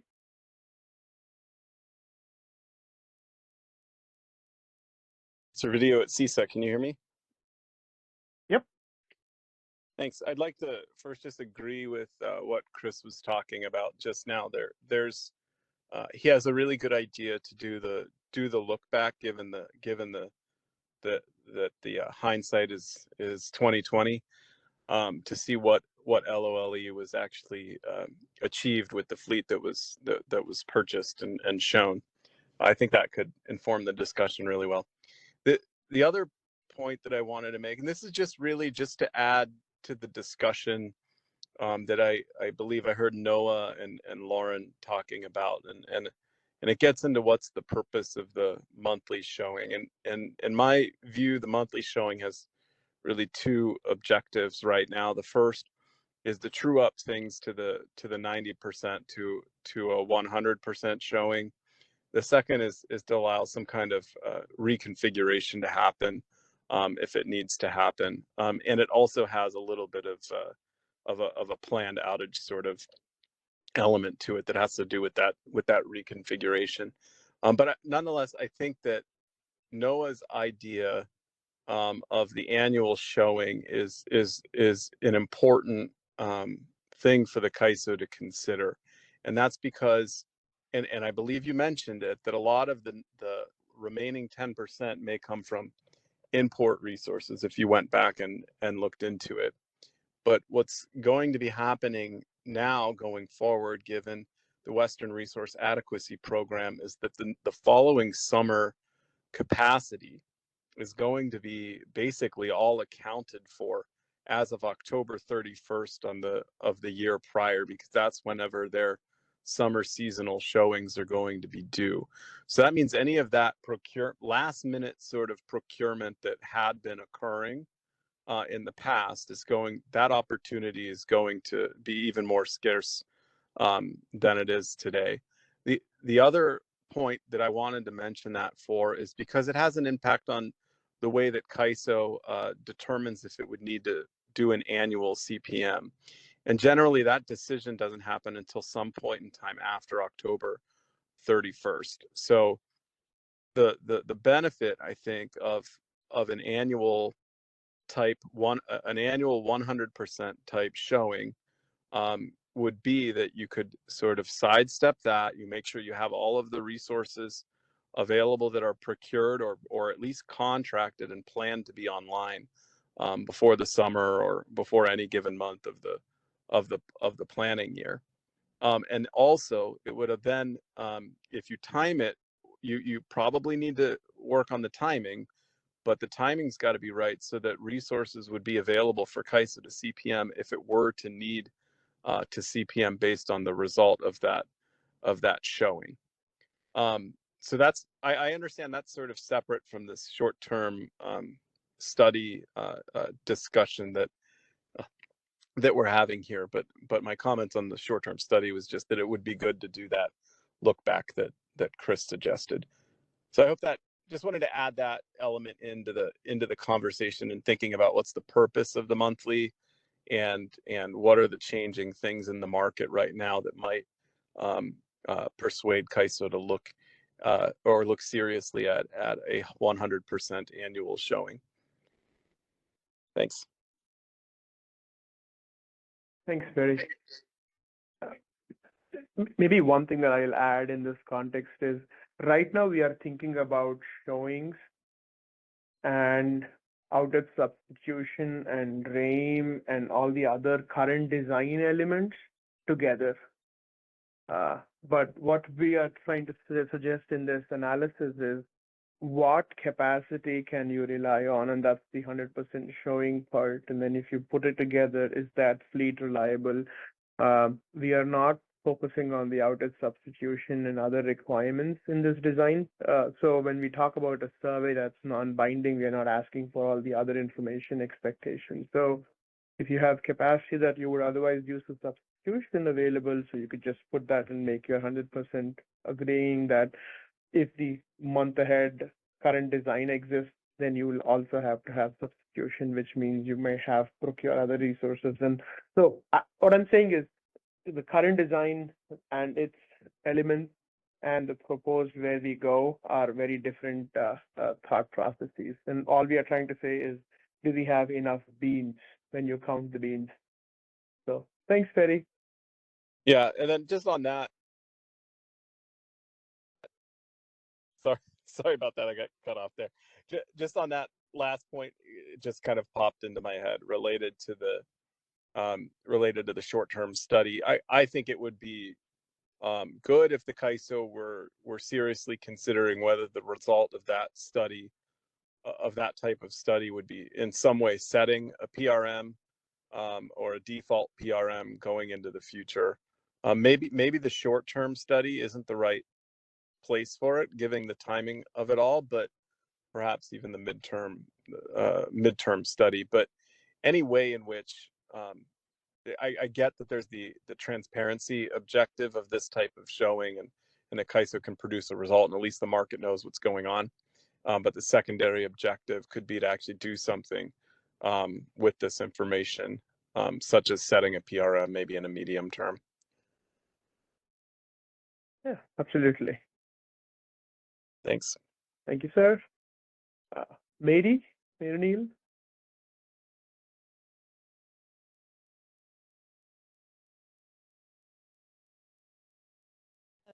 Midterm LSC reporting.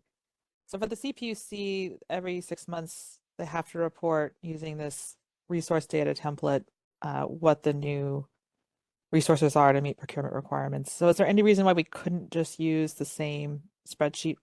Obviously, it's burdensome if LLCs have to report the same information twice.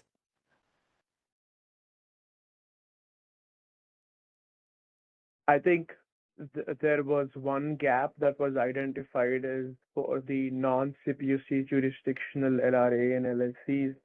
We don't have that information. And two, we are aware that there are multiple sources asking for this kind of information.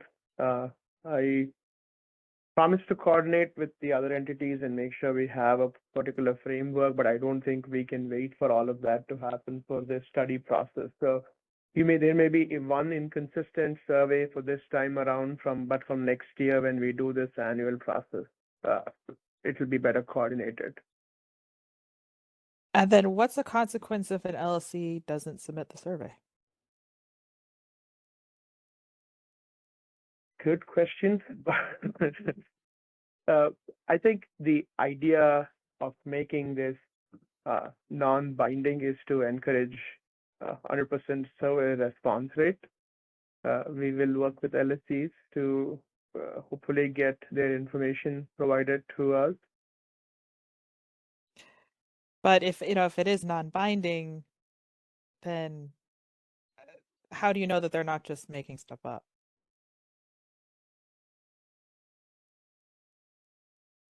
Then they could just be guessing. I mean, maybe it's an educated guess, but how do you know how reliable this information is? Are you going to ask about that, or?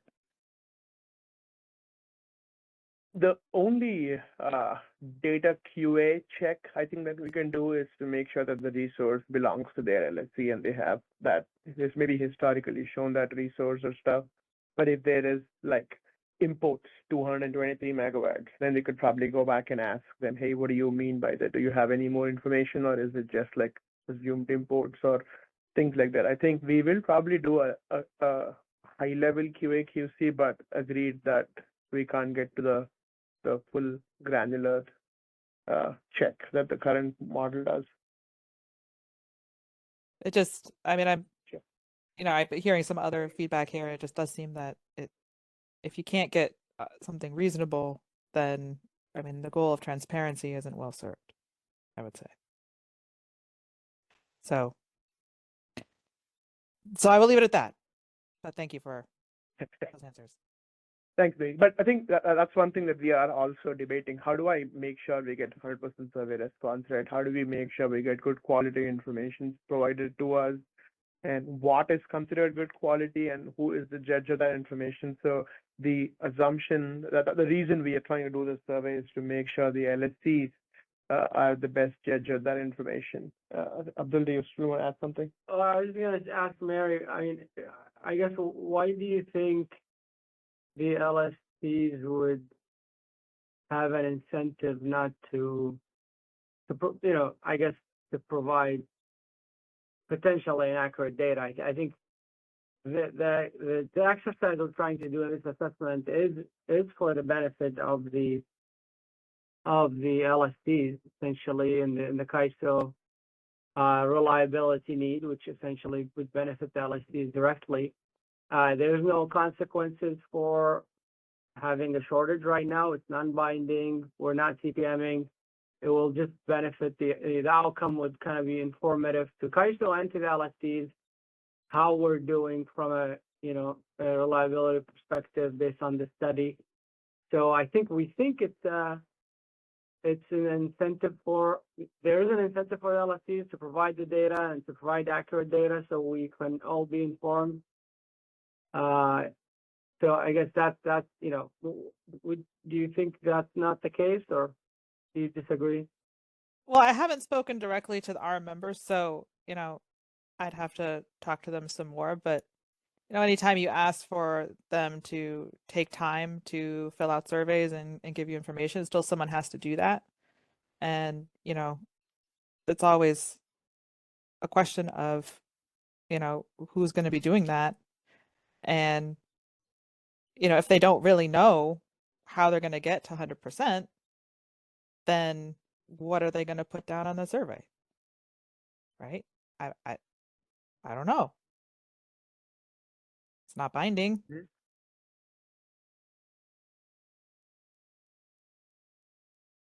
So it just seems to be, I just don't think there's any way to say that, hey, a non-binding 100% is really as good as just making it binding. But if you make it binding, that's a big shift. And I'm sure our members would be very interested in that. So I'll just say that. Does that help provide any more? But I would have to talk to them directly to get you more feedback, and which I can in the written comments. Yes, thanks, Mary. I think if it's a case of a small number of small megawatts that we are not very sure, that probably is okay in the grand scheme of things. But if it's large number of large megawatts, then that is a concern. So yeah. All right. Thank you so much for that. Carrie Bentley.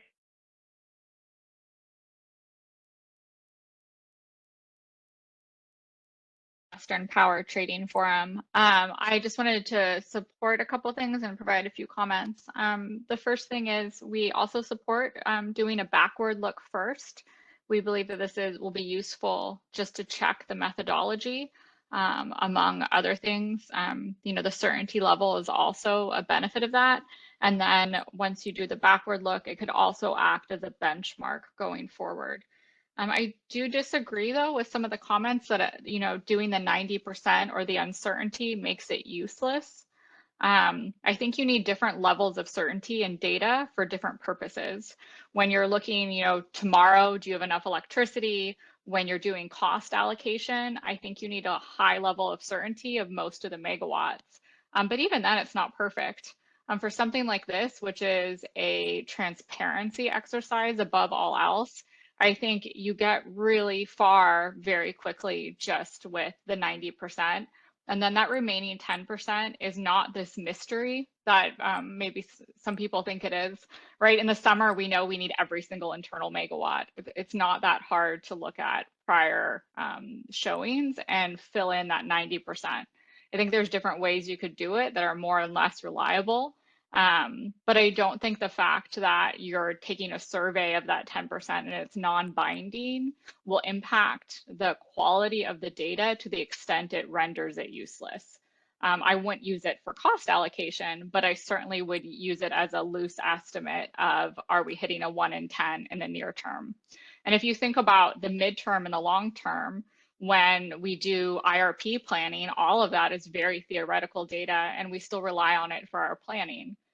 So again, I think, you know, just going through the exercise is beneficial because the transparency will allow you to compare different LRAs, you know, and will allow you to compare the CAISO BAA to other BAA reliability levels. So to me, that inherently is incredibly valuable, and doesn't necessitate, you know, a complete overhaul of the RA program to get you that high quality data.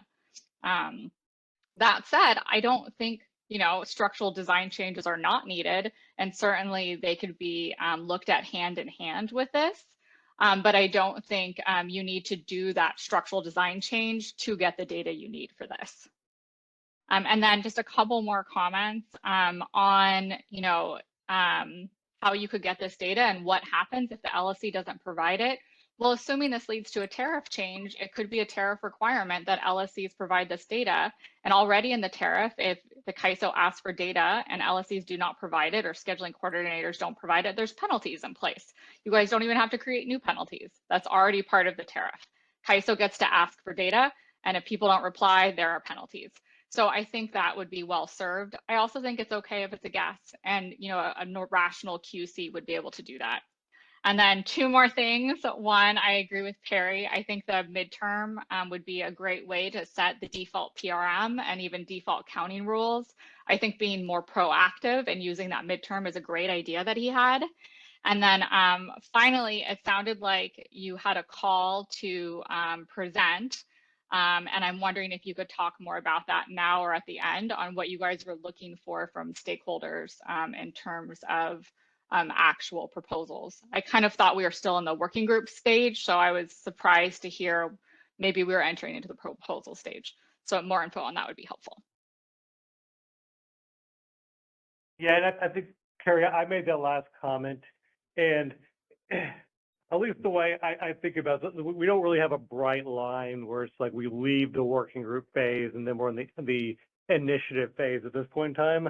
We're really expecting there to be kind of some iteration between, you know, revising and refining problem statements and folks who want to present solutions and think sort of more holistically about like larger scale changes in terms of where we want to end up.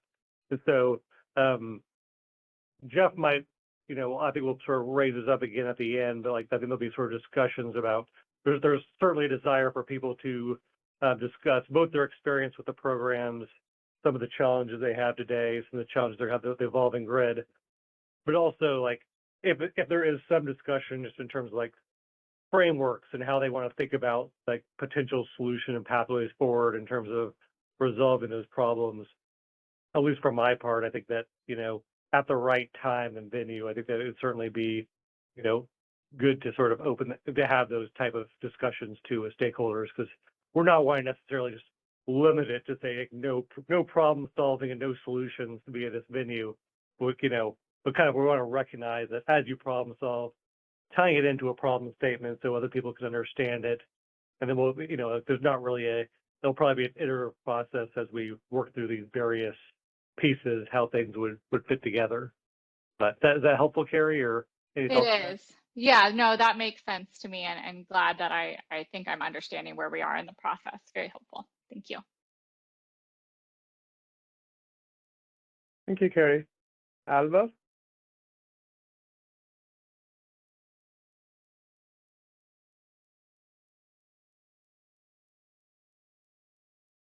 Not yet. We can hear you, Alva. Yep, we can hear you now. Alva Svoboda, PG&E. I thought Carrie's point just now was an excellent one in terms of what you already have the authority to ask for. I think there are issues with 100% binding annual plan that you need to think through.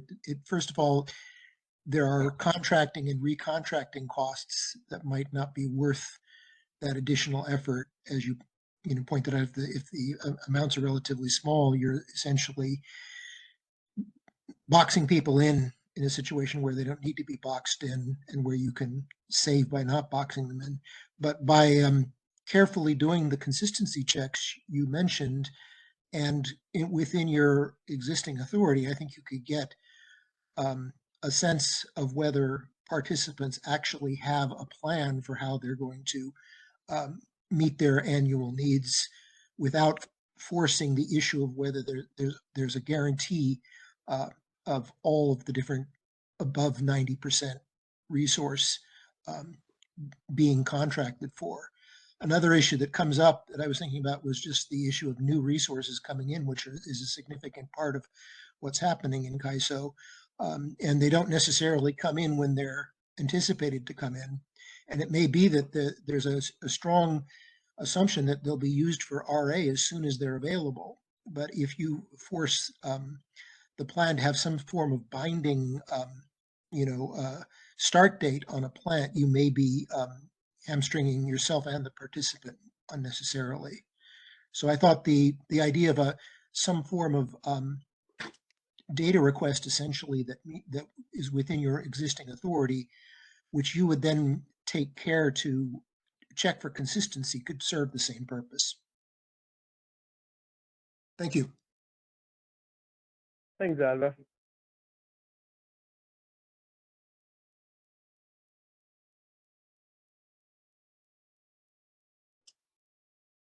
So I think based on all the feedback that I've heard so far, we could probably think about formalizing a process to send out the survey. I will circle back with the team internally and see when a good time would be to send out this survey and also figure out the logistics for conducting an analysis of the last year's 100% showings data. Possibly, and then come back with more data in the future working group when we talk about long term. Thank you so much. Thank you, Aditya. Thank you very much, and thank you to everyone in the group for participating and asking good questions and expressing your perspective. That was fantastic. Why don't we take a 10-minute break, which will help us get a little bit back on schedule. I think we can give up a few minutes of the last half hour of next steps so that Ben can have a full full half hour for his presentation. So let's meet back here at 6:12. Actually, let's take an 8-minute break and meet back here at 6:10 or 6:10. I'm on the East Coast. Sorry about that. 3:10. So we'll see you at 3:10. Thank you.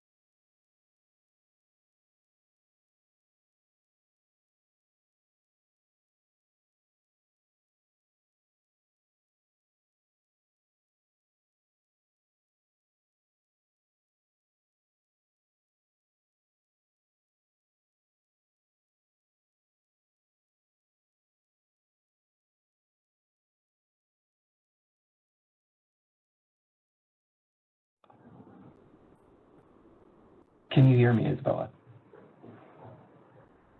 Hi, Ben. I can hear you. Well, I'm getting some feedback on my end. Okay. Hey, I don't know if you can help with this as well, but Ben, are you hearing any echo from our line? I believe it's coming from your line. When I speak, I hear myself talking back through the phone audio. We'll be right back.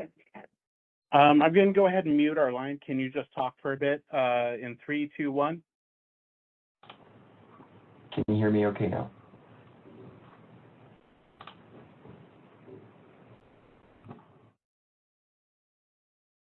That didn't do it, but all the attendees can hear us as well.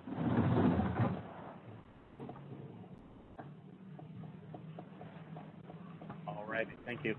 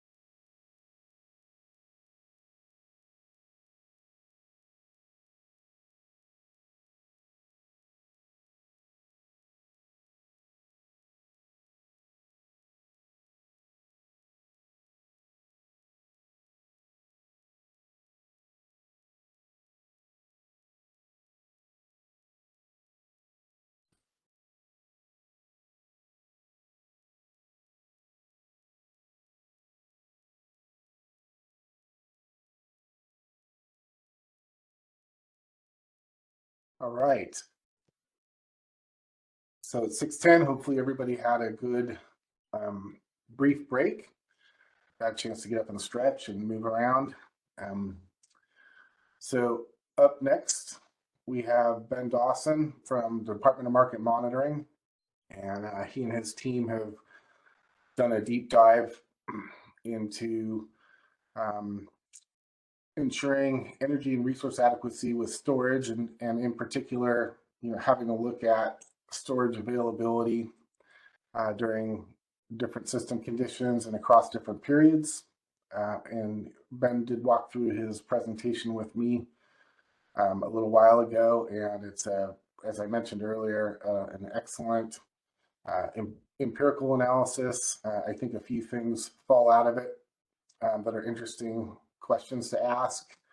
And as I was talking with Ben after he walked through his presentation with me, I was trying to determine how to couch this. And as I mentioned at the beginning, when I talked about Ben's presentation, having done this for a while, you really do have to do a deep dive into different technologies and resource classes with a particular set of characteristics, from an ISO perspective or from a perspective outside of the resource operator, in order to have a real good understanding of how these classes of resources, any class of resource, experiences ISO rules, ISO dispatch, CPUC rules for RA and so forth.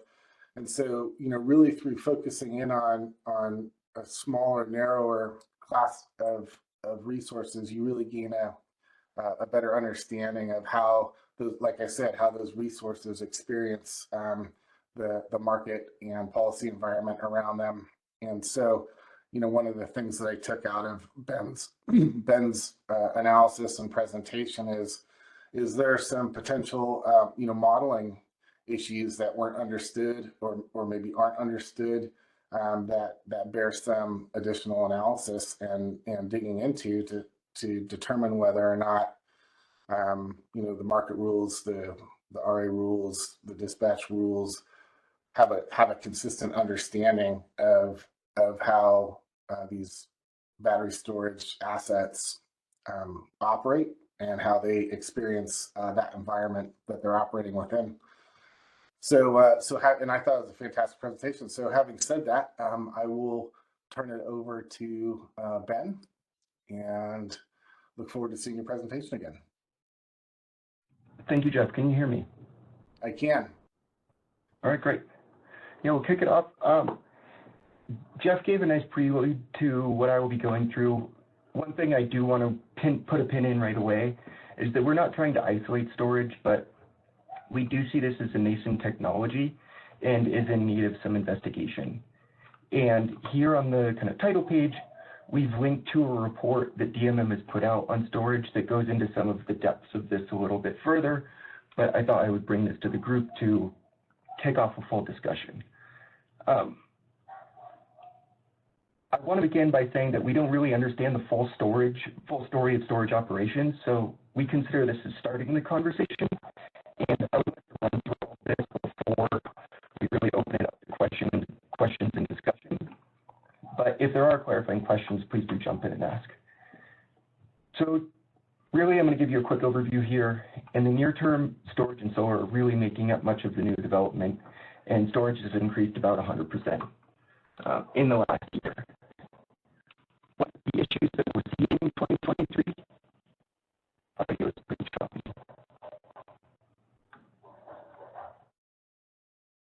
Ben, your audio is breaking up. How is this? It's a little bit better. It comes and goes. Is this any different or better? Yeah, and it may help to turn off your video if it keeps breaking up. I can do that. How is this? Okay. Sounds good. Good. All right, that's great to hear. Okay. If that happens again, please do let me know. some of the results that I'm going to present today are storage availability, and we see that approximately fleet-wide, when we look at storage availability, when we look at the availability of bin capacity, 90% of the RA fleet is available. And so if you want to just click forward, we can do 2 here.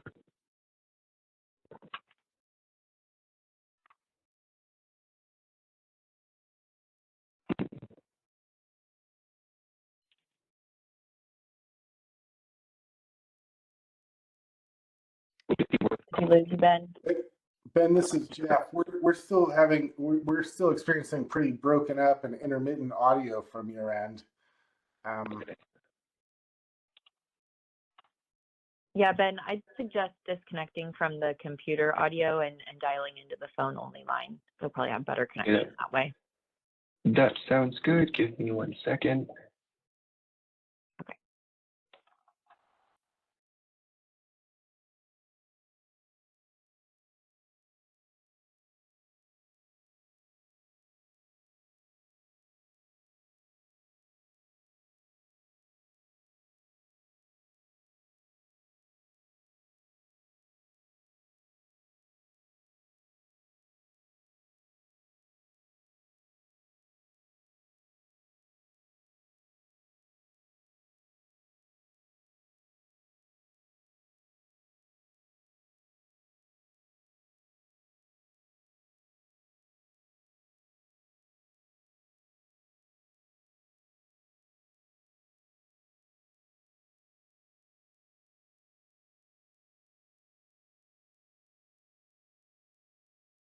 Can you hear me now? Yes, we can hear you. Is that better? Yes. All right, It great. is, but it's a little muted. All right, sorry about that, everybody. Yep. Isabella, if you would just jump forward 2 slides, please. Thank you. And towards the end of this presentation, I'm going to demonstrate that in some of our analysis, only 20% or more of storage may be unavailable during the availability assessment hours. And this is the key point that I would like to highlight. So I'm going to move through the top end pretty quickly, and then we'll get to some of the 24-hour analysis later on. You go 1 forward, please. Great. Most of you have seen this, so I'm going to brush by it, but on average in 2022, about 30% of solar and wind was kind of dominating what was going on in new development, and batteries are starting to show up as one of our asset classes. Going forward, we already saw this figure, so I'll jump forward 2 for the sake of time. By 2030, we're expecting there to be new builds, about 7 to 17 gigawatts of solar, and an additional 5 to 12 gigawatts of batteries or 4-hour storage. You go forward again 1. Thought this would be helpful for the stakeholders to get a better understanding of just the amount of build that we've seen in 2023. It's just about doubled, and the majority of it is co-located hybrid and co-located. Just to slow up here for a second, we're looking at about 8.5 gigawatts installed. Not all of this is RA, so this number will be considerably different than when we look at it in the future slides. You go forward 1, please.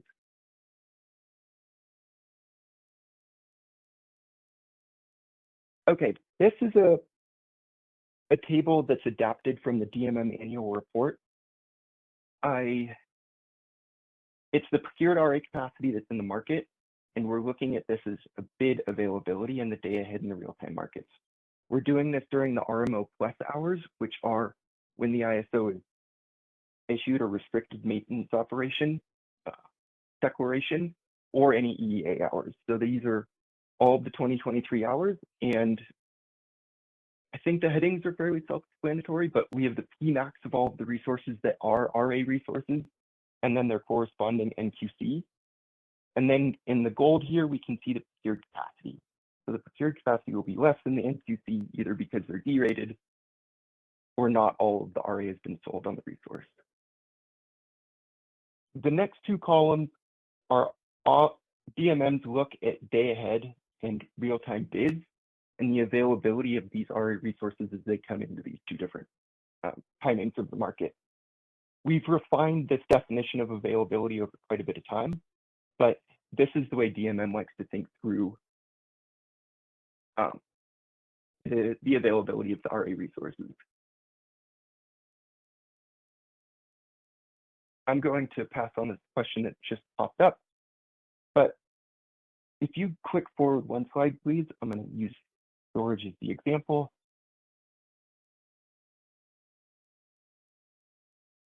Well, I'll use the storage row here as the example. So in the day ahead market, we see 90% of the RA fleet being bid in, and then we see a corresponding 90% in the real-time market as well. On this front, this is incorporating outages, and this is incorporating bids that are even submitted into the market. So just at first pass, what we're seeing bid into the market is 10% less than the procured capacity in the RA market. Moving forward one slide, what I would like to highlight in this presentation is that some of the LRAs are moving from this ELCC accounting framework, which batteries can be valued there, but we can also use the data at the ISO to look across the battery fleet, in particular across the availability assessment. But before we do that, the availability that we were talking about earlier, you'd go to the next slide, please.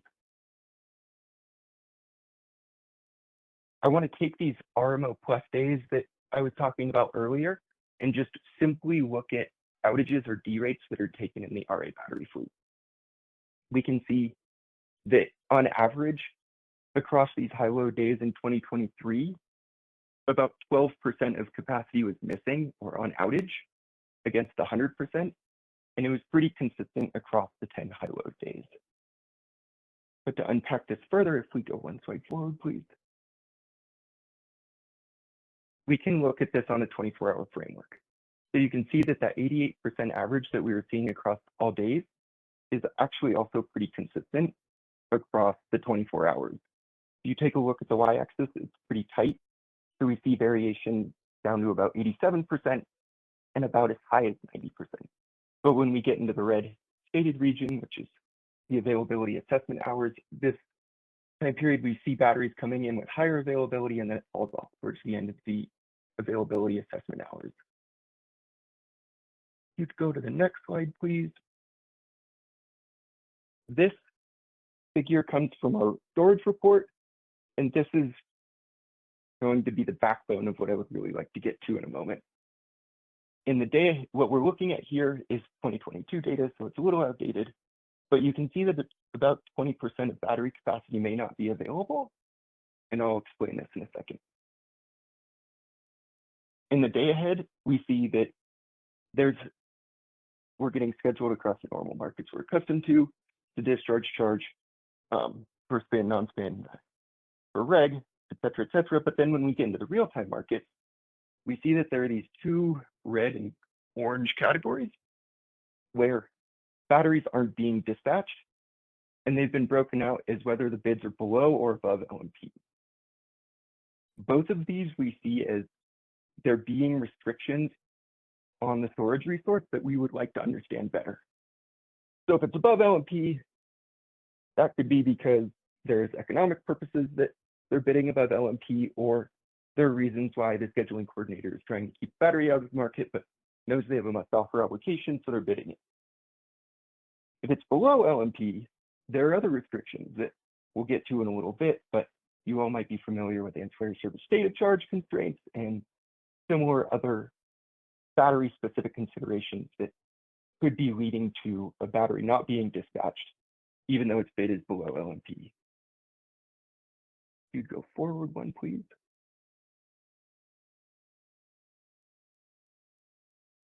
This is borrowed from some work that NP Energy has done, but what I would like to highlight here is the arrow that's kind of in the top center, where there is this expectation that we can move excess generation in the middle of the day into the availability assessment hours.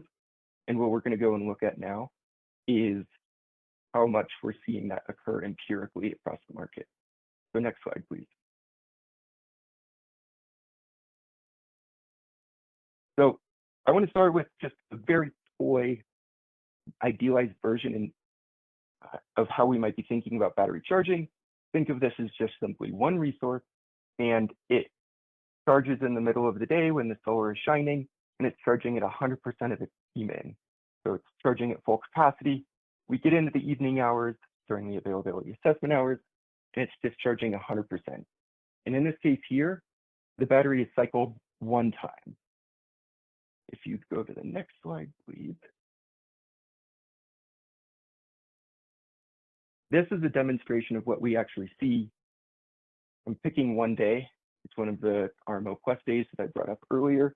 I will return to a number of these RMO Quest days to highlight different behaviors that we see or different kind of operational considerations. But this is one day that I've picked out as an example. And we can see that in the morning hours, before everybody wakes up, there is battery charging. There's on average a little bit of charging in the morning hours. There's charging during the solar hours, and then there's discharge in the evening hours. But there's a few important things to highlight here.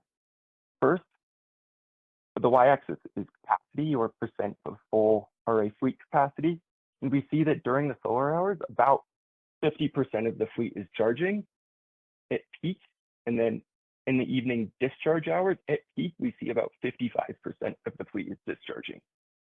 There's a bunch of different reasons that this could be going on.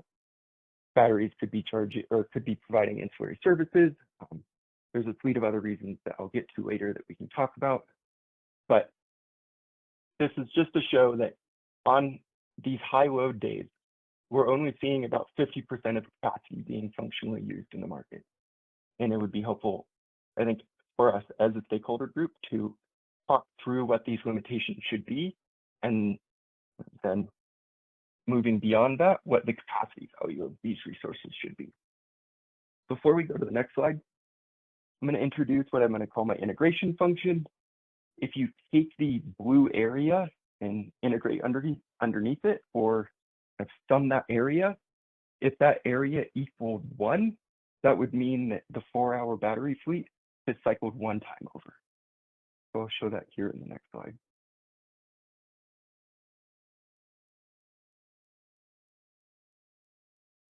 Okay, these are, instead of looking at one day, we're looking at the 10 RMO Quest days in the market. And the blue bars are what I was just talking about earlier. So if you take that full summed area underneath the percent capacity of the RA fleet used, and we total that, we're getting an average that's about 55%, meaning that, like I was showing earlier, at most, the battery fleet is cycling 55%. That said, there could still be remaining state of charge, and that's what we're seeing in the orange diamond.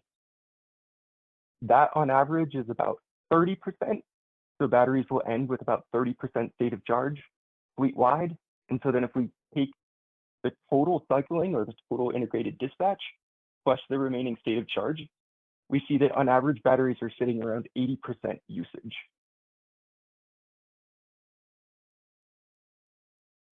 Next slide, please.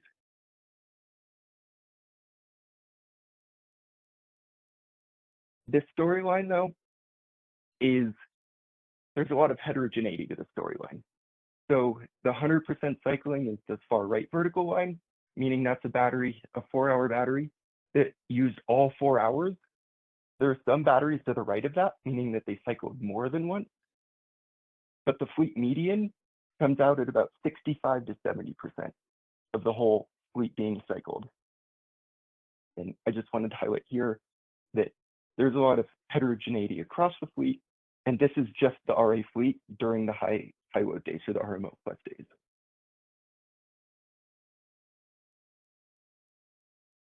Next slide, please.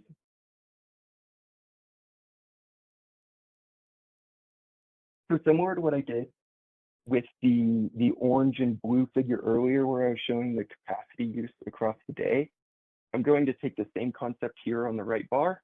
I'm going to spread this across 24 hours, but the y-axis now is no longer going to be capacity. It's going to be state of charge. If we could go to the next slide, please. I'm going to build this slide up, but to start, what we're looking at here on the y-axis is the percent of total energy or the state of charge of the full RA fleet. And yeah, how to talk about this, right? So you can see when the line is going up, this is the state of charge increasing, so the battery fleet is charging. The blue is the percent of the state of charge that's scheduled in that interval. And maybe the easiest way to think about this is if this were an example of just a 1 megawatt 4-hour battery, and it was charging at 100%, the blue would overlap with the orange. But in the case here around 9 o'clock, you can see that about 80 to 85% of the fleet is being scheduled to charge. I'm taking a quick look at my notes. On this incorporates outages already, and I'll get to that in a second. One of the pieces that I would really like to highlight at the moment is that on this high load day, the battery fleet peaked at about an 80% state of charge and ended at about a 35% state of charge. Similar to what I was showing earlier in that cycling figure, but now we can see how this is working across the day. Outages are incorporated into this. So earlier I was saying that about 12% of the fleet is on outage. So that already is kind of creating a ceiling for where the state of charge could even obtain, but it's not even obtaining that average ceiling. There are a bunch of reasons that this could be going on. In the market model, we have minimum state of charge constraints, upper and lower charge limits, which there could be all sorts of reasons that a scheduling coordinator is using these, such as warranties. And there's also the aggregate capability constraint of some resources out there.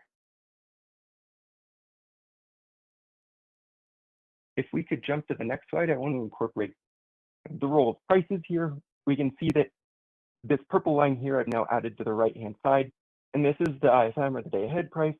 And we can see that the day-ahead price exceeds the soft offer cap, but only about 50% of, during the availability system hours, about 50% of the state of charge of the fleet is scheduled. So it's not a day-ahead price that's really driving this behavior.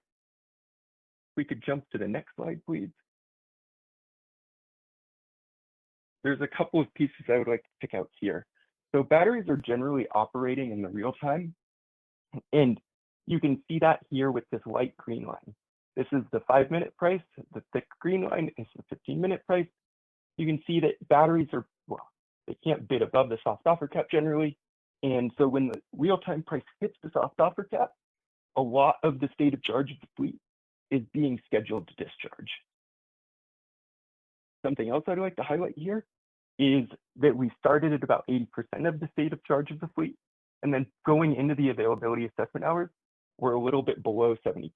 So these pricing dynamics in the market are at times lowering the state of charge before we even hit the peak.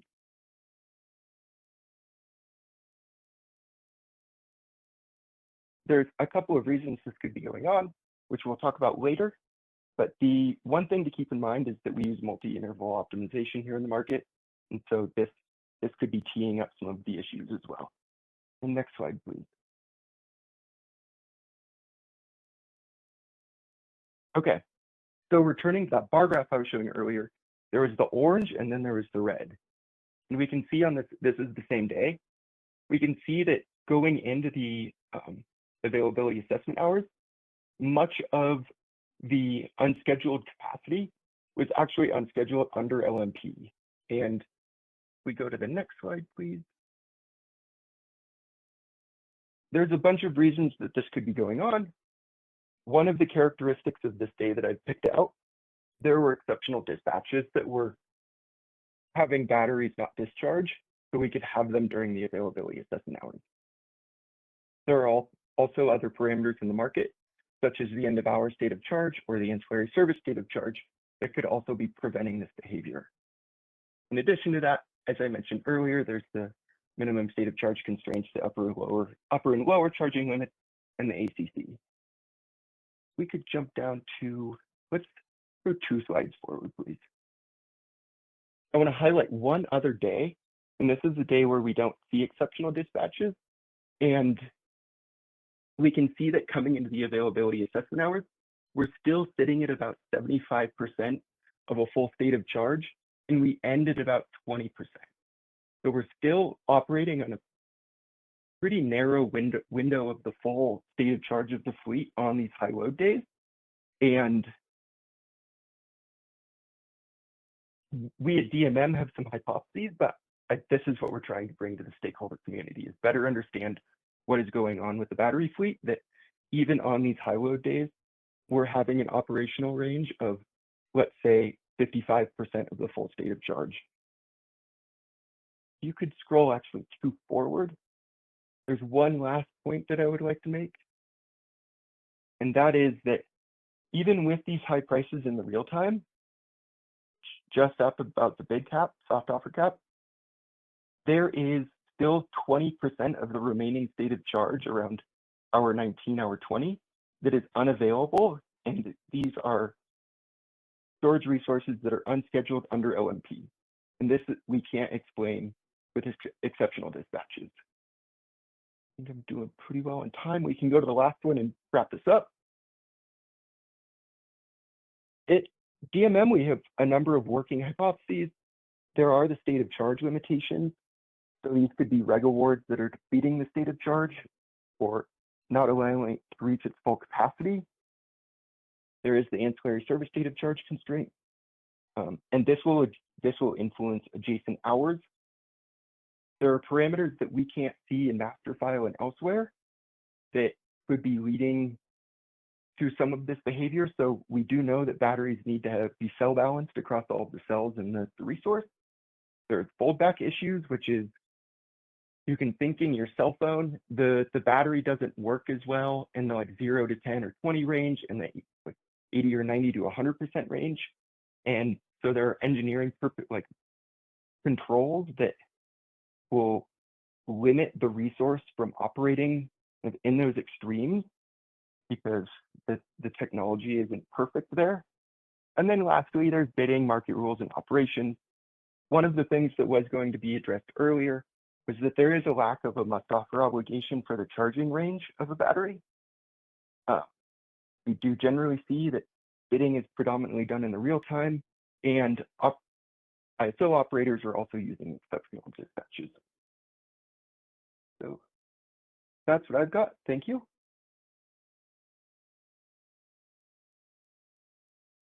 Thanks, Ben. It looks like you have 2 questions in the queue.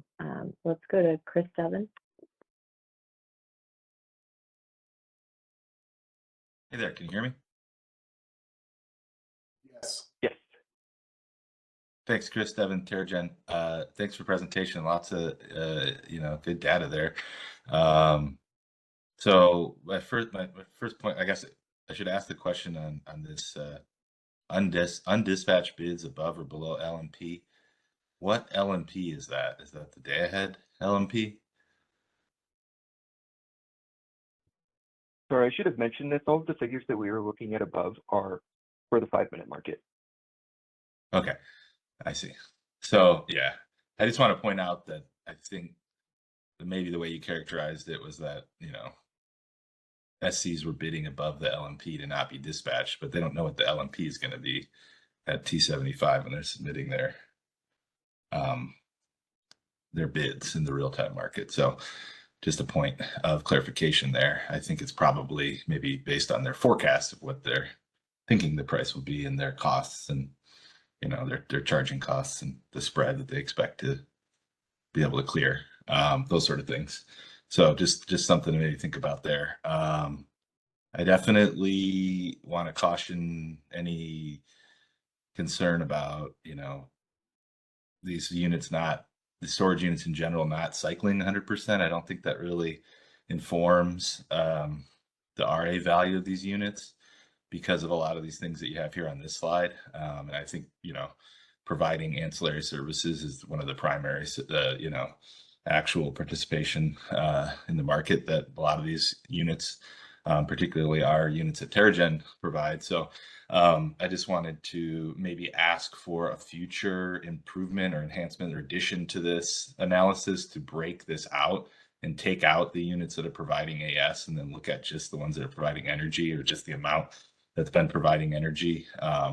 Because I think that comparably, storage is able to provide services, especially regulation, cheaper than other types of resources in general, and therefore they get selected, and then that ends up, potentially not cycling the unit because of the way that the AGC signal dispatches those, and then how they respond to they generally are providing more reg down because of the needs on the system, because of the solar variability and producing above what their forecasts are. Those are a lot of drivers for it, but just some thoughts as to what some of those might be. So thanks for all this information, but I think that maybe there's some more suggestions here that we need to look at, and I think a lot of the things that I just want to take this opportunity to point out that TerraGen has asked for review of hybrid resource rules, and I think that in general CAISO should put some more focus on storage resources, since there are so many coming on the system. It's the primary type of resource that's going to be added for reliability over the coming years and for RA purposes. So, hybrids, co-located and storage units will really become more and more of a focus. I think CAISO should really try to think about the market design elements like these SOC issues, foldback issues, all these different things that are noted here as a potential item to look at, maybe hopefully in another stakeholder initiative on market design for storage and hybrid issues. I think there are some RA things that were noted in the CAISO's presentation related to hybrid must offer obligations that maybe that could be something good to look at in this RA initiative. But I do think that the storage community and CAISO should really be putting a stronger focus on storage market design, which is evidenced by some of these outcomes here. Thanks.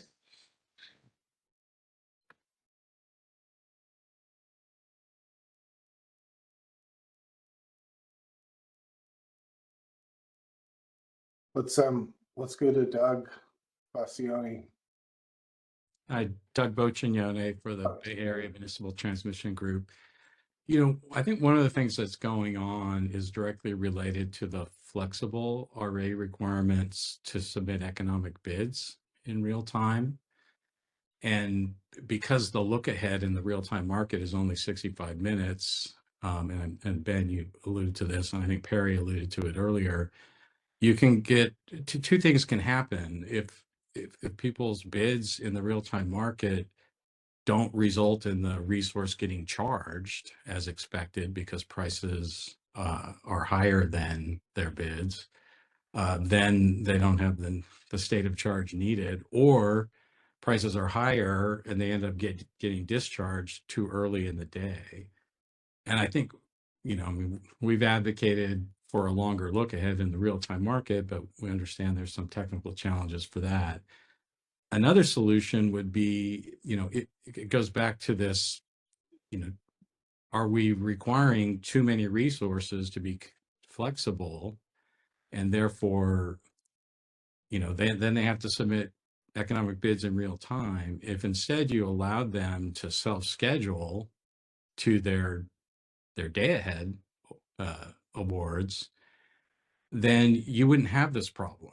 You would get the expected behavior of them getting fully charged when you on a day ahead basis expected them to need to be charged, and then they would just discharge in real time following that day ahead pattern. And I think you would see a much higher percentage of charging and discharging to meet what you expect to happen. Now, you wouldn't have as much real-time flexibility if you allowed everyone to do that.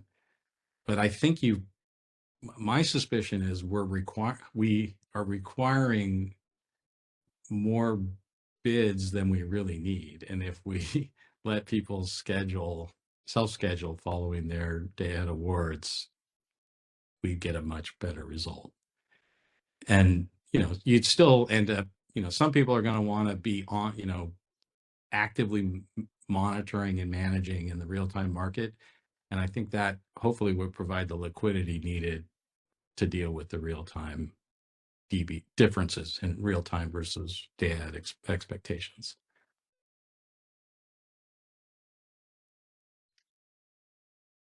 Thank you, Doug. Let's move on to Michael.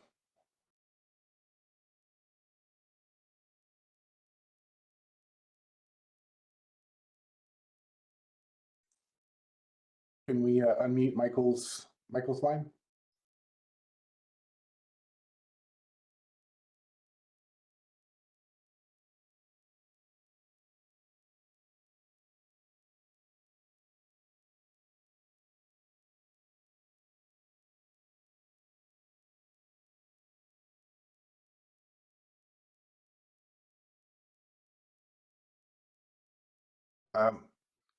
Hello, can we unmute Michael Volpe's line, please?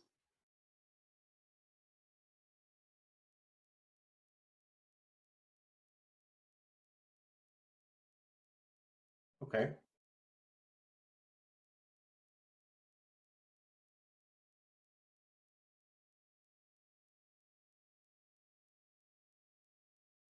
Is the host still on, or can anyone hear me?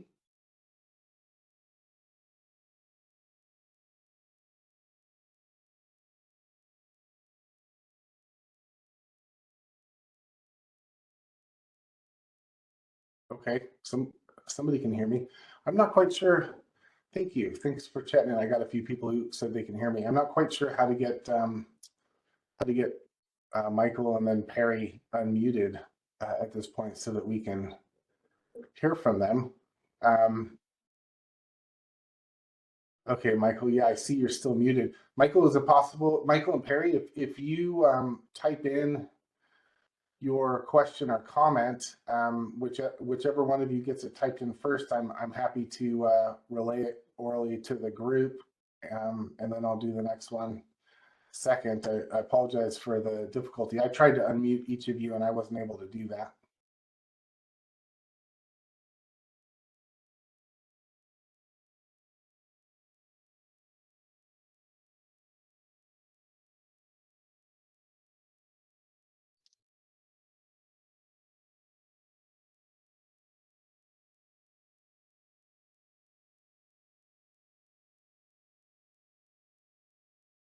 And I just messaged the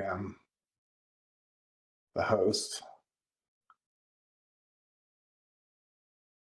Okay, so Michael chimed in, and he said I wanted to second what Chris said about breaking out the data into which storage resources were providing energy only and which were providing regulation. So it sounds like Michael, Michael would like Chris would like to see some additional granularity in the analysis. And he continues, could we ask CAISO to consider the effect of regulation energy on the analysis that they've presented today?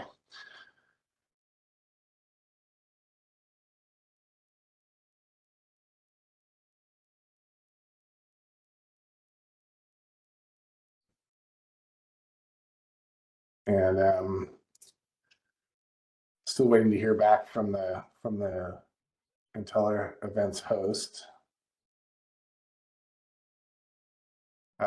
Audio's been being troubleshooted. Perry, any chance you could type in your question or comment?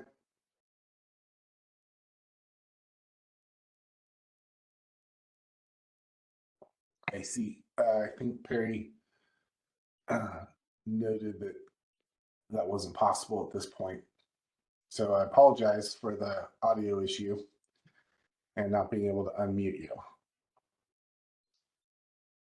So let's so we only have about 10 minutes left in any event. So both Michael and Perry, please feel free to put your comments or questions regarding the battery storage analysis in your written comments for this meeting. And thank you very much, Ben, for the analysis and for walking through it. I appreciate that very much. So let's, if the event host can hear me, can we please move on to the next slide?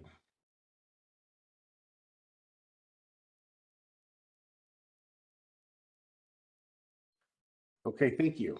Next steps. So next slide, please. Great. So we'll have a working group meeting that's virtual on February 13th, and written comments regarding this meeting will be due January 30th. This slide says Wednesday. I think January 30th is a Tuesday. So the January 30th part is the binding timeline, and you can submit your written comments through the ISO's commenting tool on the working group webpage. Please feel free to contact me if you'd like to present, and I have a little bit to say about that in just a minute. But you know, if you do contact me, and you know, a number of market participants and working group participants have contacted either myself or the ISO staff with an interest in having a conversation and thinking about presenting. And one of the things that's come out of that those conversations is that it may be more valuable to, rather than have individual presentations that are sort of one-off and woven into the meeting topic agenda, to try, you know, so that they make sense where they show up.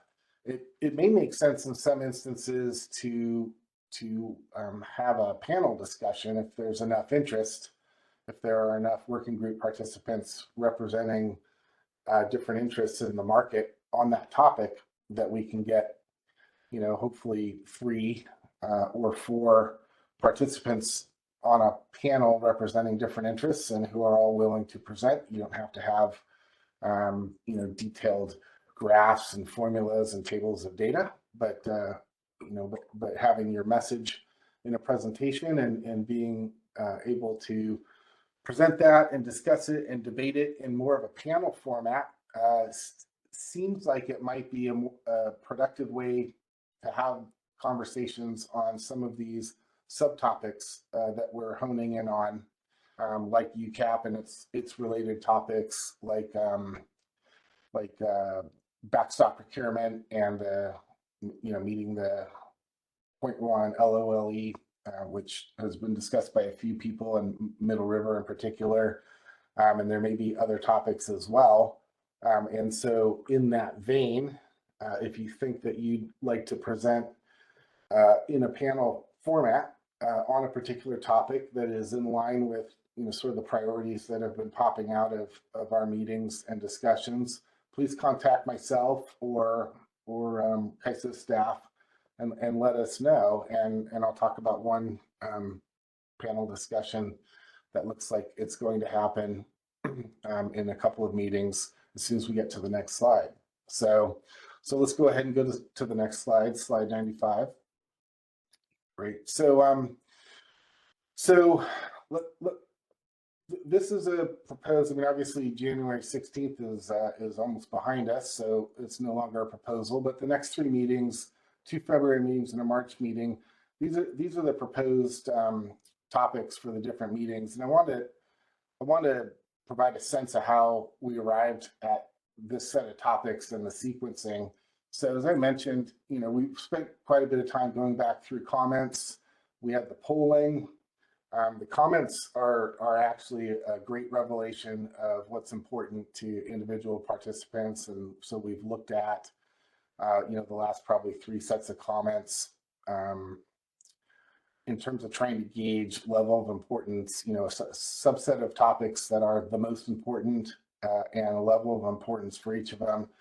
And so this proposed or straw schedule for topics really does reflect the participants' sort of stated preferences as one experiences those going through, you know, 3 different sets of comments post meeting. And so, but overlaid on that sort of revealed preference is a semblance of trying to schedule things so that they make sense, the order in which they appear. We would like to have deep dives appear before extended discussions, or maybe even before a panel discussion on a particular topic. And so trying to schedule the sequence of events while also respecting the revealed preference has sort of led us to this proposed or straw topic schedule for the next few meetings. So I'd like everybody to have take a moment and have a look at that. And while you do that, and then I'll take some comments in a minute, but while you do that, I would also like to point out, first of all, I would like to re-encourage you to consider giving a presentation, and especially on a panel, if you think that would be more productive or easier for you to participate in. Please consider that and reach out. This working group, will probably, is only successful to the extent that there's group participation and some vigorous discussion. So I encourage you to do that, and I'll highlight that we have scheduled for the March 13th meeting panel discussion on backstop measures. And as I mentioned before, this topic has come up a number of times. I mistakenly interpreted it as an issue having to do with meeting a 0.1 LOLE criteria, and through discussions, it was explained to me that that's really just part of the discussion. That discussion is really about backstop measures and the triggers that are involved in that procurement. And I'm sure there are some cost allocation matters. I think that was discussed a little bit today in one of the earlier presentations from a market participant. So we already have our first panel discussion. I will mention, and this is just more of an option for you, or it's probably not even a suggestion, but just an option as we think about, someone brought up 2 or 3 meetings ago, what's the end result? What's considered a success, and how do we move the ball forward on these matters? We can have the panel discussions. We can do a mixed meeting where part of the meeting is set aside to address a particular issue. That could include a panel discussion. It could include a series of panel discussions. But ultimately, what a success is for any particular issue that a discussion paper comes out of that clearly defines the issue, identifies why it's an issue, and to the extent that clarity is available in a direction to move on that, that would be included in the discussion paper also, and then that discussion paper is forwarded into the market initiative process, and all that's on, I want to say, slide 3 or 4. So that's what a success is. In my personal opinion, I think as these issues start to take shape in terms of importance and priority, that we do circle around them in these meetings and have panel discussions if that's something the group's open to. And then something that can pop out of that is, getting some leadership within the group, or I'm happy to, work in that vein also, and try and get a discussion paper shaped up that reflects, is a clear statement of the issue and reflects the different perspectives on the issue. So I just wanted to mention all of that. I think this group is moving in a fantastic direction regarding discussion, back and forth discussion and engagement with not only each other, but also the presenters and so forth. So that's been fantastic and encouraging. So I'll open it up to questions if anybody's got any questions or comments that they'd like to make regarding anything really, but also you could be focused on the proposed schedule and how we move the ball forward and get different issues considered for promotion into the initiative process. So I see Perry's got his hand up. Let's go ahead and unmute Perry's line. Hey, this is Perry Servideo CISA. Can you hear me? Yes, I can, Perry. Okay, my comment is on the DMM presentation, now that I'm able to speak. Sure, go ahead. Yeah, no, I just had a few comments and questions here. There's really a lot to unpack, more so than we could have done in that 10 minutes or so that was allotted to it. But the first thing is, I think at a high level, I'd like to hear from CAISO. You know, this was presented within a resource adequacy context. So is there some kind of suggestion from this information that resources, energy storage resources, should not be qualified in the way that they are today, or am I misinterpreting that? So, I'll take a stab at an answer to that, because that was part of my discussion with Ben when he first walked me through the presentation. And so, you know, as I mentioned earlier, probably twice, you know, getting to understand how these different resource classes behave is you know, I would say you have to do a deep dive into a particular resource class in order to understand how it's operating and experiencing the market and policy world around it. And so I think what came out of Ben's presentation was there was a mismatch in understanding of what to expect from battery resources with respect to what was being observed. And those are two different perspectives. And what's being observed is how battery operators actually operate within the market and policy construct that they live. I know there were a couple of comments regarding having a deeper dive into the role of providing reserves and regulation in the measures that Ben was showing.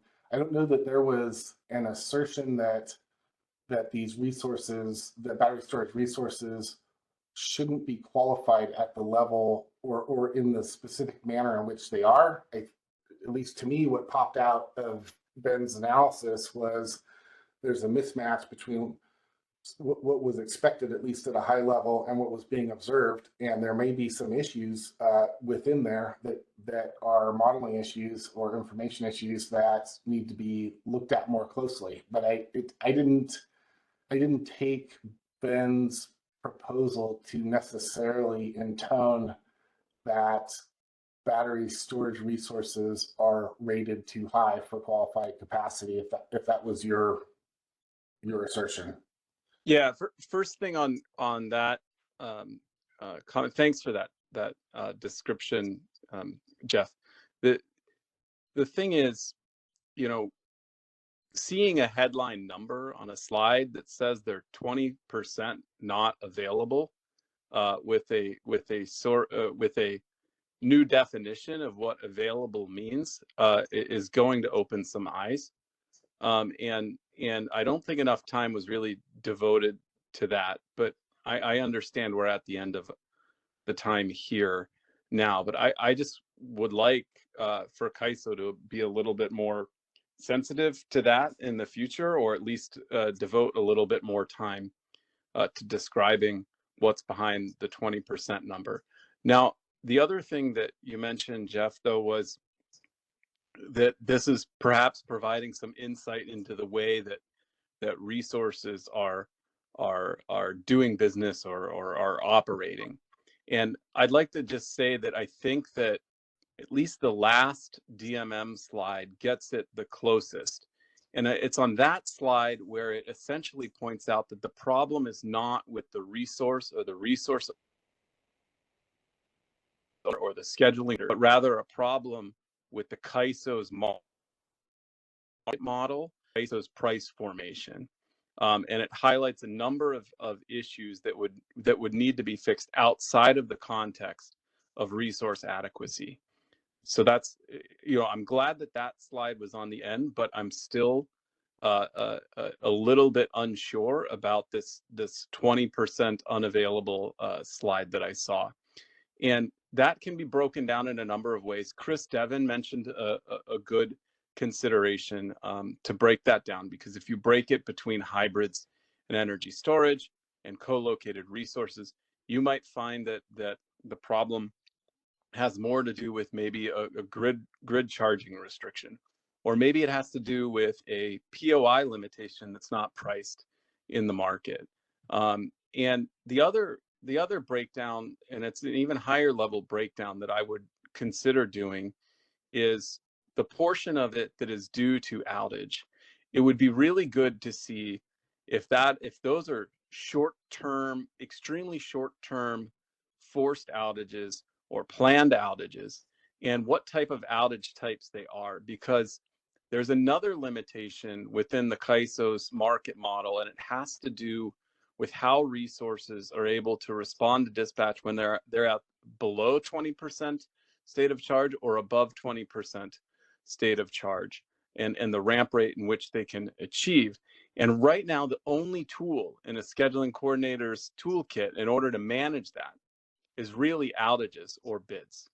And if CAISO were to correct that, then you wouldn't really see this as you know, an outage taking out 10% of the availability of the resource. The other point is for this other 10% of the 20% quote unquote non-availability.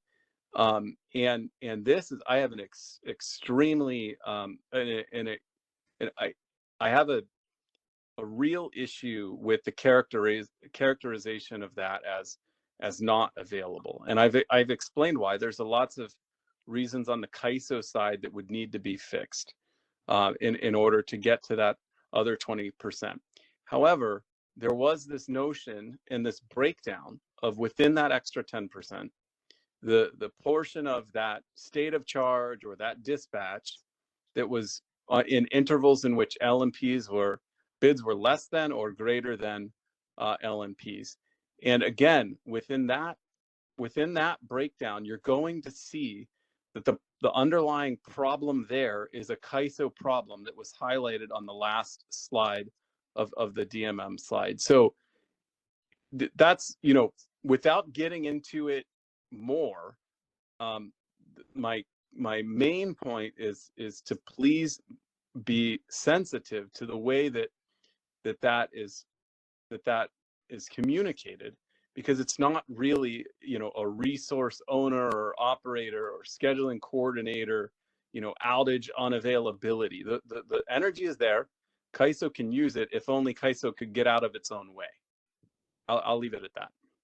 Okay, Perry, I appreciate that, and I'll reiterate, you know, my discussion with Ben, you know, a few weeks ago really did focus on, I mean, so, you know, I worked in market monitoring for 20-something years, and it is a challenge to try and understand some of the operating characteristics of different resources. And this was, you know, I'm reaching back well before battery storage was a thing, but even with combined cycles or any other technology that wasn't a simple, you know, a simple cycle, often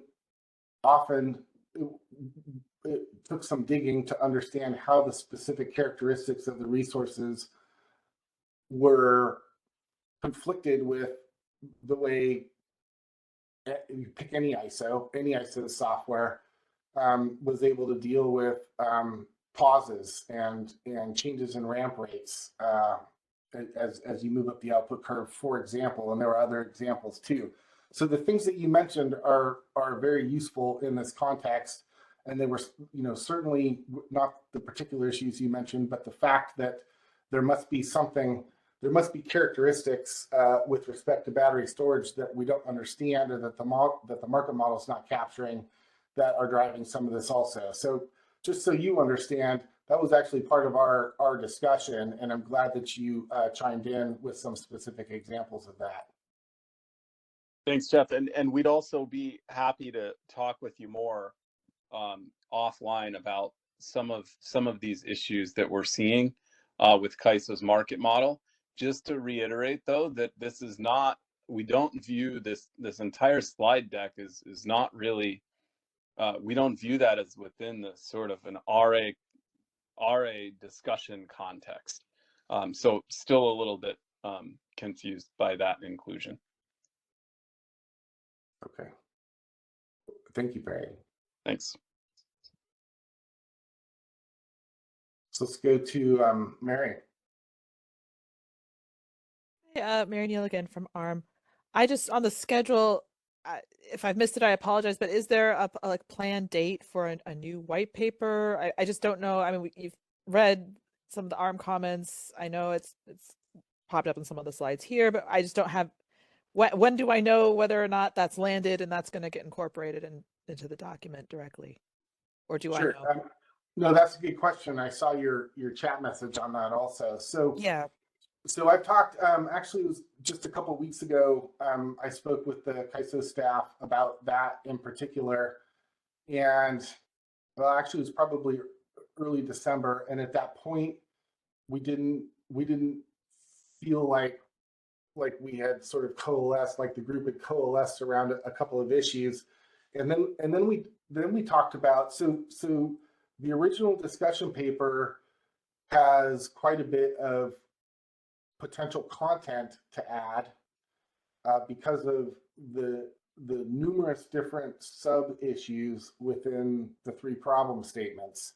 And so we also talked a little bit about perhaps in any of these issues that winds up, for example, winds up with a panel discussion or 2 and winds up taking its own, parallel track as a sub issue that people participate in, and not just this broader, working group with all issues. And then maybe a more narrow discussion paper that's specific to the sub issue or related sub issues comes out of that. And so, we felt like we were getting pretty close on some of the issues, but not close on all of the issues, and then contemplating addressing all of the issues or de-scoping the discussion paper to just half of the sub issues. We weren't really sure which approach made the most sense. I will tell you from just my personal perspective, I think having individual discussion papers pop out of these smaller sub issues or closely related sub issues makes more sense to me. And then the discussion paper is ready to be forwarded to be considered in the initiative process on its own, and doesn't necessarily have to wait for the entire discussion paper with all of the topics and sub issues, or even a slightly de-scoped version of that to be finished to forward in. So my personal perspective is things move faster once they can be broken out as their own formal topic with a working group, whoever wants to participate in that, and have a discussion, have your panel discussions, have a discussion paper pop out of that and forward it, while whatever's left from the original discussion paper moves forward at its pace, and as anything or collection of things matures enough, they drop out into a parallel process and become their own discussion paper. So that's just my thought. But Mary, I'd be interested in hearing what you think about that. Well, I didn't hear any actual dates in there. I didn't give you any dates. Yeah. So I guess it would just be, helpful to have a better sense of if there are going to be multiple tracks, as you sort of indicated, exactly what those tracks are, how they fit into the schedule. Just have a better understanding of how this is being managed, if possible. I mean, understand if it you may not have made these decisions yet, but if you have, then please let me know, so that because I would hate to have it, be scheduled and then I missed it and I didn't provide the feedback when it was necessary. And I mean, that's part of my job here, is to help you out. So I appreciate that, but I am curious, from your, I mean, you've no doubt participated in other working groups like this. My I don't know if it was a suggestion. I guess it was a suggestion. It is really based on these topics being able to fall out and not be all considered together, but have their own development track once they get mature enough. I don't know what the date is for any of those things. That would be something that if we did pick that kind of a model where let's say UCAP and related subtopics where we decided we were going to deal with those collectively, and we would have a hybrid meeting or a mixed meeting where for several meetings we're always going to deal with UCAP and that group's going to deal with it, and we push a paper forward together based on comments and co-edits and stuff, and then that can get forwarded along, and then we're just dealing with what's left in the main meeting. So does that sound like a worthwhile consideration, or do you? And getting back to your dates, I don't have any dates, but I think the dates where we would have an updated paper or papers would depend on which approach we took. So are you in favor of let's keep it all in one discussion paper type of approach, or are you in favor of sort of breaking things out as they mature?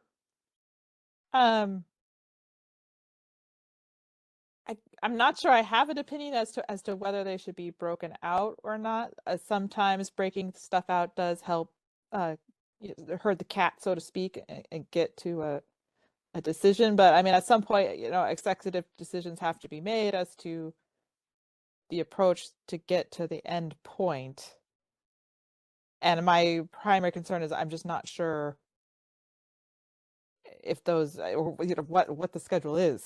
I mean, I'm still a little lost on terms of the project management, so to speak, of the whole thing. And I haven't been able, I personally wouldn't be qualified to make those decisions, but I'd be very interested in knowing the strategy here so that I could participate as best as possible. Does that make sense? It does. Thank you very much. I'm sorry for putting you on the spot. So I can commit to, I don't know if I'll have dates. It'll depend on the feedback we get, but I can commit, we can, and it sounds like we should talk during the February 13th meeting for a short while at least about how we move some of these things forward. And I can have a proposal based on what I've seen in comments and so forth.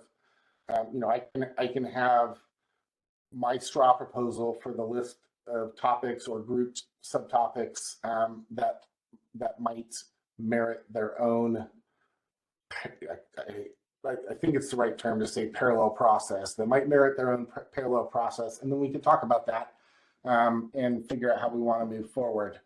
Yeah, that won't satisfy your request for dates, but it will get us closer, I think.